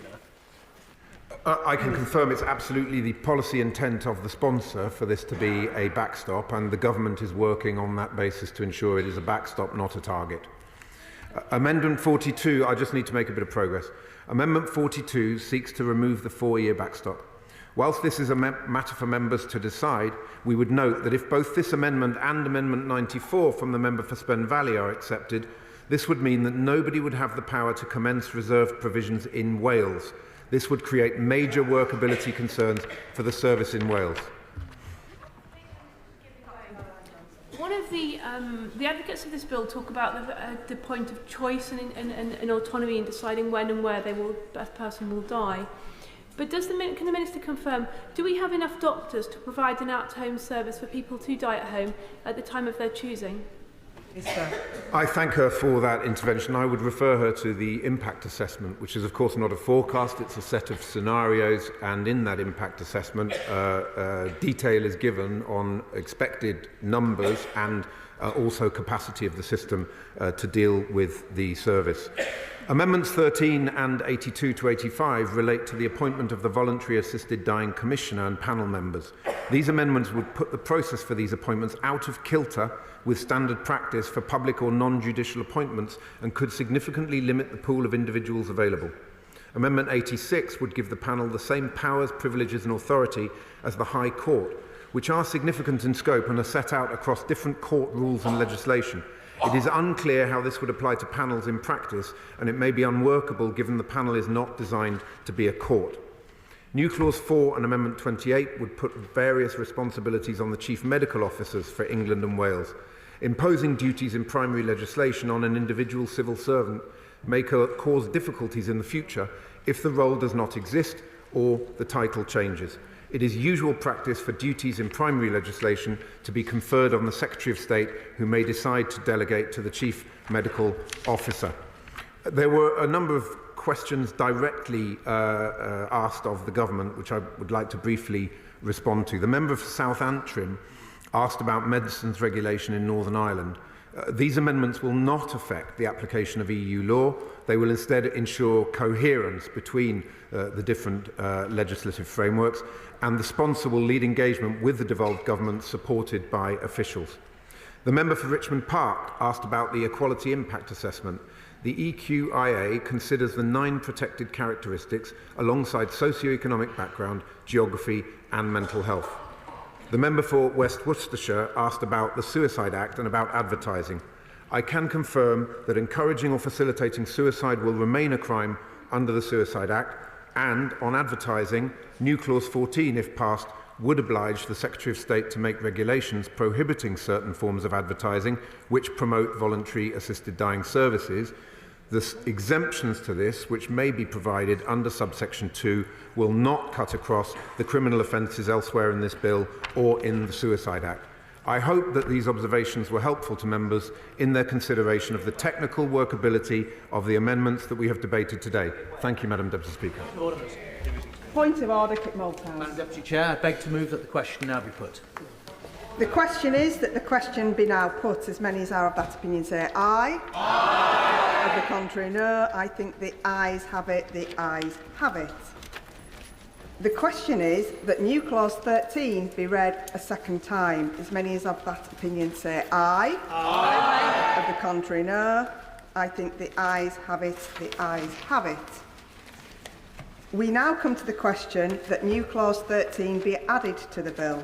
The question is that new clause 13 be added to the bill. As many as are of that opinion say aye. Aye. Of the contrary, no. I think the ayes have it. The ayes have it. We now come to new clause 14, which has been selected for separate decision. I call Kim Leadbeater to move formally that new clause 14 be read a second time. Move formally. Prohibition on advertising. The question is that new clause 14 be read a second time. As many as are of that opinion say aye. Aye. Of the contrary, no. I think the ayes have it. The ayes have it. We now come to Amendment B to new clause 14, which has been selected for a separate decision. I call Paul Waugh to move Amendment B to new clause 14 formally. The question is that Amendment B to new clause 14 be made. As many as are of that opinion say aye. Aye. Of the contrary, no. No. Division, clear the lobby. Division.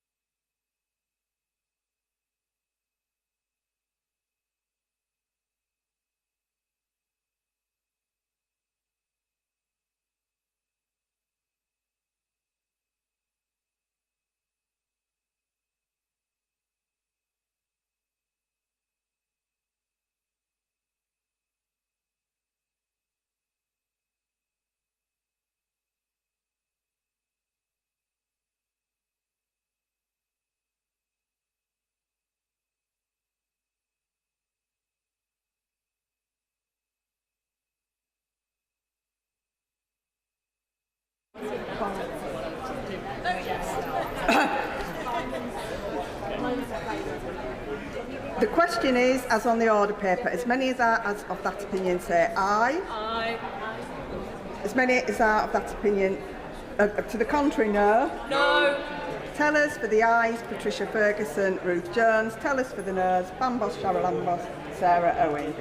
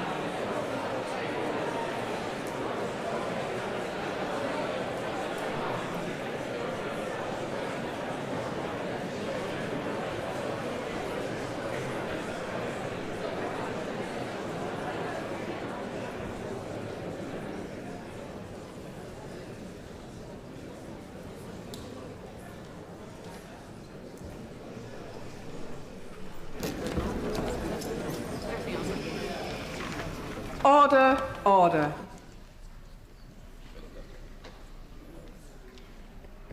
The ayes to the right, 233.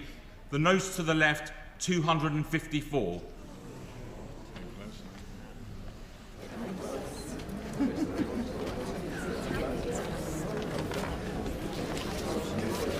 The ayes were 233, the noes were 254, so the noes have it, the noes have it. Unlock.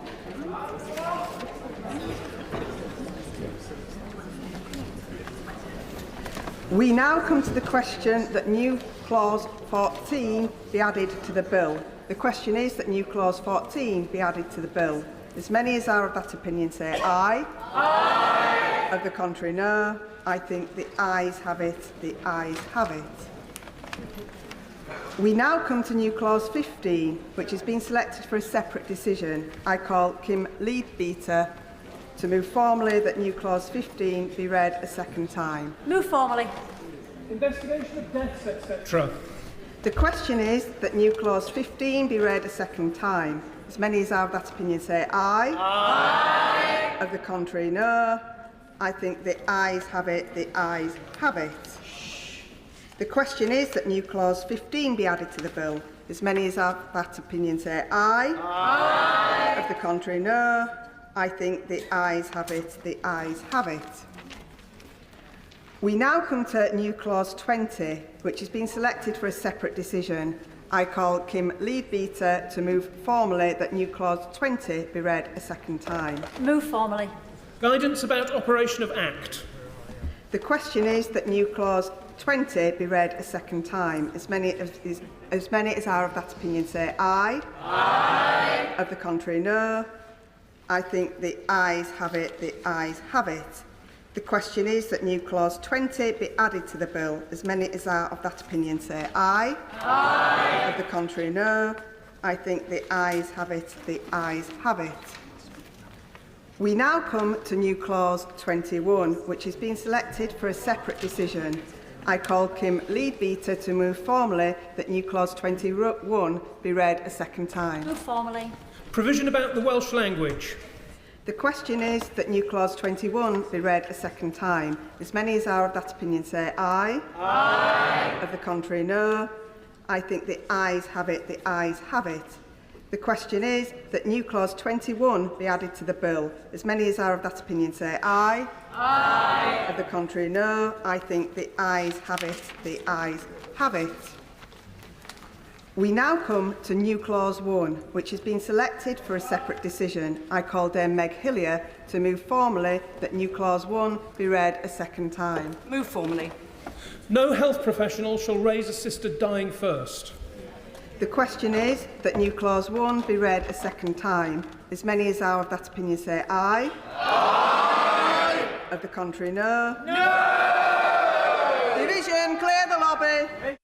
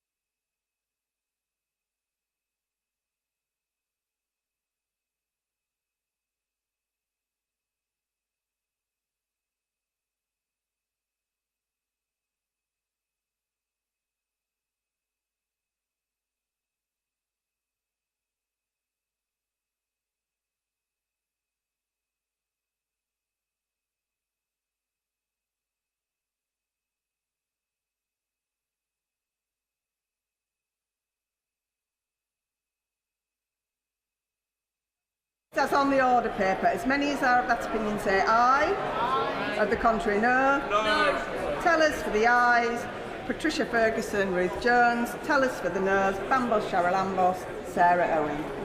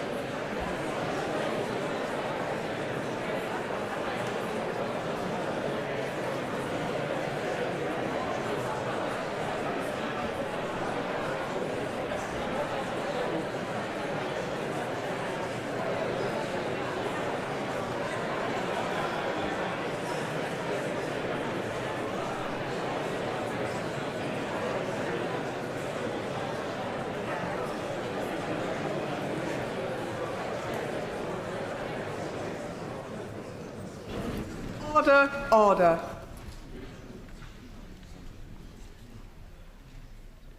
The ayes to the right, 230. The noes to the left, 256.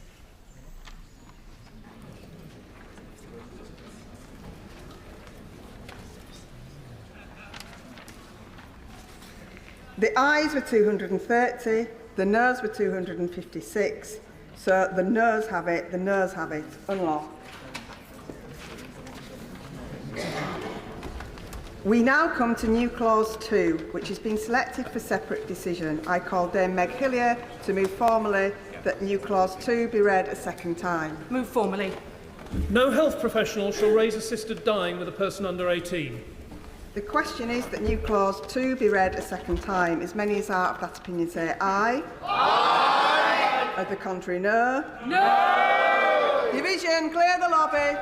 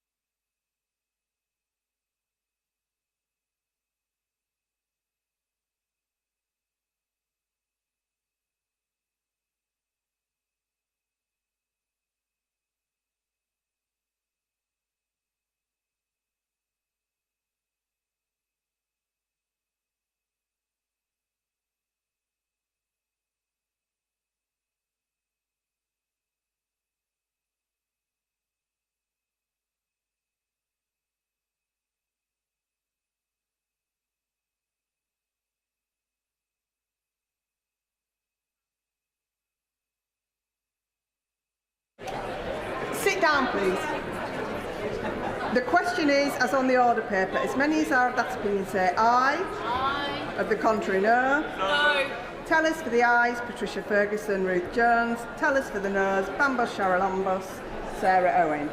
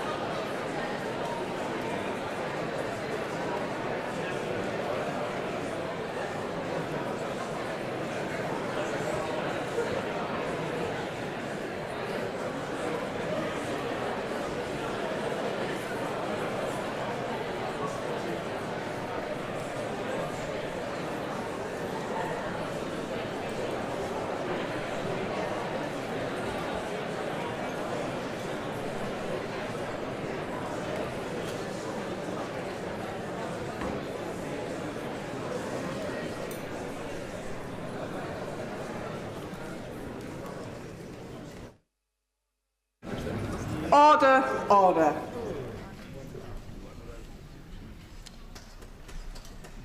The ayes to the right, 259. The noes to the left, 216.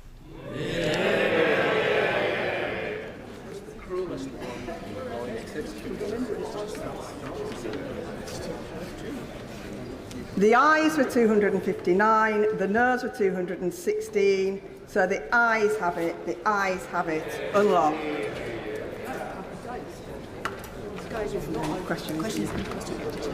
The question is that new clause 2 be added to the bill. As many as are of that opinion say aye. Aye. Of the contrary, no. I think the ayes have it, the ayes have it. We now come to new clause 16, which has been selected for a separate decision. I call Rebecca Paul to move formally that new clause 16 be read a second time. Move formally. Wish to end one's own life. The question is that new clause 16 be read a second time. As many as are of that opinion say aye. Aye. Of the contrary, no. No. Objection taken. Consideration to be resumed. What day? Rebecca. Friday. Kim. Oh, sorry, Kim. Friday. Where is she? Where's Kim? Friday, the 20th of June.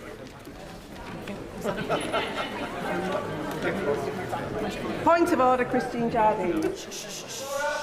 Thank you very much, Madam Deputy Speaker. I don't think it matters how one is going to vote on this issue.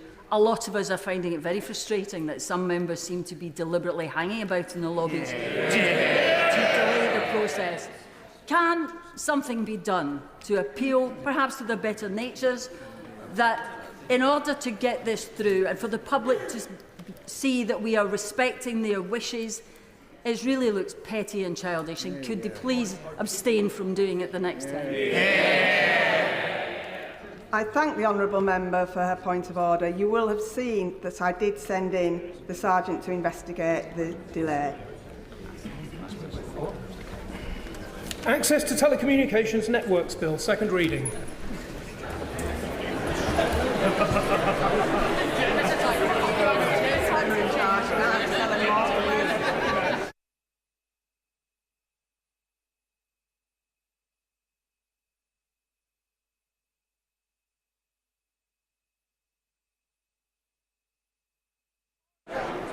Is Helen Morgan here?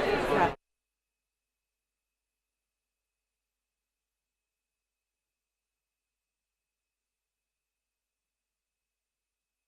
Objection taken. Second reading. What day?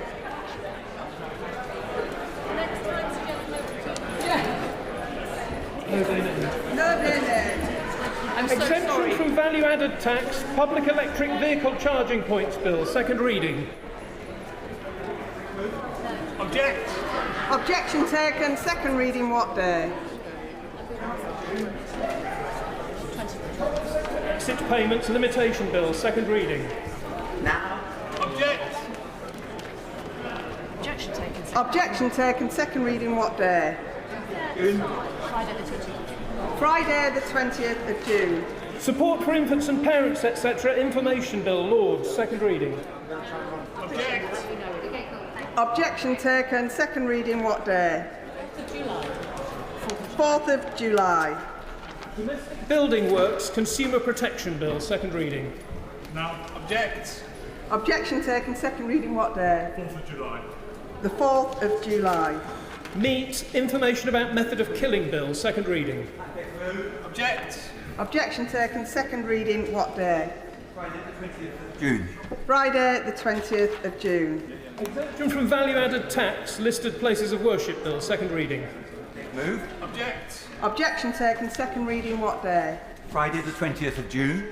Friday the 20th of June. Exemption from value-added tax, miscellaneous provisions bill, second reading. Move. Object. Objection taken. Second reading. What day? Friday the 20th of June. Friday the 20th of June. Caravan site licensing, exemptions of motorhomes bill, second reading. Move. Object. Objection taken. Second reading. What day? Friday the 20th of June. Friday the 20th of June. Arms Length Bodies Review Bill, second reading. Beg to move. Object. Objection taken. Second reading what day? Friday the 20th of June. Friday the 20th of June. Public Health Control of Disease Act 1984 Amendment Bill, second reading. I beg to move. Object. Objection taken. Second reading what day? Friday the 20th of June. Friday the 20th of June. Statutory Instruments Act 1946 Amendment Bill, second reading. I beg to move. Object. Objection taken. Second reading what day? Friday the 20th of June. Friday the 20th of June. Dangerous Dogs Act 1991 Amendment Bill, second reading. I beg to move. Object. Objection taken. Second reading what day? Friday the 20th of June. Friday the 20th of June. Domestic Energy Value Added Tax Bill, second reading. I beg to move. Object. Objection taken. Second reading what day? Friday the 20th of June. Friday the 20th of June. BBC Licence Fee Non-Payment Decriminalisation for Over 75s Bill, second reading. I beg to move. Object. Objection taken. Second reading what day? Friday the 20th of June. Friday the 20th of June. COVID-19 Vaccine Damage Payments Bill, second reading. I beg to move. Object. Objection taken. Second reading what day? Friday the 20th of June. Friday the 20th of June. Anonymity of Suspects Bill, second reading. I beg to move. Object. Objection taken. Second reading what day? Friday the 20th of June.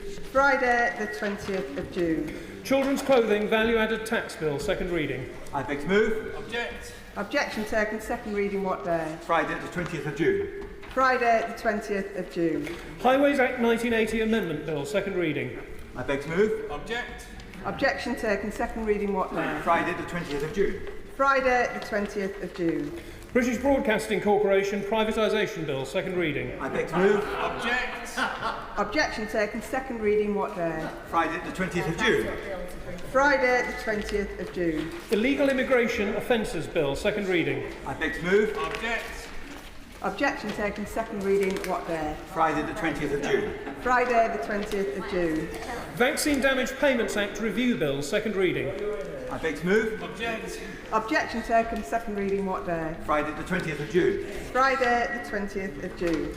NHS England Alternative Treatment Bill, second reading. I beg to move. Object. Objection taken. Second reading what day? Friday the 20th of June. Friday the 20th of June.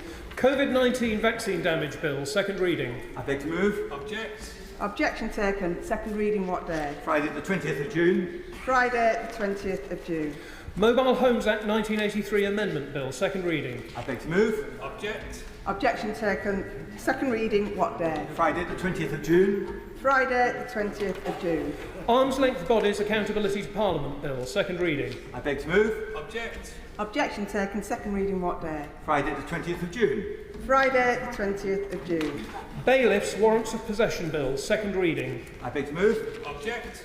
Objection taken. Second reading what day? Friday the 20th of June. Friday the 20th of June. National Health Service Co-Funding and Co-Payment Bill, second reading. Now. Object. Objection taken. Second reading what day? Friday the 20th of June. Friday the 20th of June. Interpersonal Abuse and Violence Against Men and Boys Strategy Bill, second reading. Now. Object. Objection taken. Second reading what day? Friday the 20th of June. Friday the 20th of June. Pets Microchips Bill, second reading. Beg to move. Object. Objection taken. Second reading what day? Friday the 20th of June. Friday the 20th of June. Terminal Illness Relief of Pain Bill, second reading.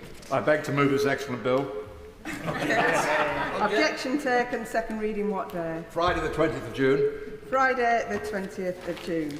Immigration and Visas Bill, second reading. On behalf of the member in charge, now. Object. Objection taken. Second reading what day?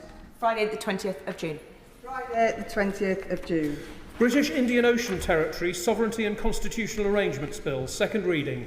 Now.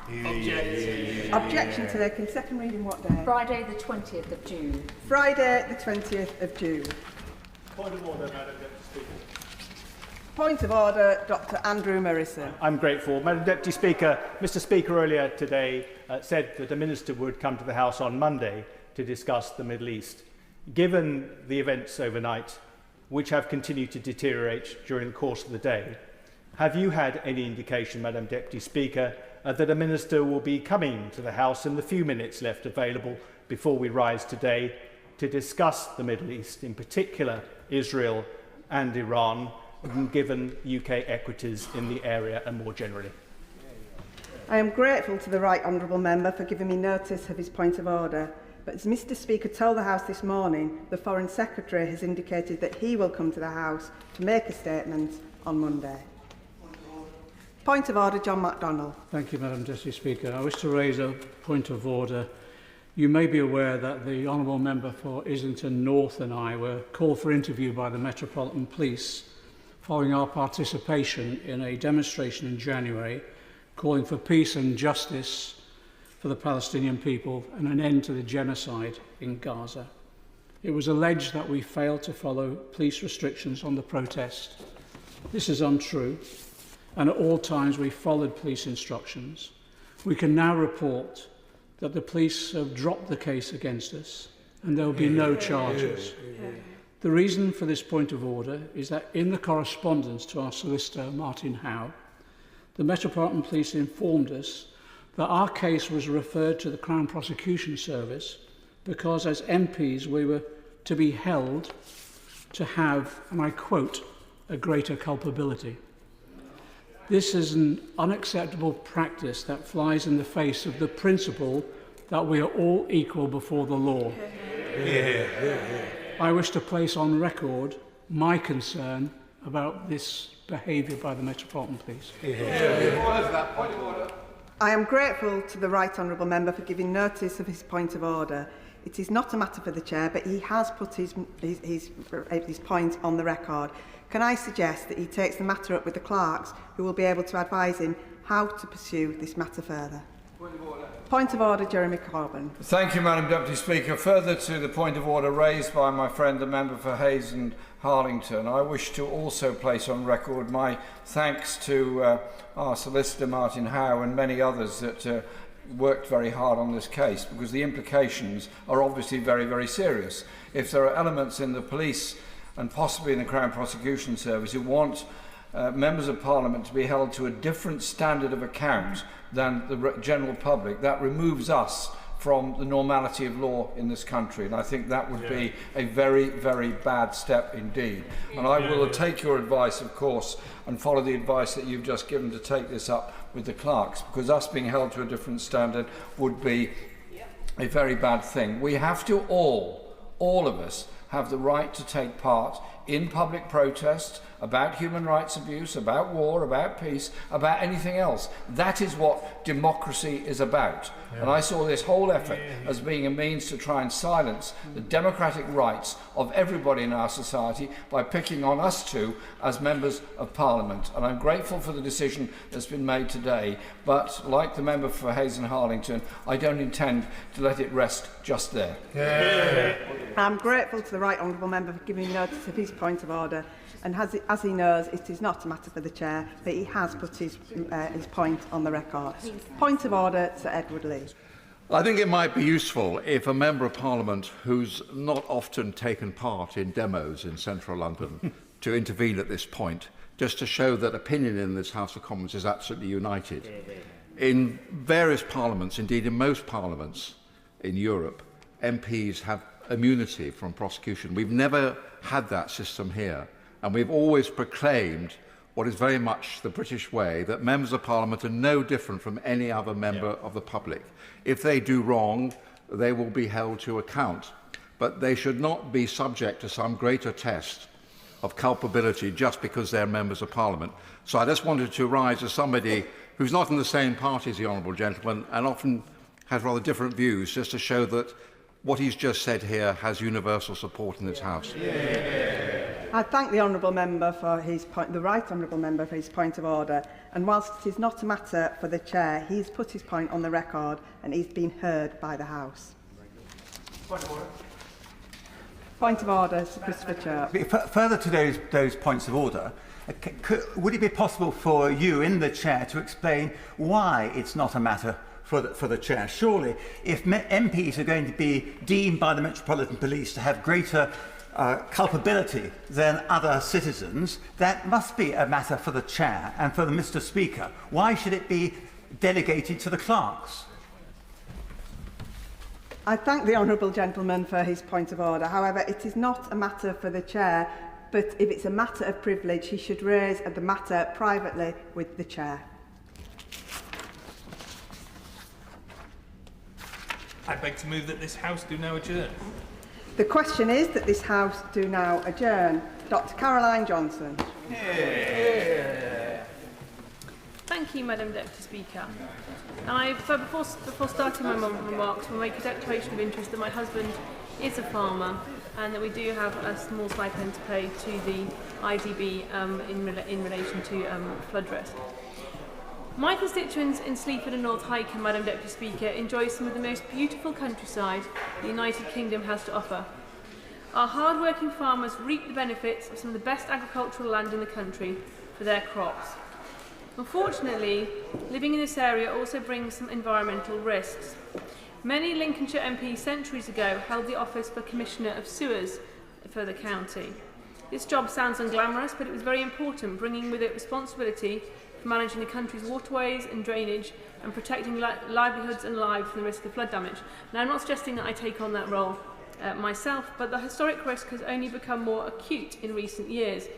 Land usage has intensified, our climate has become more volatile, and greater pressures have started to affect our natural resources. Our county has suffered from flooding caused by overwhelmed drainage systems, as well as flooding caused by excessive river levels. The effects on people have magnified too.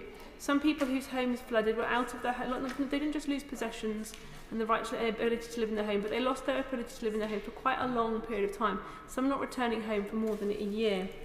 Last week, I had the pleasure of visiting Haington Millfield Academy as it reopened, formally reopened, following significant flood damages last year.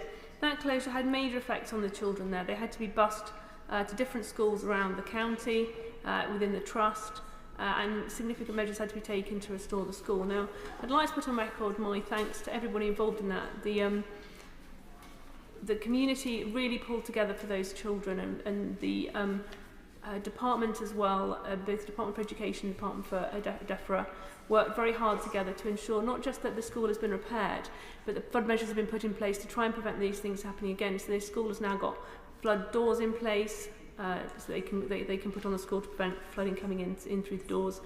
And they are having some work done over the summer this year in preparation for the autumn rain to protect the outside environment, which includes bunding around the playing fields and a special garden at the back of the school on the higher ground, which will seek to absorb some of the water if the rain overtops the back again. At the same time, unfortunately, as this great work has been going on, the new councillors and the directors